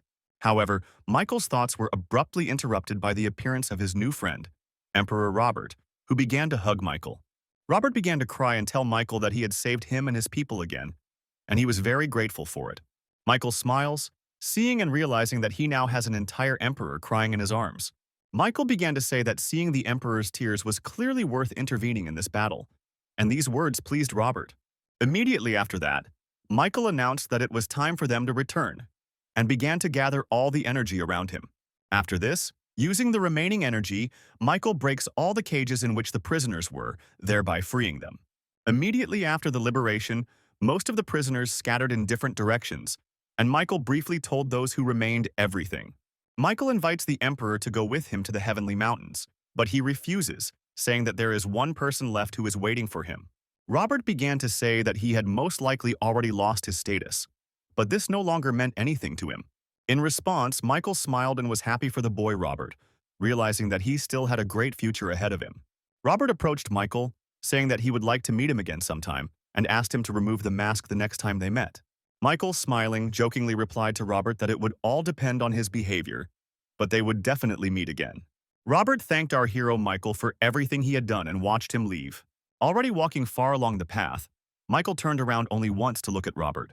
Immediately after this, Michael jumped up and using the energy he was able to fly along the top far forward through the forests. After some time, Robert returned to the capital of the empire, but his brother took his place, and no one was happy to see Robert. Although Robert was glad to return, he was portrayed in his own country as a traitor whom everyone feared. However, Robert did not pay any attention to this at all. He went somewhere and opened the gates of the building, seeing a girl sitting at the table. He began to look her straight in the eyes, and at that moment she was sewing and turned her attention to him, after which she froze in place. At that moment, the former young Emperor Robert just stood there and said with a smile that he had finally returned.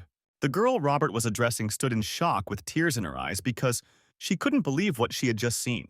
Robert, in turn, also began to smile and blush, and turning to her, asked how she had been living without him. However, the girl could not answer anything. She just stood there and looked at Robert with tears in her eyes. After which, in a moment, they both jumped up and ran towards each other and began kissing very sweetly and romantically. Robert hugs her and tells her that he missed her very much, because all his thoughts were only about her the whole time he was in captivity. In response, the girl said that for her, it was all like a huge dream from which she no longer wanted to wake up. Michael began to approach this girl again, saying that he didn't care at all who would consider him and how. He returned only for her sake. Meanwhile, the events of our story move on, taking us to the Palace of Bloody Art, where an unknown man in a cloak is heading. There are a lot of professional security guards in the palace itself, but they all let him through and don't even pay attention. Entering some large hall, this man began to take off his coat a little and say that he could not get used to this place. However, right across from this man in the hall, on a red throne, sat the very same man, the head of the Palace of Bloody Art, Franklin. The man delivers information to Franklin that all preparations for the holiday are complete, and he responds by saying that he learned of Michael's freedom. He, in his robe, declares that Michael is not a problem for them at the moment, and then adds that they can deal with him. The man also reports information that George has made himself Khan of the North, and Franklin replies that it was high time to do so. However, his assistant, Chris, a man in a robe, claims that Franklin is greatly underestimating the situation. Immediately after this, Chris informs Franklin that they have received the Heavenly Dragon Plate, which greatly surprises Franklin. Just after hearing all this, the atmosphere around Franklin's throne became very dark. He raised his energy upward and looked forward. Chris explains that a man nicknamed the Black Sun appeared in the Moon Tribe and defeated George, after which he saved the Emperor. Hearing this, Franklin is wildly horrified. He understands perfectly well that the transmission of the Sun Plate realizes that George is breaking ties. At first, Franklin is silent and says nothing. But then he becomes very angry and gives the order to gather everyone for a general meeting between the courtyards. In response, Chris squeezes his hands, smiles broadly, and says that he will do whatever Franklin wants right now. Meanwhile, the events of the story take us to Michael. He has meanwhile arrived at his palace and begins to walk along the path to the palace.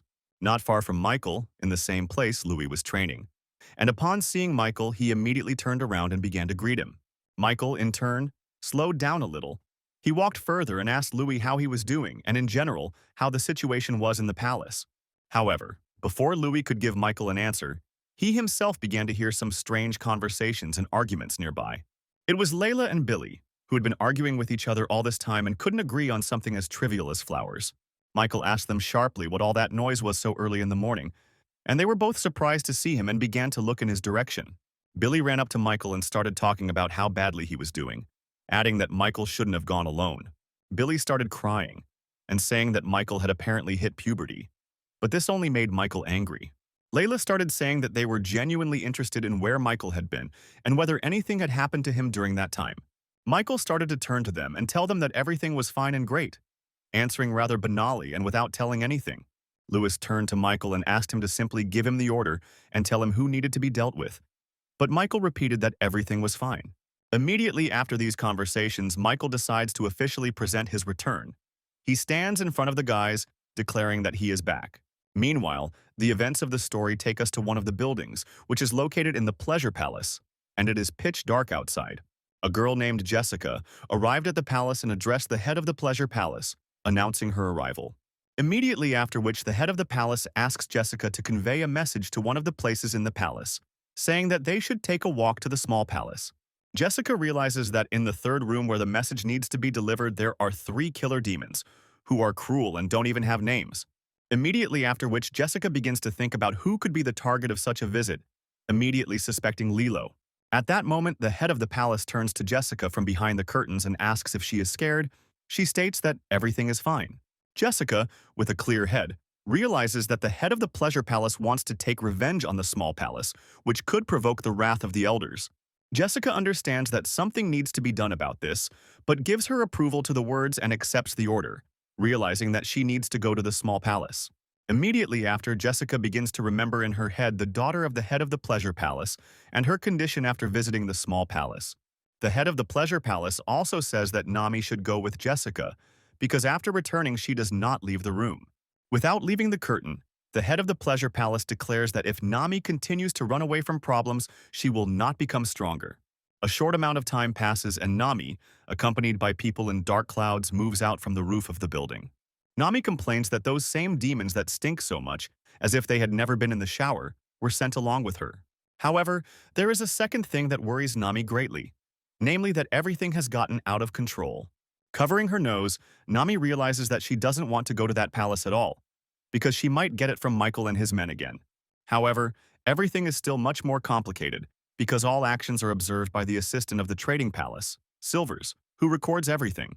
Silvers also immediately recognizes the same 3 demons who once broke the rules. Now he knows where they were hiding all the time. Also watching them quickly disappear somewhere, Sylvester cannot understand why they went out through the window and not the door. However, looking closely at the pattern of their movement, Silvers realizes with shock that they are heading towards the small palace. Realizing this, Silvers, of course, recalls with shock the very promise he signed to Michael about protecting the palace. Silvers begins to think that Nami and her people are after information, and knows that the information in his letter cannot be allowed to leak. Right after this, Silvers decides to act quite strongly and abruptly, because he blows his whistle and calls his people.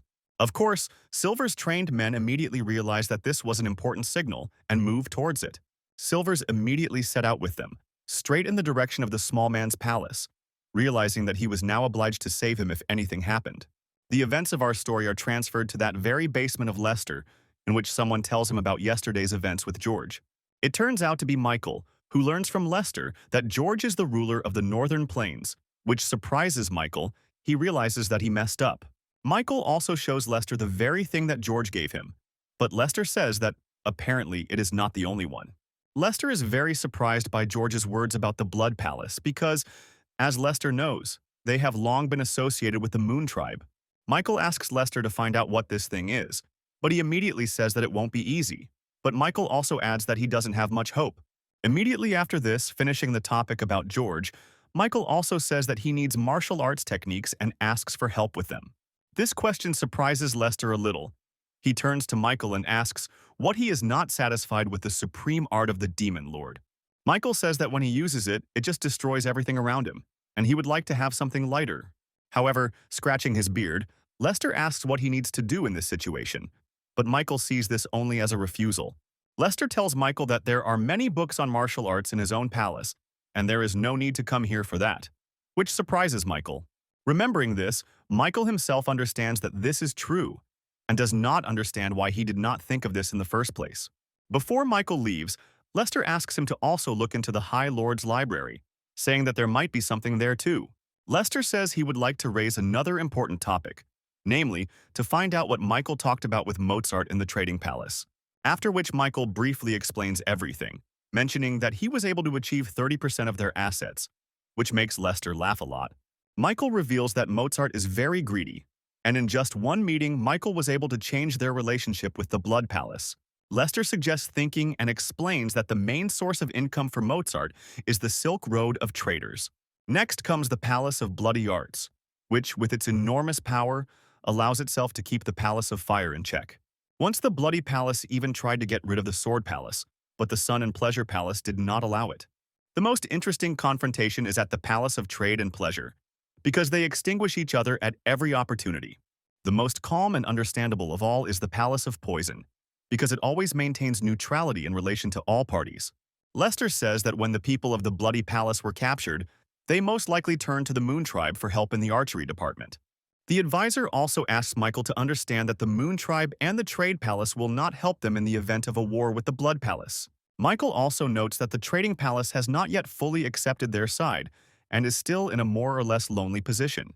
Lester also adds that the cult's biggest problem is that it doesn't have people to collect information. Lester says that Michael at one time knows everything about the cult, but at the other time doesn't even know the basics. Such words infuriate Michael. Michael also says that he is greatly pleased by Mozart's stupidity because it is very easy to understand what goals the Trading Palace is trying to achieve. Lester also asks Michael to be careful with Silvers, as his skills are not as important as the fact that Mozart values his opinions very much. Lester also says that Silvers is one of those people who really values the reality of what is happening, and he can be lured away by showing force. Michael recalls with a smile that he has already managed to somehow bind Silvers to himself, so things might be easier from now on. While talking about all this, and often remembering the Trading Palace, Michael immediately remembers the weapons he received from them. This weapon is quite powerful, and most importantly, it is completely in line with the energy of demon art. Michael takes it out. Michael looks at his weapon and begins to wonder if Mozart had any ulterior motives for this gift. However, while Michael was pondering all this, Lester noticed with great shock the weapon in Michael's hands. Immediately after this, Lester began to raise his head up, at first holding back his laughter, but then suddenly laughing to the point of helplessness. Lester, having learned the whole story of the gift, says that the hidden motive is that they are useless to Mozart. Only people with art use them. Lester says that Mozart himself doesn't know martial arts, and in order to at least have something to do with the weapon, he decided to give it to Michael. Although Michael stands there in shock and displeasure at what he just learned, Lester realizes that this is quite a stroke of luck for them. Lester tells Michael that the Third Elder is very knowledgeable in the common arts and suggests that Michael find him. Michael says that he would be happy to do this and asks Lester to quickly find information about the clan and everything else. The advisor says that the Nature Clan is always everywhere and never anywhere, but by simply throwing their plate you can get help. Michael starts hiding the plate in his robe and talking about how he will remember it, because it sounds very interesting. Our hero is about to leave, and Lester says that various strange rumors about Nami have recently surfaced. He says, with a smile that in reality nothing important happened, he is just trying to get an answer from the Pleasure Palace.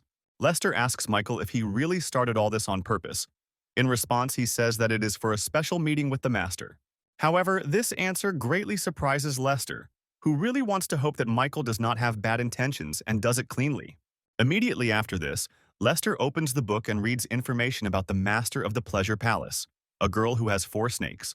Lester says that it is quite possible that her people are already on their way to Michael's palace, and this could be dangerous for him. Michael starts to leave, old Lester asks him where he is going, and he says that he is heading to the Pleasure Palace. Lester says that he will then prepare everything, and Michael begins to get angry and wonder how strong the Master of the Pleasure Palace is. Having put all the chains and facts together, Michael realized that the Pleasure Palace wants to kill him, and being quite angry, he decides to act radically.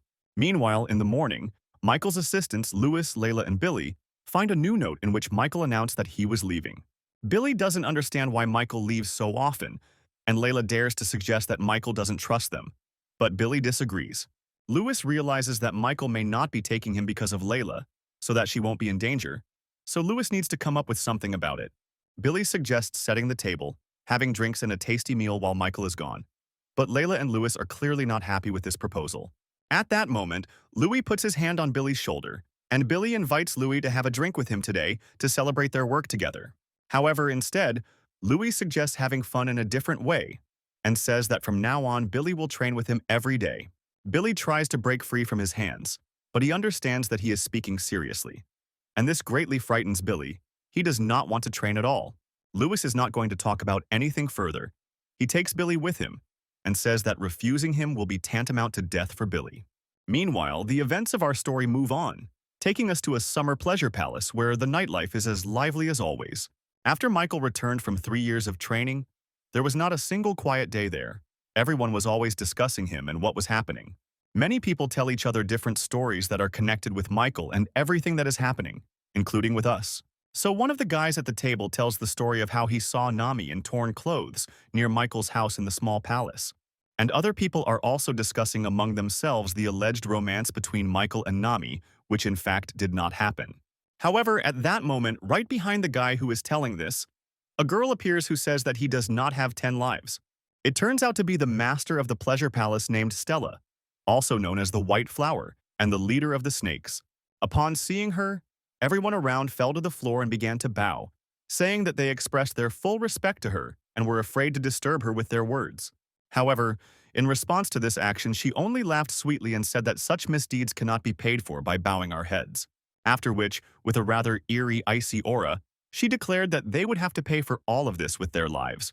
The guy who was telling all this started to justify himself, saying that he was only retelling the rumors that had reached him, and nothing more. After which he turns to him and offers to talk to her. But he does not understand such a strange desire at all. Stella starts laughing loudly, waving her fan, and asking him to tell her what she wants to hear. After which Stella ordered that this be done immediately, the guy fell to his knees and began to talk about how he had committed an offense worthy of death. Immediately after this, Stella takes out a nail file, raises a creepy aura, and says that then this guy should die. After that, Stella took her dagger and threw it straight at that same guy, making a very sharp throw that rushed towards the man. The man was already ready to accept his certain death at the hands of Stella, but at that moment some vase flew straight at him from the side. Immediately after that, a voice was heard asking about the strange alcohol in this establishment, and Stella turned her full attention to it. Our hero Michael was sitting at one of the tables, dressed as a hermit, and looking straight at Stella. It was he who threw the vase. At that moment, Michael began to lift his hat. With a keen look and a sly smile, he turned to Stella and asked what they were doing here. People saw Michael and were terrified of what was happening. They fell to the floor and began to bow to him, saying that they adored him. Stella, in turn, did not show any sign of being affected by this whole situation. She continued to simply stand and look at everything with a smile on her face. However, Michael was not comfortable with her position of simple observation. He stood up and began to walk towards the people around him, taking slow but powerful steps. Michael sat down at another table and turned his attention to Stella. He knew from Lester that she was a powerful killer who had once killed an entire squad. Looking at Stella now, Michael has strong doubts about her skills. He drinks something from a cup and just sits silently opposite her. Having finished his drink in a moment, Michael turned to her and said that he could not have imagined that she would be here, the master of pleasure. Michael clearly had a well-thought-out plan and strategy in his head, because he started approaching Stella and saying that Nami wasn't his type. All of this really infuriated Stella. There was clearly an extremely evil aura behind her, but she didn't show it. Stella turned to Michael and asked him how he was feeling, adding that his anger had subsided after their personal meeting today. At first, Michael doesn't answer, but in his head he knows that it's hard for him to contain his anger when assassins are sent after him. Michael didn't intend to reveal himself, but saving the man's life was more important to him, so he says that everything could change now. Stella says that a girl needs preparation to meet a man, so now she would ask Michael to wait. Michael stood up abruptly, his eyes shining with energy. He turned to Stella and asked what would happen if he refused to stand and just wait for her. She turned to Michael and said that since he didn't want to, there was no need to wait, after which she raised an aura of her energy around him. Immediately after which, all the energy that she created was directed at the man standing next to her, the same one who had recently spoken a lot.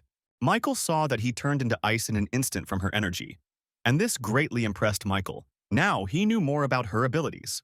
Michael turned to Stella and said that he didn't know that her power allowed her to kill other cult members for no reason, and in front of him. In response, Stella began to laugh and say that after his return, Michael became smarter and more principled, and she was proud of him. However, in response, Michael asked her not to change the topic of conversation. She sat down on a chair and stated that she would then also ask questions. She approached Michael and asked him why he felt that members of the palace were not allowed to touch other members of the cult. Michael turned to her again and reminded her of the existence of demonic teachings that said this, but she only laughed. At that moment, Stella turned to Michael and said something she had long wanted to say, that it was all really a matter of simple pride. Stella began to say that Michael was the first to treat her people badly, and this man insulted her personally, and that was all the consequences. Immediately after, she turned sarcastically to Michael, saying that someone had broken her heart, and asked him if he knew who it was. However, Michael did not like this dialogue at all. He turned to her and asked how he knew who broke her heart. With a very crazy look and energy in her eyes, she began to say that Michael should know this, or rather, he was even obliged to. However, our hero Michael was not so interested in her words as in the fact that he could see from the energy of life that the man was still alive, albeit in ice. Stella, meanwhile, turned to Mile, stating that she would like to offer him an interesting bet with her. At that moment, Michael notices that the dishes around him have also become frozen, and their energy is high, which means that it is clearly at least at the 8th level. Michael approached her and asked if the title of young leader meant nothing to her, but she said that everyone was equal. He immediately understands that Stella is very different from others because she is only interested in herself and the pleasure palace. Michael says that if Stella wants it that way, he will make a bet at her request, and she laughs in response, saying that Michael hasn't changed at all. Immediately after this, Stella gives the order to call Jessica. She comes, and Stella asks to close the restaurant for today. Jessica promises to carry out the order, and together with her assistants, she begins to lead people out of the hall everywhere. Literally a couple of minutes later, there is no one left in the room, only Michael, Stella, Jessica, and her assistants standing around. Stella approaches Michael, saying that he is rarely here, and invites him to spend at least a couple of days here in his comfort. She also adds at the end that this is her bet. She doesn't ask for anything else, after which she smiles slyly again. However, Michael is still on his wavelength and has a plan. He turns to Stella and asks what will happen if he refuses. Stella doesn't say anything in response, but her assistants immediately gather around and draw their swords, making it clear what will happen. Seeing this, Michael says that in general he understands everything and asks what will change in 2 days from now. She replies that nothing much should change. Michael gives his consent, but points out one point. Stella asks about it.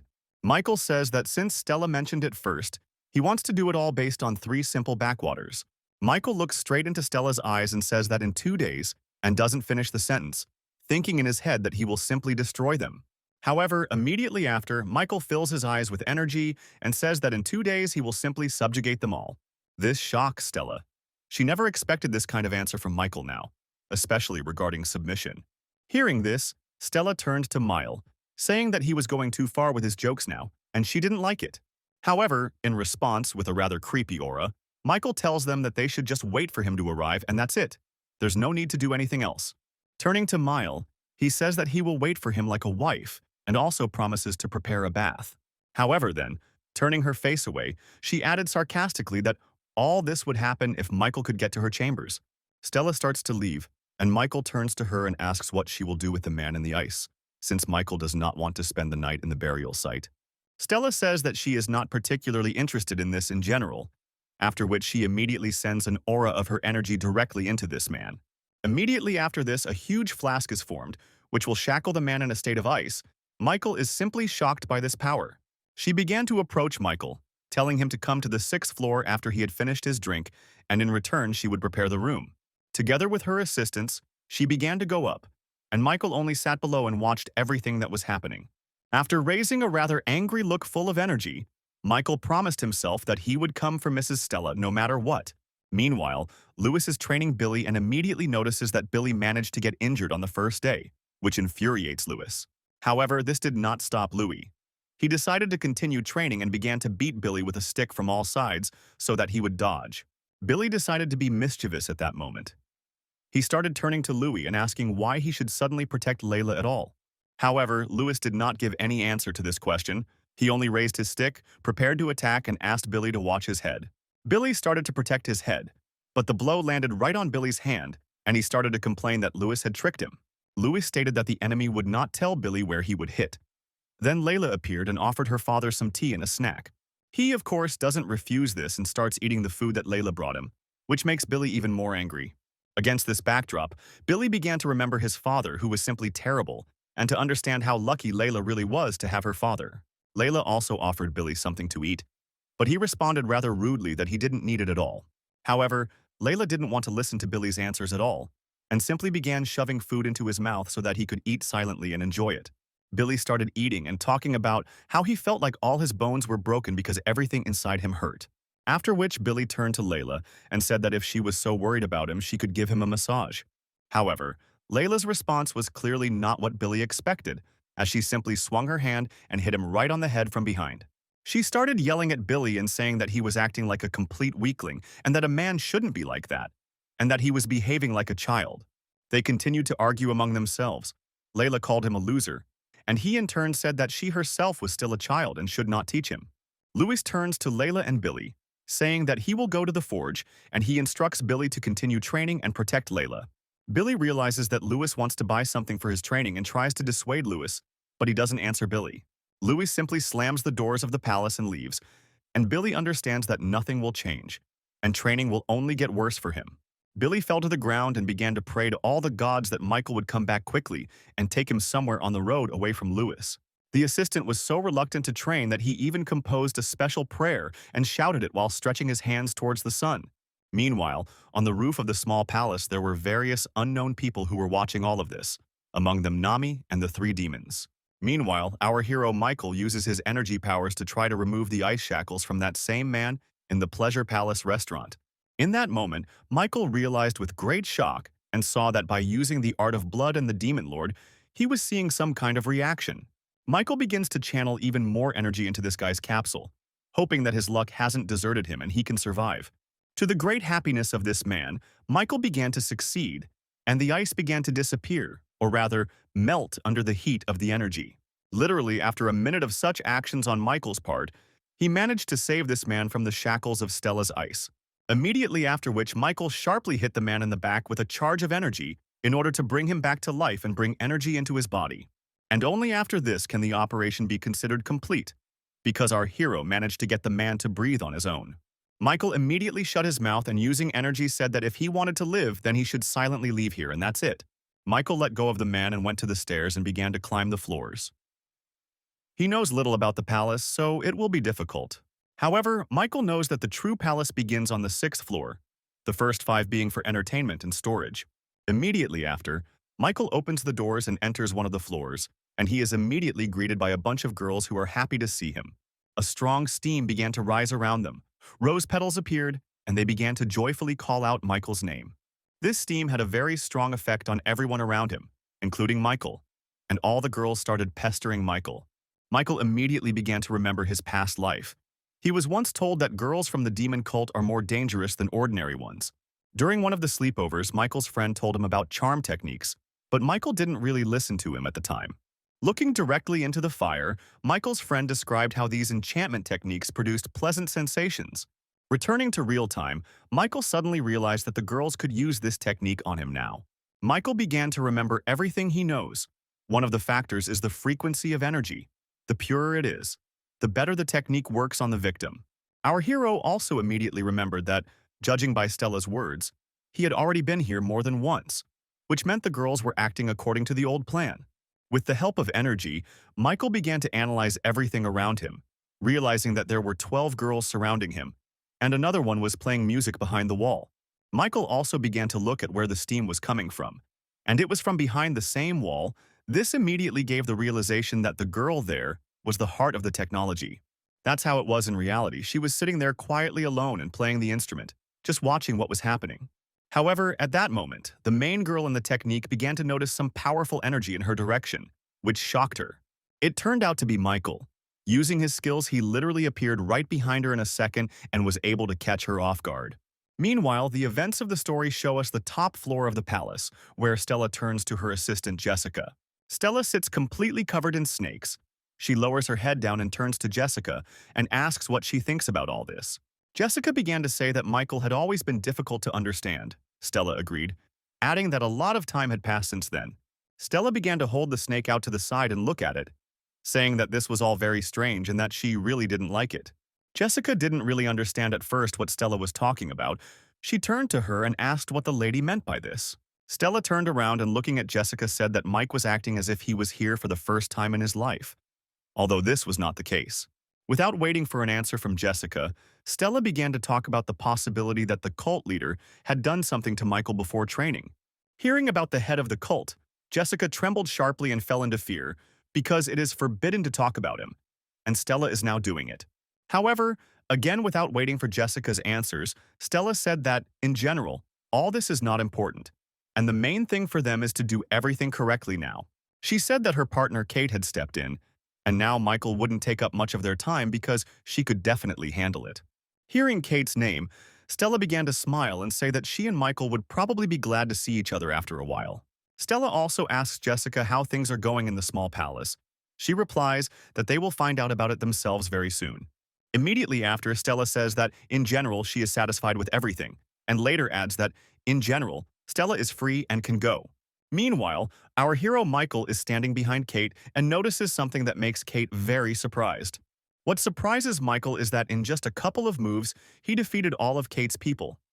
This scares him, because they are all professionals in their field. Immediately after Michael made his methods, the entire sphere of charms in this technique began to disappear in an instant.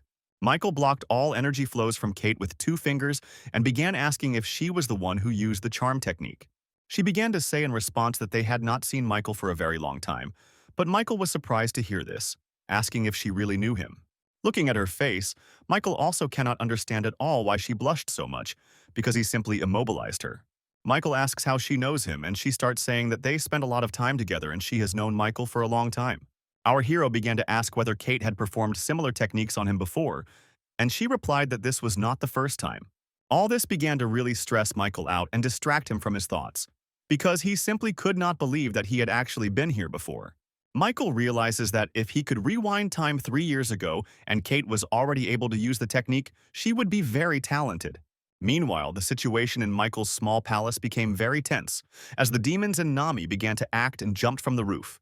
Billy was the first to notice the appearance of some shadow to the side, and immediately thought that Michael had already returned. However, when Billy began to look more closely, he immediately saw some strange people, which scared him to some extent. Among them all, Billy immediately recognized Nami. He addressed her by name, but she began to pretend that it was not her. However, Billy started saying that it was definitely her, because no one else would wear such strange shoes under a black outfit. Billy's phrases infuriate her. The assistant calmly began to ask what they were planning, and then, using masks under the cover of night, they made their way into Michael's palace. Layla asks Billy why these people came. He immediately began to say that he was not sure, but it seemed that he knew the reason. Billy started talking about how Nami apparently just fell in love with him and decided to sneak in here for him, which really infuriates her. Billy began to act sweet and talk about how, unfortunately, he couldn't reciprocate because his main mission in life was Michael. Nami responded by yelling at Billy and saying that he was an ugly frog and no one needed him, which made Billy angry. Nami started yelling directly at Billy, and saying that nothing in this world would ever connect them together. In order not to be disgraced in front of Layla, Billy began to say that she simply gets embarrassed very quickly and therefore does not want to talk. Billy turns to Nami and asks her to stop acting like a fool, and also says that if she was trying to get his attention, then she succeeded. However, in response to this, something happened that Billy clearly did not expect. Namely, Nami and her people suddenly took out their weapons. Immediately after which, a rather frightened Billy turns to Layla and says that apparently Nami is not here today for him. Meanwhile, Nami herself began to poke her sword straight towards Layla and point at her, which caused Layla's surprise. Nami began to speak with a rather sharp and angry look about how today she was obliged to kill Layla right here. However, Layla, in turn, did not understand at all why this was so, because she did not want to die, and did not understand why Nami was angry at her for something. She says that Layla is a simple person without a family. Even by her existence in Michael's palace, she already insults him so much. However, in response, Layla says that they are in a small palace, and Nami will not be able to get away with all this just like that. Nami began to turn her head from side to side and say that apparently Layla had already established her connections here. One of the night demons turns to Nami and asks her to kill Layla quickly. He says that he really wants to eat. Layla, of course, hears perfectly well everything that is being said about her, and that they are going to kill her, and this greatly frightens her at the moment. However, Layla gathers her courage and shouts for Nami and her demons to leave here immediately. But Nami, of course, does not listen. Billy, meanwhile, tries to look very smart and strong in order to intimidate his opponents, but it doesn't work out well. Immediately after Nami turns around, she addresses her men and orders them to eliminate Layla immediately. And of course, a crowd of demon killers takes on this because they are simple mercenaries. They immediately headed towards Layla. However, something unusual happens. One of the demons who was closest to Layla gets hit in the head with a flower pot. The man who did it turns out to be Billy. He pretends to be casual and says that it just slipped out of his hands. The demons don't pay much attention to this, but Nami is very angry with Billy. She didn't want this to happen, and he showed his strength. Billy, meanwhile, stands still and complains that there hasn't been a single calm day since Michael returned, and it infuriates him. Immediately after these words, Billy turns around sharply, looks at Layla, and says that this is the last time he saves her. Billy starts going to Nami and saying that he really wanted to try to understand her. But after this, it won't work. Billy doesn't share her methods. Immediately after, Billy addresses not only Nami, but also the demons nearby that his name is Billy, and he is ready to fight. However, in response to all this, Nami only increases her energy and calls Billy crazy, adding that they will now kill him too. However, Billy is not the least bit afraid. He stands still and suddenly starts shouting that he is the son of the master of the bloody palace, Franklin. This did not cause any surprise in Nami, but the warriors she came with suddenly stopped when they heard this. Nami started yelling at them and telling them not to hesitate and to just kill this Billy right now, and that's it. Immediately after this, Billy starts shouting that they shouldn't look down on Layla and asks the guys if they know who Layla's father is. Nami asks Billy why she needs to know the family tree of a simple girl, and he responds that it really is better not to know. However, although Nami doesn't show any sign of it, she immediately begins to understand what's going on, because it looks like Layla is someone else's important daughter. The assistant points his finger forward and says that here comes her damn scary father, whom he was going to talk about. At this moment, Nami really begins to feel someone's very powerful energy behind her and turns around. The warriors do the same thing at the same moment. All together, they look back and suddenly notice some kind of large explosion that occurred near the gate. As it turns out, Billy wasn't lying because right in front of them, through the dust of the explosion, Layla's father appeared, full of energy. However, the events of the story move on, taking us to the pleasure palace on the upper floors to our hero, Mile. Meanwhile, Michael walks around all these floors and looks to the side, noticing different girls who are learning something. Michael goes straight up to their hall and immediately asks if this is where the team of hovering ghosts lives. The girls standing in the hall immediately began asking Michael what he was doing there, and he asked why they were so surprised if they had invited him themselves. Michael was right. The girls really did stand there with very strange, frightened faces and asked to wait a little. Michael agreed. He began to watch them as they left, realizing that the girls had gone to report everything to someone, which meant that everything was not going according to plan. At that moment, Michael looks to the side and notices a group of some little girls who are clearly in a rather frightened state. Michael doesn't pay much attention to them and decides to leave, but one of them comes up and happily addresses Michael at that moment. The girl turns to Michael and introduces herself. Michael thinks this is a rather sweet move and gently strokes her hair. The girl says that she will be 9 this year, and Michael says that he will be 10 times older. A woman approaches from behind. This girl turns to Michael and says that they are already waiting for him upstairs and ask him to hurry there. Michael starts to leave. The girl waves goodbye to him, and he finally notices that she is quite strange for her age. Michael, accompanied by two girls, begins to walk forward towards the stairs, and the girl still stands behind and waves after him. Meanwhile, one of the girls in the hall runs straight up and reports that Michael has reached the 6th floor and will soon be on the 7th. She reports all this to Jessica, who stands in complete shock and doesn't even know what to do with it now, because the situation is strange. Jessica is completely at a loss as to what happened. She looks down and holds her head, not knowing what to do now. She understands that if Michael managed to get through, it means that he knows about their techniques, and this is amazing for her, because this has never happened before. She actively doesn't want to believe it. She talks herself out of such thoughts because then it will become a big problem. However, Jessica has hope for another squad of girls that they sent to Michael, because he is supposed to be a huge problem. One of the girls runs into the room. Jessica immediately asks what happened, and she apologizes for the urgency. The girl in the pink robe rather excitedly tells Jessica that the 8th floor of the palace has also fallen, and Michael has passed it. This completely shocked Jessica. She simply cannot believe the information that was just reported to her. The girl who brought the news says that she decided to check everything herself. She went there and was shocked to notice that there were not even any traces. She wonders if Michael's skills are simply too high, like those of one of the emperors of the dynasty. Jessica wonders if Michael had studied the art of lovemaking before he came here, which is why he was able to pass. She also understands that this is not what is important now, but something completely different. If they do not stop Michael, the Palace of Blood will defeat the Palace of Pleasure. Thinking about all this, Jessica immediately remembers Michael's words that he would make the entire palace his own 2 days after his arrival. Jessica immediately realizes what Michael's next steps might be, so she decides to stop him before Stella finds out. And he asks to send a squad of male spirits, saying that if he dealt with the girls, then problems will clearly begin with them. The girl leaves to carry out the order, and Jessica stands there with the realization that there is only one floor left until Michael arrives here. Although this frightens Jessica, she decides that she will stand in defense of the Pleasure Palace and Stella if Michael suddenly gets here. Meanwhile, the events of the story take us back to the small palace, where Louis notices attacks on Layla and Billy. And he says that he was told that there would be guests, but he could not even imagine that they would come from the Pleasure Palace. He did not expect this.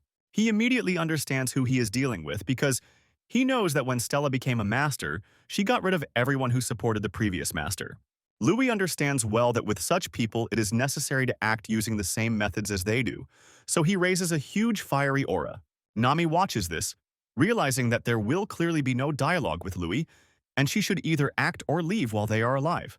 Nami decides that she doesn't want to just leave, so she tells the demons that Louis has a much more dangerous aura and power than the others. Nami says that 2 demons can take care of Louis, and the third one can take care of Layla and Billy. However, addressing them, Louis says that this is not important, and today he intends to kill all enemies because they will only submit at his hands. Louis starts to act, but the demons don't stand still either. The largest of them is moving straight towards Louis with an attack ready. He is about to attack, however. Louis is way ahead of him and hits him first straight into his body, causing a lot of blood to flow around. It only took one punch for Louis to send him flying and forget about him, but another opponent appeared from behind. However, the first one was not defeated either, and a situation arose in which both opponents were squeezing Louis from both sides at once. The old man understands that he must act strongly and radically. He charges his hands with energy and immediately grabs his 2 opponents with his hands. Louis grabbed them right by the necks with great force. He began to squeeze them very hard and powerfully, so much so that their faces swelled up in a minute. Immediately after which, Louis strengthened his aura and asked his daughter Layla to close her eyes for a while from very bad scenes. By this point, Louis's opponents were at their wits' end and could barely say anything. They were crying and burning with pain. The third demon immediately noticed what Louis was doing and was filled with great anger because he was killing his friends and brothers. Therefore, the third demon decided to immediately rush forward and attack Louis, who was standing in front of him, with a weapon of great force. However, the first thing he decides to do with the weapon is to hit Louis's daughter, Layla. But then Billy comes to her defense, covering her with his blade. Meanwhile, Louis has already gotten rid of the other 2 men by killing them, and now watches as Billy fights against the last one. He started shouting that now was not the time to talk, because they were actually engaged in a mortal battle at that very moment. Billy's opponent began to attack more and more often and more powerfully, while Billy himself, in due course, began to defend himself much better against his attacks. Even with the help of Lewis's tips, Billy manages to fight against such a powerful enemy, but in a terrible position. At that moment, Billy's opponent begins to create a charge of energy, and he, in turn, shouts at Layla to close her eyes if she wants to live. Lewis noticed all this and started shouting that it was too early to relax and that the opponent's blow would hit Billy's body. At that moment, Billy realized that if he attacked a little higher and faster, he could win. So he did just that and delivered a powerful blow to his opponent. Billy's opponent was very surprised. He could not believe that there was a demon in Billy's body all this time, who has energy and controls it. Billy's opponent fell to the ground with a hole in his body, and Billy himself stood in wild shock and was most afraid of the blood on his suit. Billy started running and screaming that he was bleeding and was about to die. But Layla asked him not to whine, because it was only a small wound. Meanwhile, Lewis is even proud of Billy, even though he acts like an idiot. But he was able to defeat a top-level assassin just now. Lewis also noticed that Billy had some basic art skills while watching him in battle, and Lewis decided to pay more attention to this in training. However, there is one point that remains unresolved, namely Nami, who still stands against Louis and tells him not to approach her. However, Louis, in turn, only began to walk straight towards her, saying that she would die anyway and there was no point in wasting time. Hearing this, she stood there with a blue face and began to beg Louis not to kill her because she was afraid of it. Lewis responded by doing something rather banal but terrible. He asked Nami to kill herself if she didn't want to accept death at his hands. At that moment, Nami couldn't even answer. She was just in wild horror and stood there, not understanding what to do in this situation now. She believes that the last minutes of her life are coming, and she reflects on the moment when everything went wrong and who will be blamed for this. However, at that moment, to her wild surprise, Billy stands up for Nami, who suggests that Lewis take pity on her and not touch her here now. She turns to him with a trembling voice. Billy replies that he admits that she is crazy, but he still saves her. However, even so, Nami cannot wrap her head around the fact of why Billy is doing this. She turns to him and asks about it. Meanwhile, our hero Michael climbs to the next floor of the Pleasure Palace and is greeted by a group of men on the floor with a smile. Michael is surprised that there are men in such a palace, but admits that they are needed to carry out various orders from above. The leader of these men asks his subordinates to show Michael respect as a young leader. They begin to bow and clasp their hands together. Michael greets them back and says that he didn't expect such a warm welcome, but is glad that he won't have to use his abilities. However, at some point the leader of these guys starts saying some rather strange phrases, more like flirting, and this upsets Michael. Immediately after this, steam from the palace's technicians also began to appear beneath them, and the leader began to say that Michael would have an unforgettable time with them. At that moment, Michael fell into the most extreme shock. He had imagined and expected many things, but clearly not what was happening on the floor now. Michael, well aware of who his opponents are, immediately uses a lot of his energy outward in order to demonstrate his strength of spirit, after which Michael decides to get rid of them immediately and uses a technique that destroys the room. From that moment on, the events of the story take us a little forward. Michael rises higher, and this is noticed by Jessica, who is sitting in the room.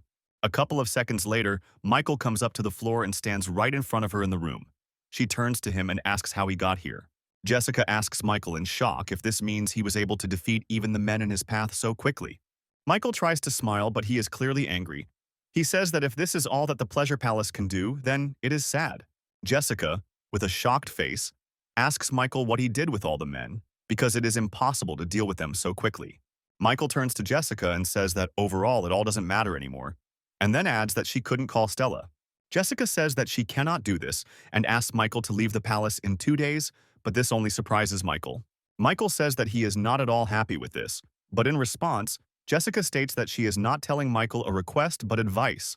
He asks Jessica why they tried to kill him in the palace, and she replies that they were stopping Michael from making an inevitable mistake. Our hero abruptly sits down next to her and asks Jessica how they will stop him now. She says that she has no methods now. He turns to Jessica and asks if they are confident enough in their abilities to try to stop him. Jessica responds by saying that she doesn't know where Michael learned the art of lovemaking, but even knowing it, it will be difficult for him to defeat Jessica. And he changes the subject of the conversation and asks if there is too much space in one room for one Jessica. Michael turns to Jessica and asks if it is true that there are only 4 hours left before these 2 days are over. Jessica says that's right, and Michael abruptly lies down on the rocks nearby. declaring that then he'll just wait until the end of these 2 days. The story takes us to Luis, who tells Billy that if he wants to save Nami, he must take her as his wife, which greatly infuriates him. Nami also protests against this idea. She says that she cannot be with Billy, but he in response asks her to just shut up and not interfere. Luis starts telling Michael that he has 1 minute left to marry Nami, or he will kill her right here. However, at that moment, Louis' words are interrupted by someone's sharp cry. Louis looks up and sees people approaching them. It turns out to be Silvers and his entire fighting squad. Literally in an instant, they land down on the floor and look forward. Billy points to Layla and asks if this squad came to kill her, but Silvers says that they came to save her. Immediately after which, Billy looks straight at Silvers and asks who beat them up like that along the way, hinting at his terrible appearance. Silvers immediately remembers that before they came here, they were met on the way by Louis, who perceived them as enemies. Then, on the way home, Louis killed them all, under the pretext that they were the ones who were going to attack the small palace. Initially, Silvers decided to go back to the trading palace, but he became interested in Louis' powers and decided to keep an eye on him. Silvers then saw with his own eyes everything he thought he had. He was very surprised when he noticed Louis's supreme bloody art. Then, looking at Louis, Silvers realized that our hero Michael was supported by very strong people around him. Louis began to ask why Silvers and his squad arrived. He honestly said that they were afraid of a threat to Michael's life, and came here. This answer surprised Billy greatly. He turned to Silvers and asked if he really knew about the attack in advance. At that moment, with great shock and sweat on his face, Silvers realized that he had just made a big mistake by not watching what he said. Immediately after this, Louis suddenly found himself next to Silvers, putting his hand on his shoulder. He asked why he was so scared. The old man asked Silvers to look him in the eyes, and immediately after asked whether Silvers knew who he was, and asked him not to lie to him now. Silvers immediately begins to think and remembers that Louis reminds him of one of the members of the Min squad who was very strong before. Silvers immediately remembers that he once knew a leader of the Min squad who was so strong that he could fight for several days, after which Silvers replied to Louis that it seemed like he knew who he was, and Louis replied that then Silvers should say goodbye to life right there.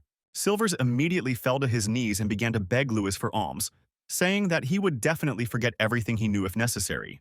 Silvers also began to say that he swears by 3 generations of his clan and his name that if he deceives, he will become a dog. Louis, in turn, raised his hand up and began to attract all the energy around, and immediately after that, direct it towards the members of Silver's squad. Having enveloped everyone in his energy, he turned to Silvers and said that from now on, he is an ordinary warrior who does not belong to anyone. Turned upside down and enveloped in energy, Silvers immediately began to say that he understood everything and did not dare to say otherwise. Once Silvers agreed to Louis's words and conditions, he lowered the charge and power of his energy, thereby giving freedom to Louis's people. Louis turned to everyone and pointed to Nami, asking them to take her under arrest for a while he himself would go to Michael and tell him everything. The men from Silver's squad, along with himself, immediately wrapped Nami with ropes from all sides and told her not to resist. Meanwhile, Silvers leads his people, thereby helping Louis, who decided to correct Silvers and make him useful. Meanwhile, the events of the story take us to Michael, who suddenly wakes up. Before that, he was lying asleep in Jessica's room. Michael woke up to the feeling of a sharp burst of energy approaching, and he immediately realized that Stella was already nearby. He wakes up, turns to Jessica, and says that 2 days have apparently passed. She says that Michael can leave. However, in response, Michael says that not everything is so simple.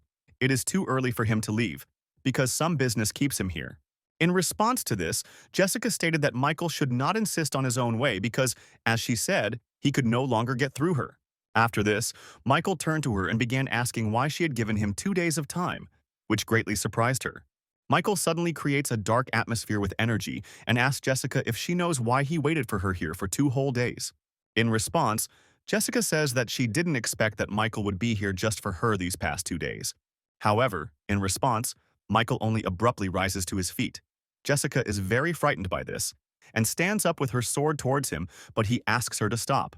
However, even though Michael asked Jessica to stop, at that moment some smoke suddenly began to rise around them, which surprised Jessica. Jessica began to swing her sword, but Michael was not surprised. He turned to her and asked her to place a bet. A second after Michael's words, the wall collapsed and Louis appeared, with Nami tied up in his arms. Nami began to scream Jessica's name with wild tears, as if asking her for urgent help for her in such a situation. Jessica was in great shock from what happened. She began to address Nami as a young master and ask something. However, Michael, with a devilish smile, began to recite the terms of the bet, naming the first point as the fact that he forbids movement. Immediately after which, raising a huge demonic aura around, Michael declared that whoever moves now will have to die. However, something also surprised Mile, namely Louis's bloody and broken hands, from which blood was dripping even now. Michael approached Louis and asked if he had killed everyone there, and he responded that only one had been eliminated. He says that even one person is already an extra loss, but Louis states that he did everything in his power at that moment. However, Jessica interrupted this dialogue and started shouting about why Nami was with Michael and why they had arranged all this here. Michael started walking straight towards Jessica and then abruptly announced that this was their bet, raising a high aura of madness.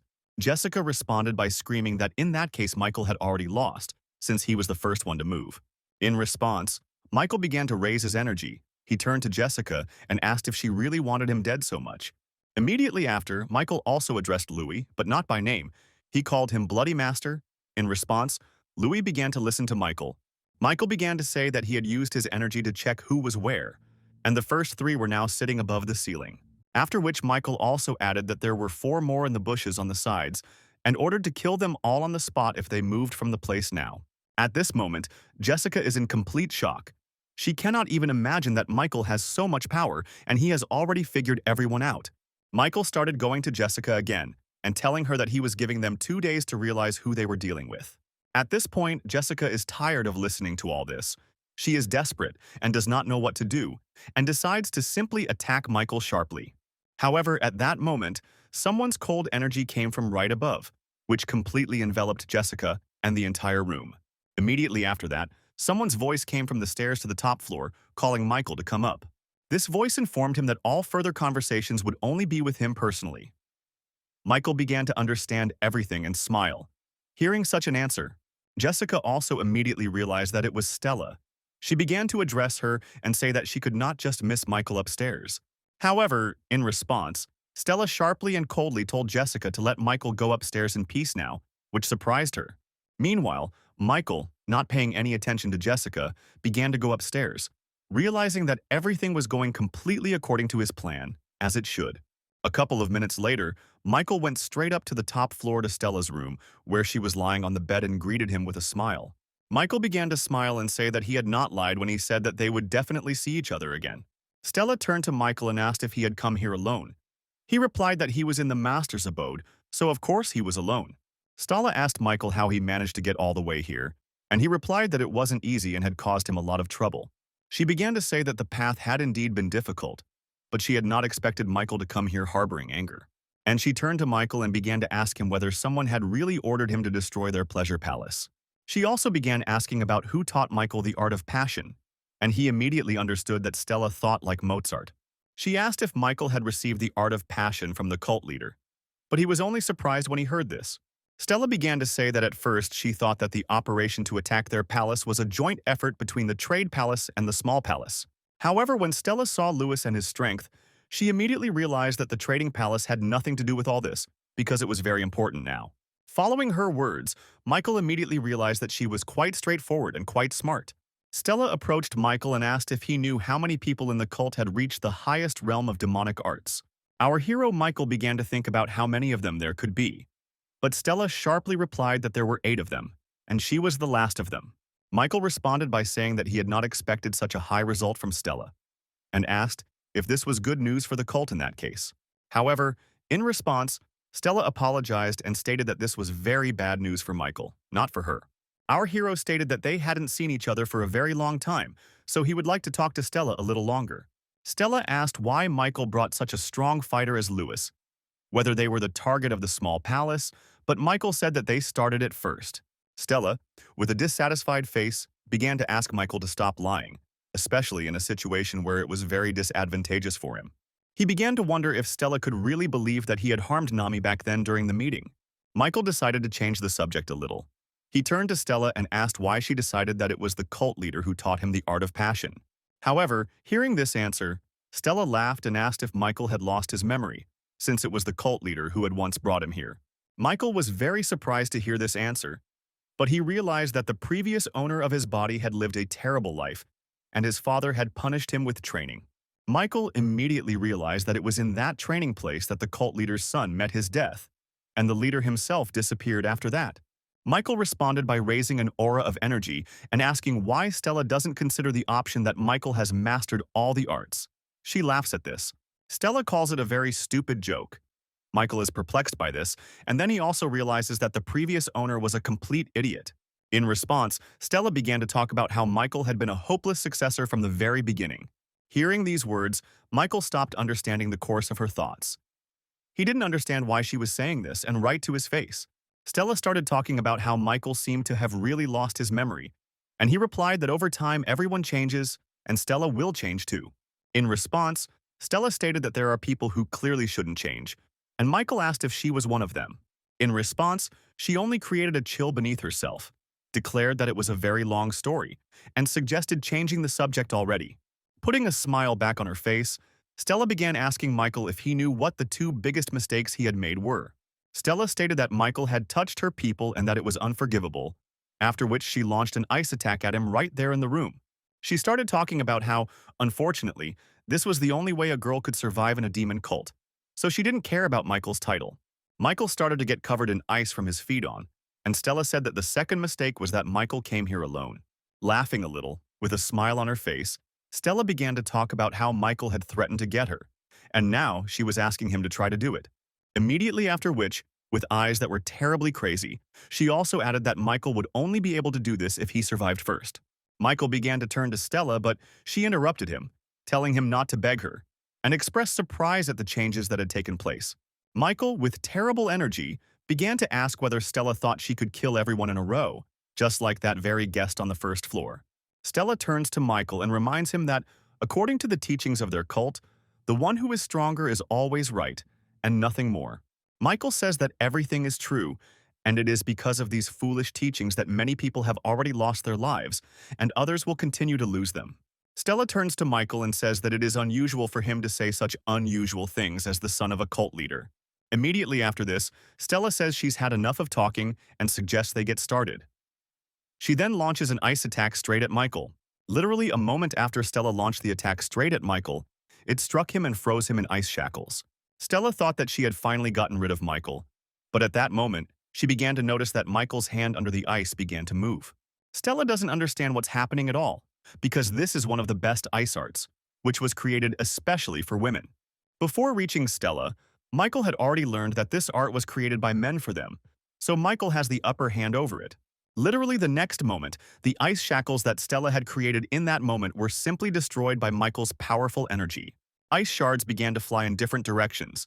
Stella covered herself with her fan, but she still did not understand how Michael managed to do this, after which Michael completely shocked her by getting back on his feet as if nothing had happened and being able to use his energy around himself. Michael began to approach Stella and ask whether it was true or not that, according to her, only 9 people had achieved the highest form of art. Immediately after which Michael stated that she was mistaken about this, and also mistaken in asking why he came alone, since he did not need to take anyone. Thus, Michael demonstrated his powerful strength, showing that he was much stronger than Stella, and began to create a charge of energy in his hands. Michael began to threaten Stella and say that if she could not change, then he would change her with his own hands right now. Stella is in complete shock. She never expected to see exactly this, namely the highest art of the Demon Lord in the hands of Michael. He, meanwhile, apparently wasn't joking at all, because he began to direct attacks of his energy directly towards Stella. However, to her great surprise, she also found the strength to resist, and began to repel his attacks using the art of ice. However, the ice protection did not help Stella at all. Literally in a second, Michael destroyed it and immediately grabbed Stella by the neck. Our hero, like a wild beast, began to direct attacks of his energy directly at Stella. His eyes glowed like a demon's, and the entire room was covered in darkness. At that moment, Stella stopped resisting. She fully realized that Michael had truly reached the highest demon. Michael's energy in the room only grew, and Stella began to talk about how they really didn't have a chance to win from the start. Immediately after this, Michael, while still conscious, turned to Stella and asked who the pleasure palace was for. Having completely lost her strength and hope to do anything, Stella began to talk about what was, of course, for a higher demon. Michael began to say that she was saying everything correctly, but he noticed that for some reason her gaze had not changed at all. Michael began to approach her and talk about the difference between an ordinary killer and a maniac who uses his status to take people's lives. Stella began to turn to Michael and ask why a woman should live so miserably and uselessly in this world then. Michael began to address Stella and tell her that, first and foremost, she was not a woman but a martial arts master, and one of the strongest. At that moment, Stella seemed to have come to terms with her death. She began to turn to Michael and tell him to spare everyone else. This time, our hero Michael was in complete shock. He expected to hear everything, but he couldn't even begin to believe such words from Stella. He began to turn to Stella and ask why he needed to spare anyone here. Stella said that all the people in the palace were prisoners. Hearing these words, Michael seemed to lose touch with reality, because he never expected to hear exactly this from Stella. Stella explains that she was not born into a cult, and later Michael remembers Kate, who is clearly also of other bloodlines, not mountain blood. At this moment, Michael remembers that same girl and all the other children, realizing that it turns out that they were also kidnapped. They were taken as children. Our hero says that it is simply hard for him to believe this, because in that case the pleasure palace is simply a place similar to hell, and nothing more. Stella began to turn to Michael and say that she would do everything possible to break this cycle forever. She also talks about how Michael called them evil, but later asks who, if not for them, would have been able to go through all this torture and torment. Stella also asks Michael to refrain from making any offers of rescue, saying that he already knows what her answer will be. And he began to talk about how he was going to create a place where everyone would live happily and not break the commandments. He turns to Stella and declares that he is going to turn the blood demon cult into a cult of life and happiness called Min. Michael began to squeeze Stella's neck, and she turned to him and said that his ideas were very stupid because they did not coincide with reality at all. He tells her in response that he will do this even if he has to destroy the heavenly mountain. He will do anything for the sake of the goal. Stella, with a shocked face, began to say that Michael was really speaking completely seriously now. She did not understand why he was doing this. Michael turns to Stella and says that if she really wants to break the vicious cycle, then he will give her a chance. Michael extends his hand to Stella and says that if she believes in him, then he offers to leave the past relationship behind and move forward together. Stella turns to Michael and asks what will happen if she doesn't believe him, and his big idea to change the demon cult. And he raises a dark aura of gloom behind him and asks Stella if he could explain to her more clearly what he wants from her and how he will act. Stella tells Michael that she remembers the first time he came here and adds that his eyes are the same now as they were back then, on that day. Stella extends her hand to Michael and says that she will believe him and keep her promise this time. After which, Stella, with a smile on her face, begins to say that she, as the master of the highest pleasure palace, is glad to welcome Michael the leader. Meanwhile, information about this reaches Jessica and the others, who are still standing in place bound by Louis' aura. Louis says that this doesn't mean anything to the others yet, and with an eerie aura of fire, he declares that if they move, they will die. Jessica and everyone else can't understand why Louis's aura is affecting them so strongly, because they can't even move. Meanwhile, Silvers and Billy go up to the top floor, not understanding what is going on and saying that everything has been decided downstairs. At that moment, Jessica notices Billy and Silvers. She starts shouting at them and asking why they are here because she doesn't understand anything. However, what infuriates Jessica most is that the leader of the Forbidden Squad, Silvers, who is very dangerous, has come to the meeting here. Silvers says that there was a mistake, and Jessica shouts that apparently the Trading Palace is involved in all of this. Billy turns to Louis and says that the atmosphere here is very terrible, but he is more interested in where Michael is now. This question actually interests not only Billy, but also all the other girls around who do not understand what is going on upstairs. Meanwhile, up above, Stella turns to Billy and asks him if he could turn away. He says that of course he can.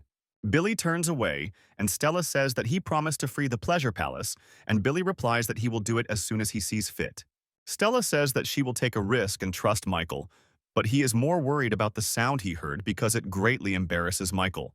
At that moment, Michael realizes what is happening. He starts turning around and screaming that the past him is dead, and he no longer wants this. However, when Michael turns around completely, he only notices Chair sitting on the bed, who, as it turns out, simply changed her clothes. Realizing this, Michael turned around and began to talk about how, according to Stella, he had been here before. She says that Michael apparently really did lose his memory, and begins to talk about the various rumors she heard about him. Michael responds by saying that these rumors are not far from the truth and asks if the charm technique had been used on him before. He talks about how on the 6th floor he met a girl named Kate, a foreigner, who used this technique on him. This information makes Stella angry. She says that Kate could not have done this because it is a forbidden technique. Stella replies that they had never used this technique on Michael before because he was already a pervert even without it. Immediately after, Michael asks to forget it and asks how Stella is connected with the Slaughterhouse Palace because everyone who does not want to change will end badly. Stella tells Michael that the leader of the Slaughterhouse Palace is the Great Richard, and if Michael wants to change the cult, then he should get rid of him. Stella explains that Franklin, Richard, and one of the elders all want to become cult leaders, but each has different methods and desires. Although Michael is not happy about this, he understands that this is entirely expected, since opinions differed even within the Federation Union, and here even more so. However, Stella then declares that one of them does not really want to become a leader, but simply wants to wipe the cult off the face of the earth.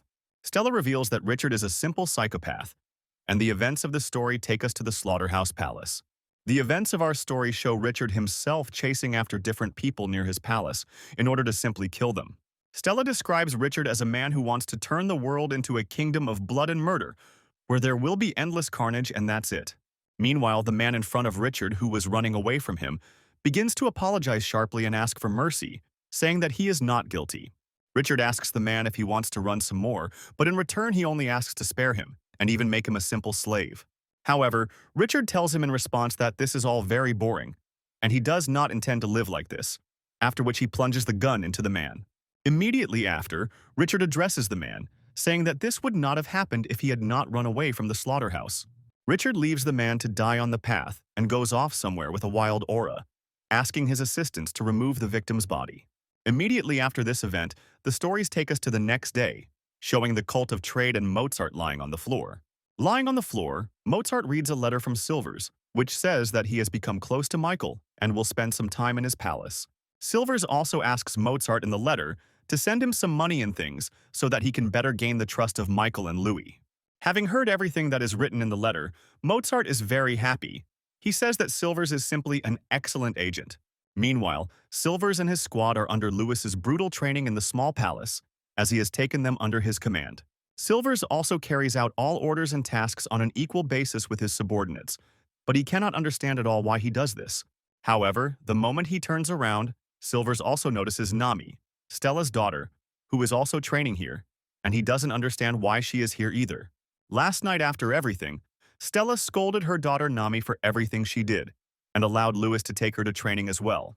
Michael turned to Louis and asked why they needed Nami, and Louis replied that one of their men had asked him to save her life.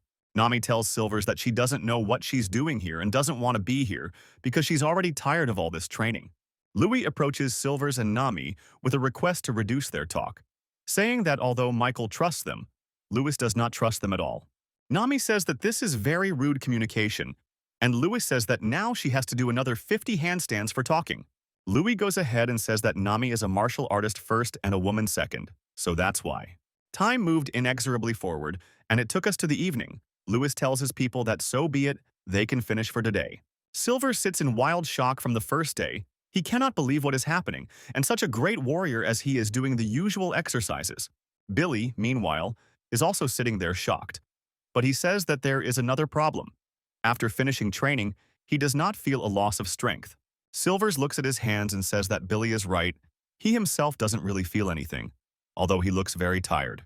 At that moment, Silvers realized that with the training from Louis, his body began to develop much more powerfully, and he does not feel tired, and this makes him very happy. It was at this moment that Silvers experienced what Michael had been waiting for. He became dependent on the small palace and training from Louis. Meanwhile, our hero Michael goes to the library to Lester's secret room, but not alone, this time with Stella. Stella immediately tells Lester not to worry.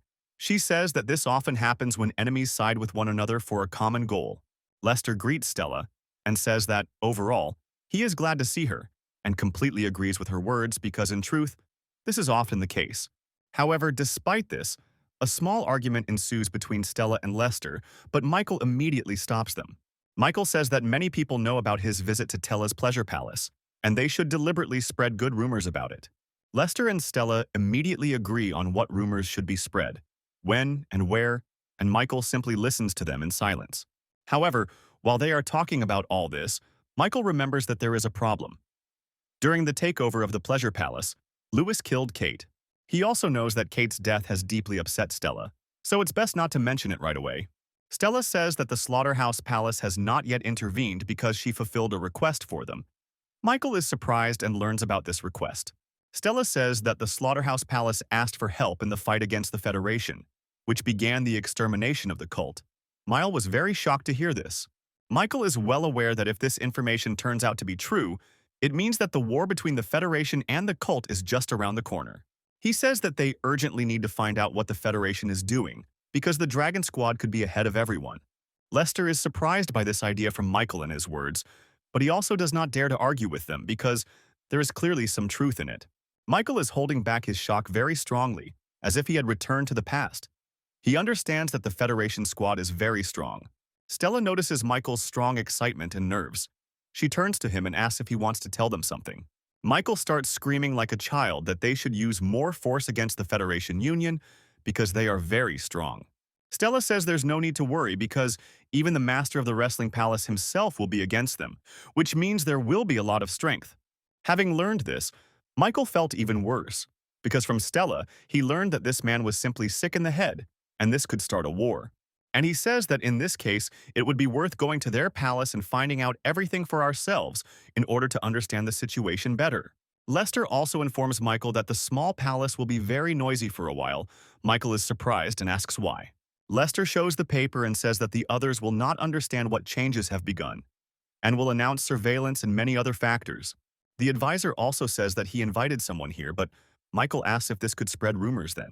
The old man says that he will keep a close eye on everything, and not a single ant will be able to hide from his gaze ever again. Stella also suggests moving the Pleasure Palace to Michael's Valley, but he says it's too early to do that. It would only attract unnecessary attention. However, in exchange, Michael allocated a separate building for Stella so that she could always come there, and she agreed to this.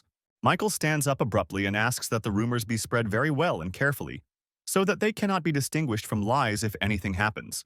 Michael also abruptly states that while Stella and Lester are busy with this, he will be busy getting rid of the other 7 palaces.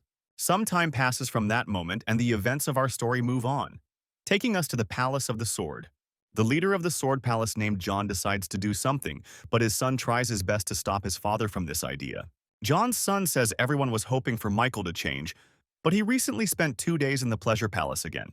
John himself asks his son to stop saying all this already, adding that he says a lot of nonsense because it is very important now. However, even after this remark, John's son did not stop, but only continued.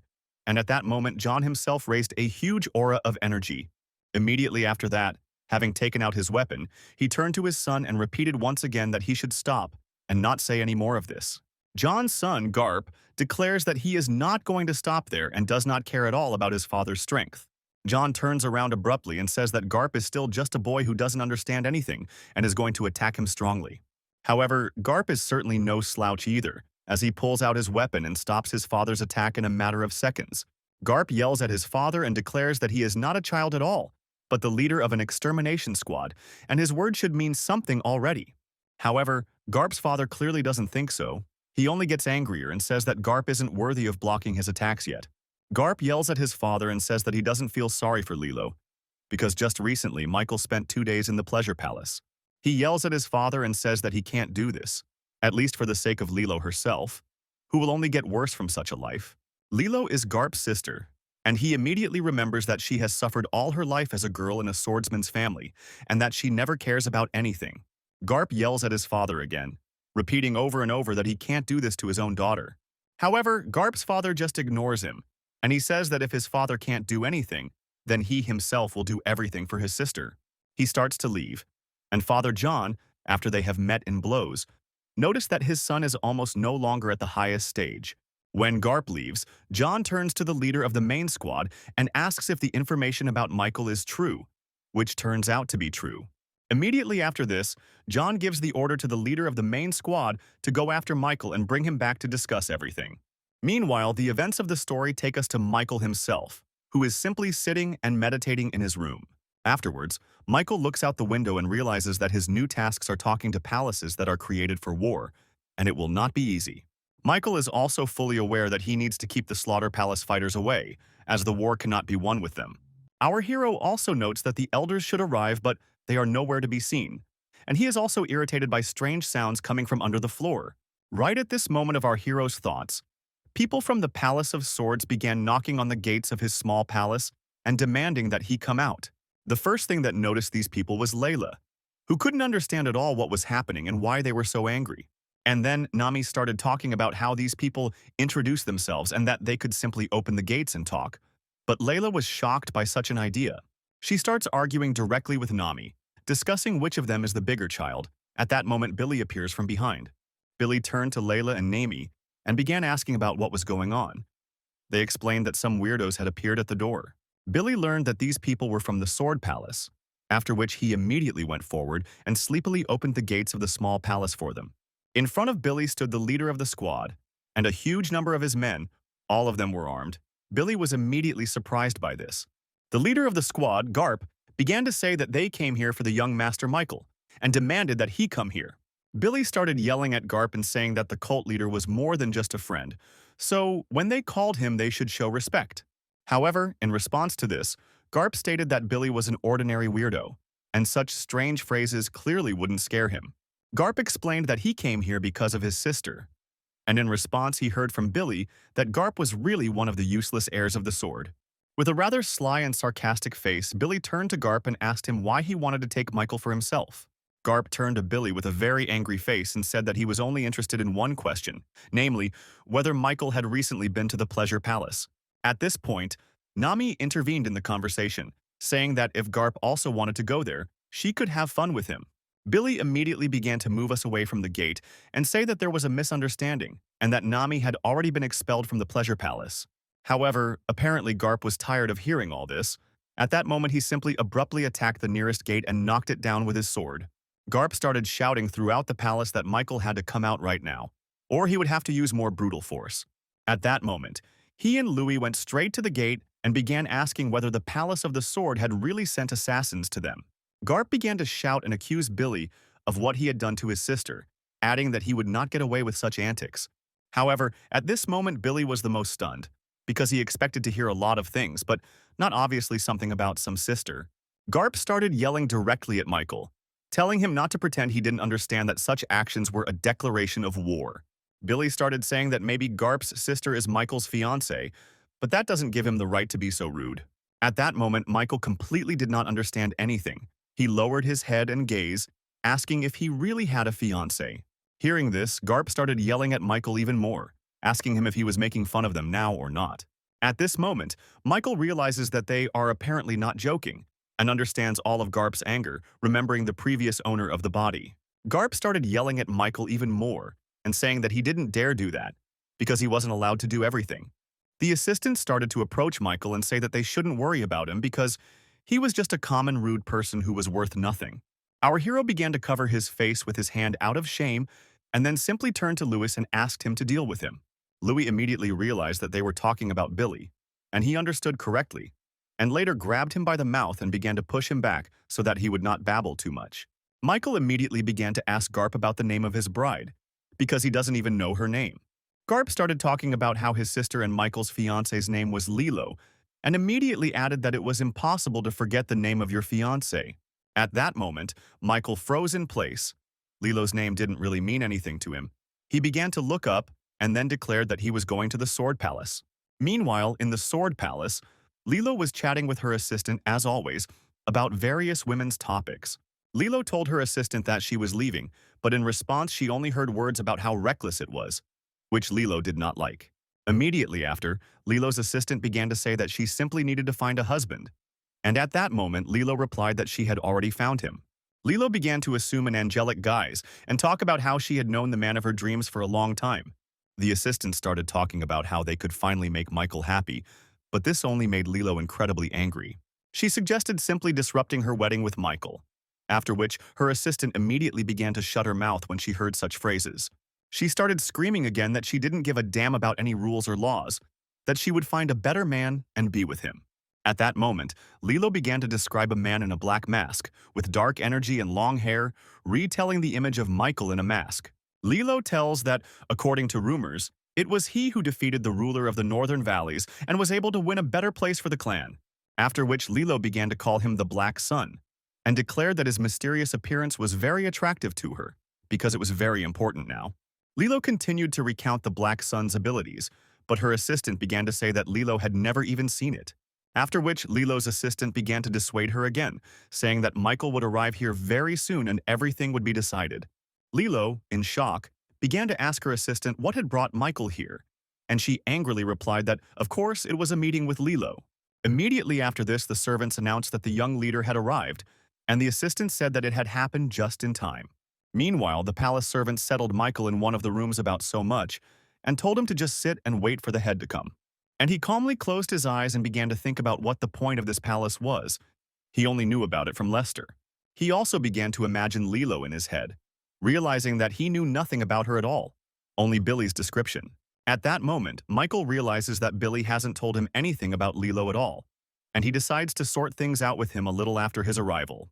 Meanwhile, looking out the window, Michael notices some strange woman who starts to walk away somewhere and has tied her head with a scarf. At that moment, she turns her head and also looks straight out the window, noticing our hero Michael there, who is looking at her. Our hero fully realizes that it is she, and she realizes the same thing and simply begins to move away faster. However, Mile understands perfectly well that if he doesn't do anything now, she will leave, and he simply runs towards her, grabbing her by the shoulder. Michael began to address her and restrain her, telling her that she should not behave like that, because it was wrong and childish. Michael started asking Lilo why she was angry with him, and she only screamed in response that she simply hated him with all her soul. Lilo starts to leave, and Michael sharply tells her that he doesn't particularly love himself either, but Lilo doesn't understand what he's saying. He started telling Lilo that she knew nothing about martial arts, which meant she shouldn't go out into the streets. Michael also said that Lilo should live in his palace, but she asked why, and Michael sharply replied that that was where she belonged. This brought Lilo into a wild shock. She was very surprised by the words that Michael said, and she even blushed deeply from it.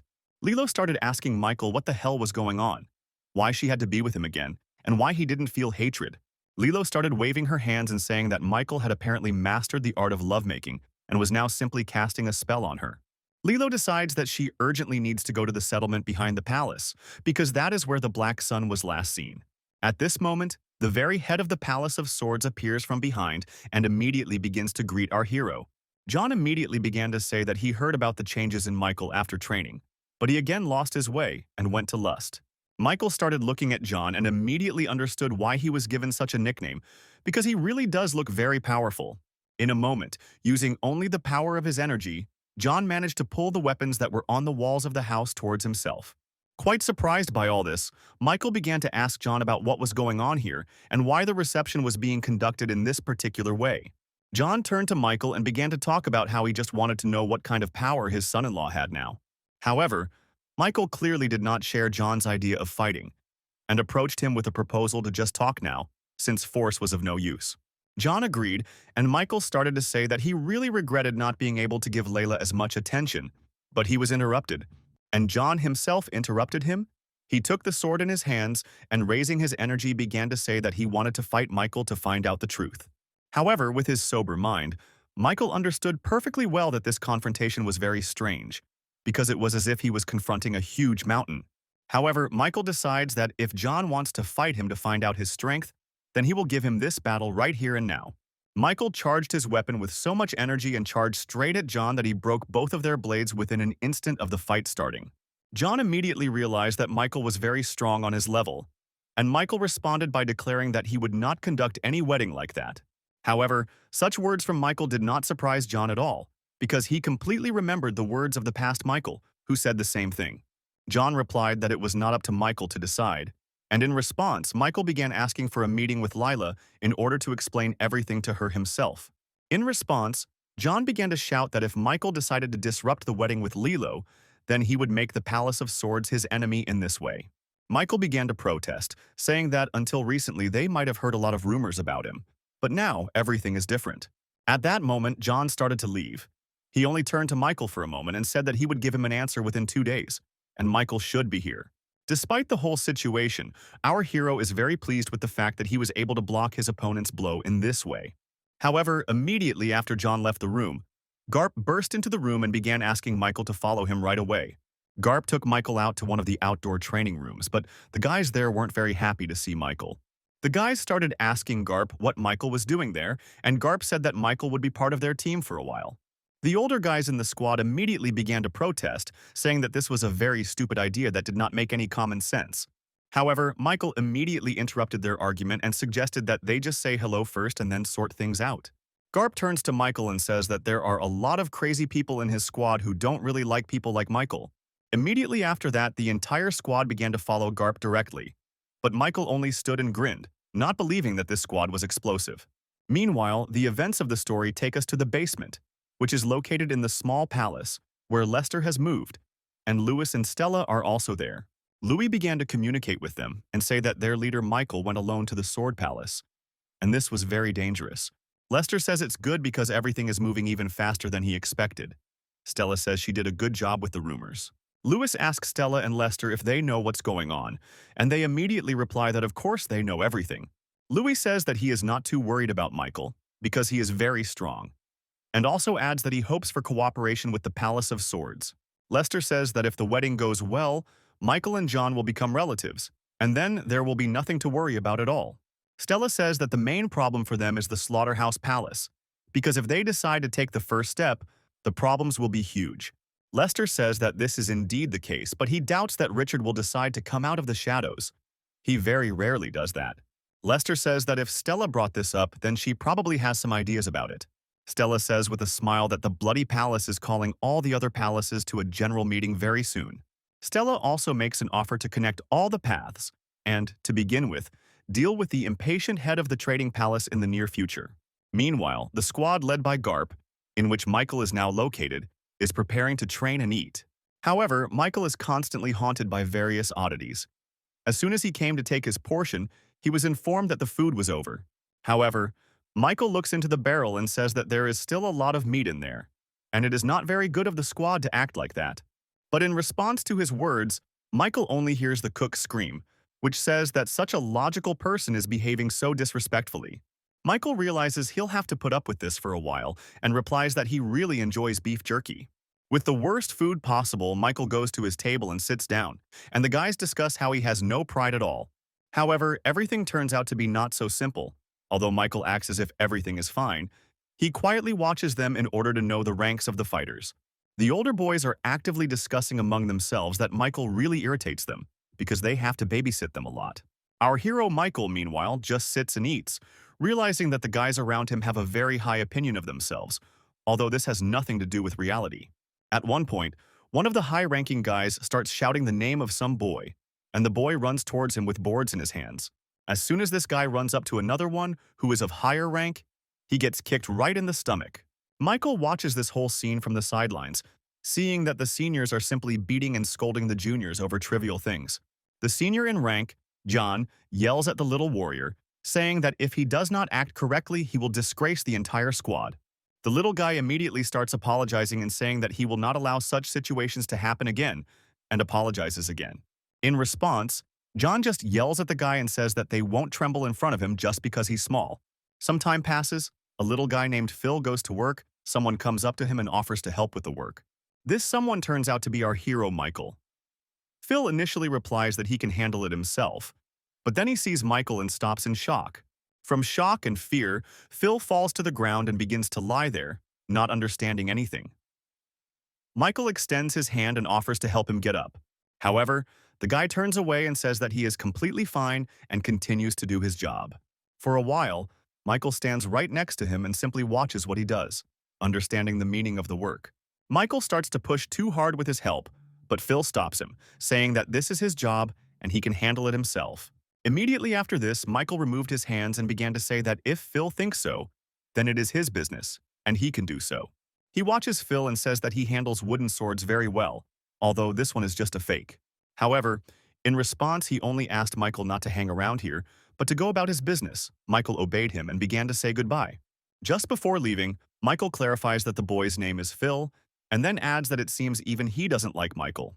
Phil says that Michael is unpleasant to everyone because he cheats on his wife Lilo and has brought a lot of harm to the believers in their palace.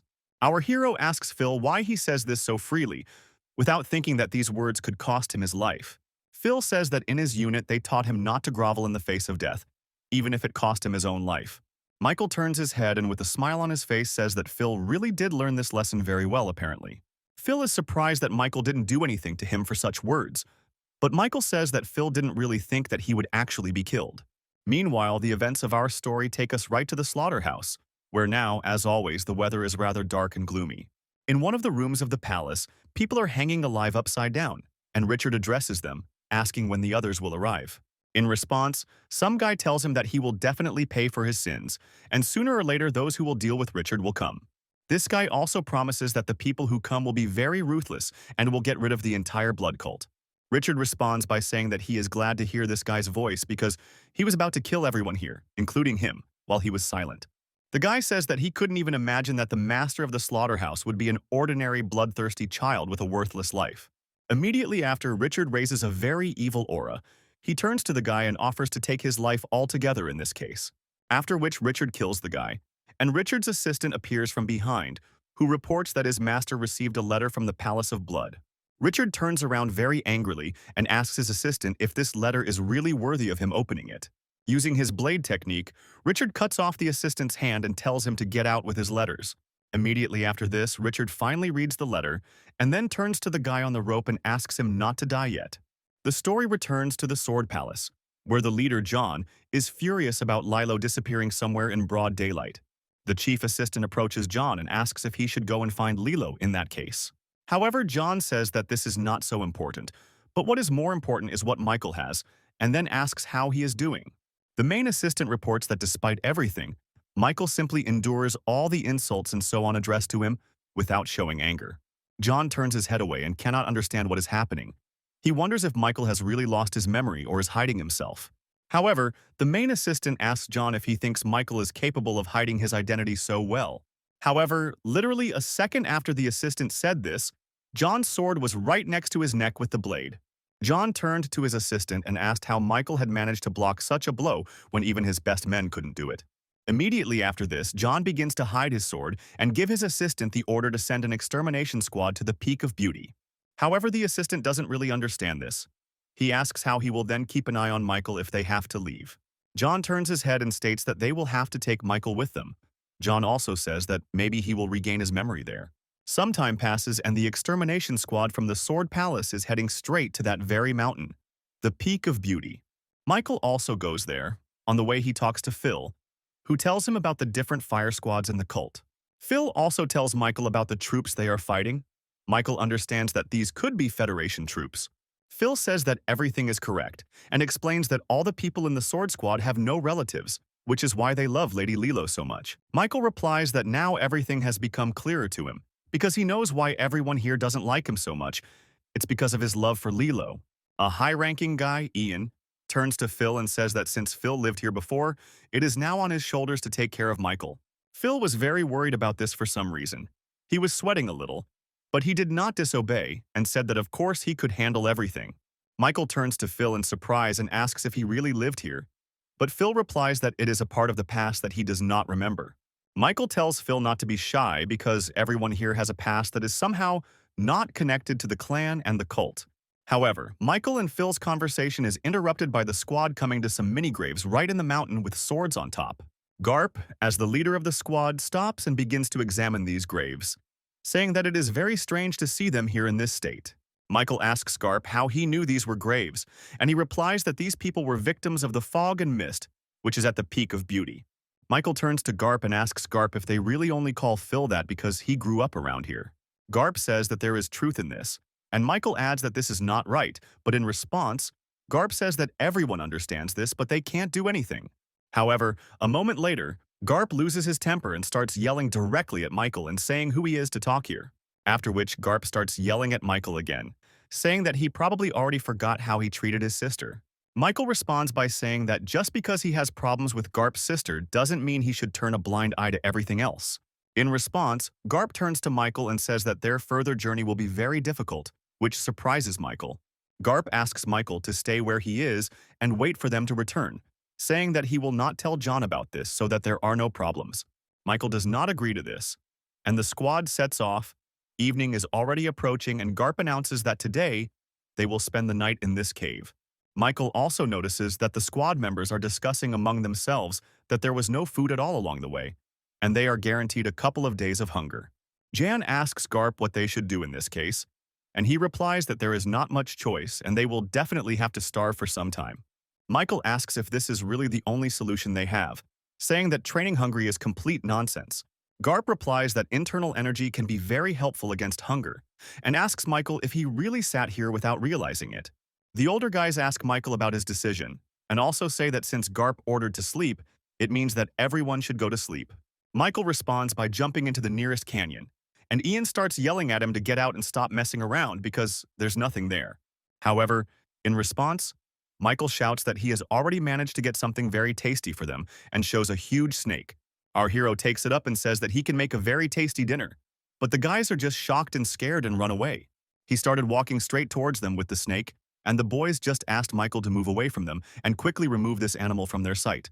Michael, looking crazy, says that if the boys want to eat, they can go down and get more snakes, because there are a lot of them there. However, Jan and the other older boys are simply horrified by what they now see in front of them and are afraid of snakes. Ian says that he recently threw rocks at the snakes, and Michael says that he removed all the rocks to get access to the food. Garp turns to Michael and says that if the viper bites him, he will die in 7 minutes, but in response, Michael states that he doesn't care.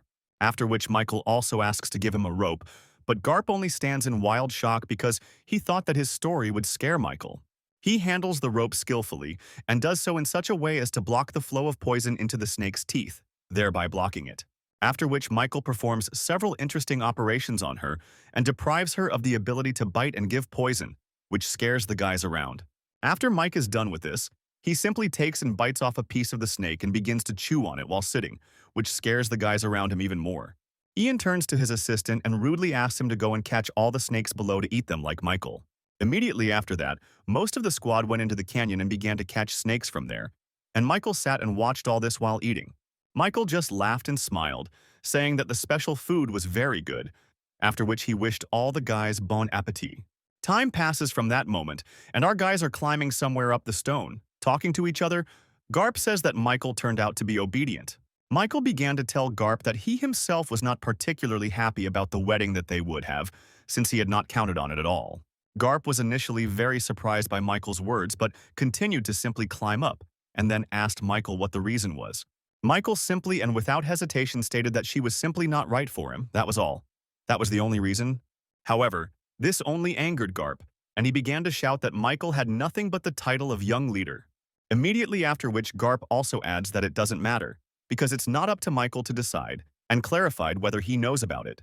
And he began to turn to Garp and tell him to do as he pleases, but remember that Michael himself is not at all happy with all this.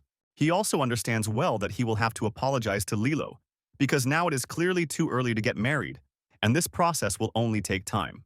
Michael also smiles and realizes that with his life plan, he may be destined to remain alone in this world forever. However, at that moment, Michael's thoughts were interrupted, because he suddenly felt something from the outside. It really attracted his attention. Michael immediately turned to Garp and asked if there was an abyss nearby. Garp stated that there was, and asked how Michael knew, and he understands that there is a very powerful energy coming from the side, and he is not mistaken, and asks Garp to move forward faster. Garp started to turn around and ask Michael what was going on, but Michael just shouted at Garp to move forward faster. A moment after this, a very powerful wind blew, which began to blow away everything in its path. Garp began to say that it was still too early for such winds. The guys from the squad below began to be blown away. Michael began to turn to Garp and ask if he could withstand all this now. Garp, meanwhile, couldn't even answer. He clenched his teeth and held onto the mountain with all his strength to keep from falling, using only one hand.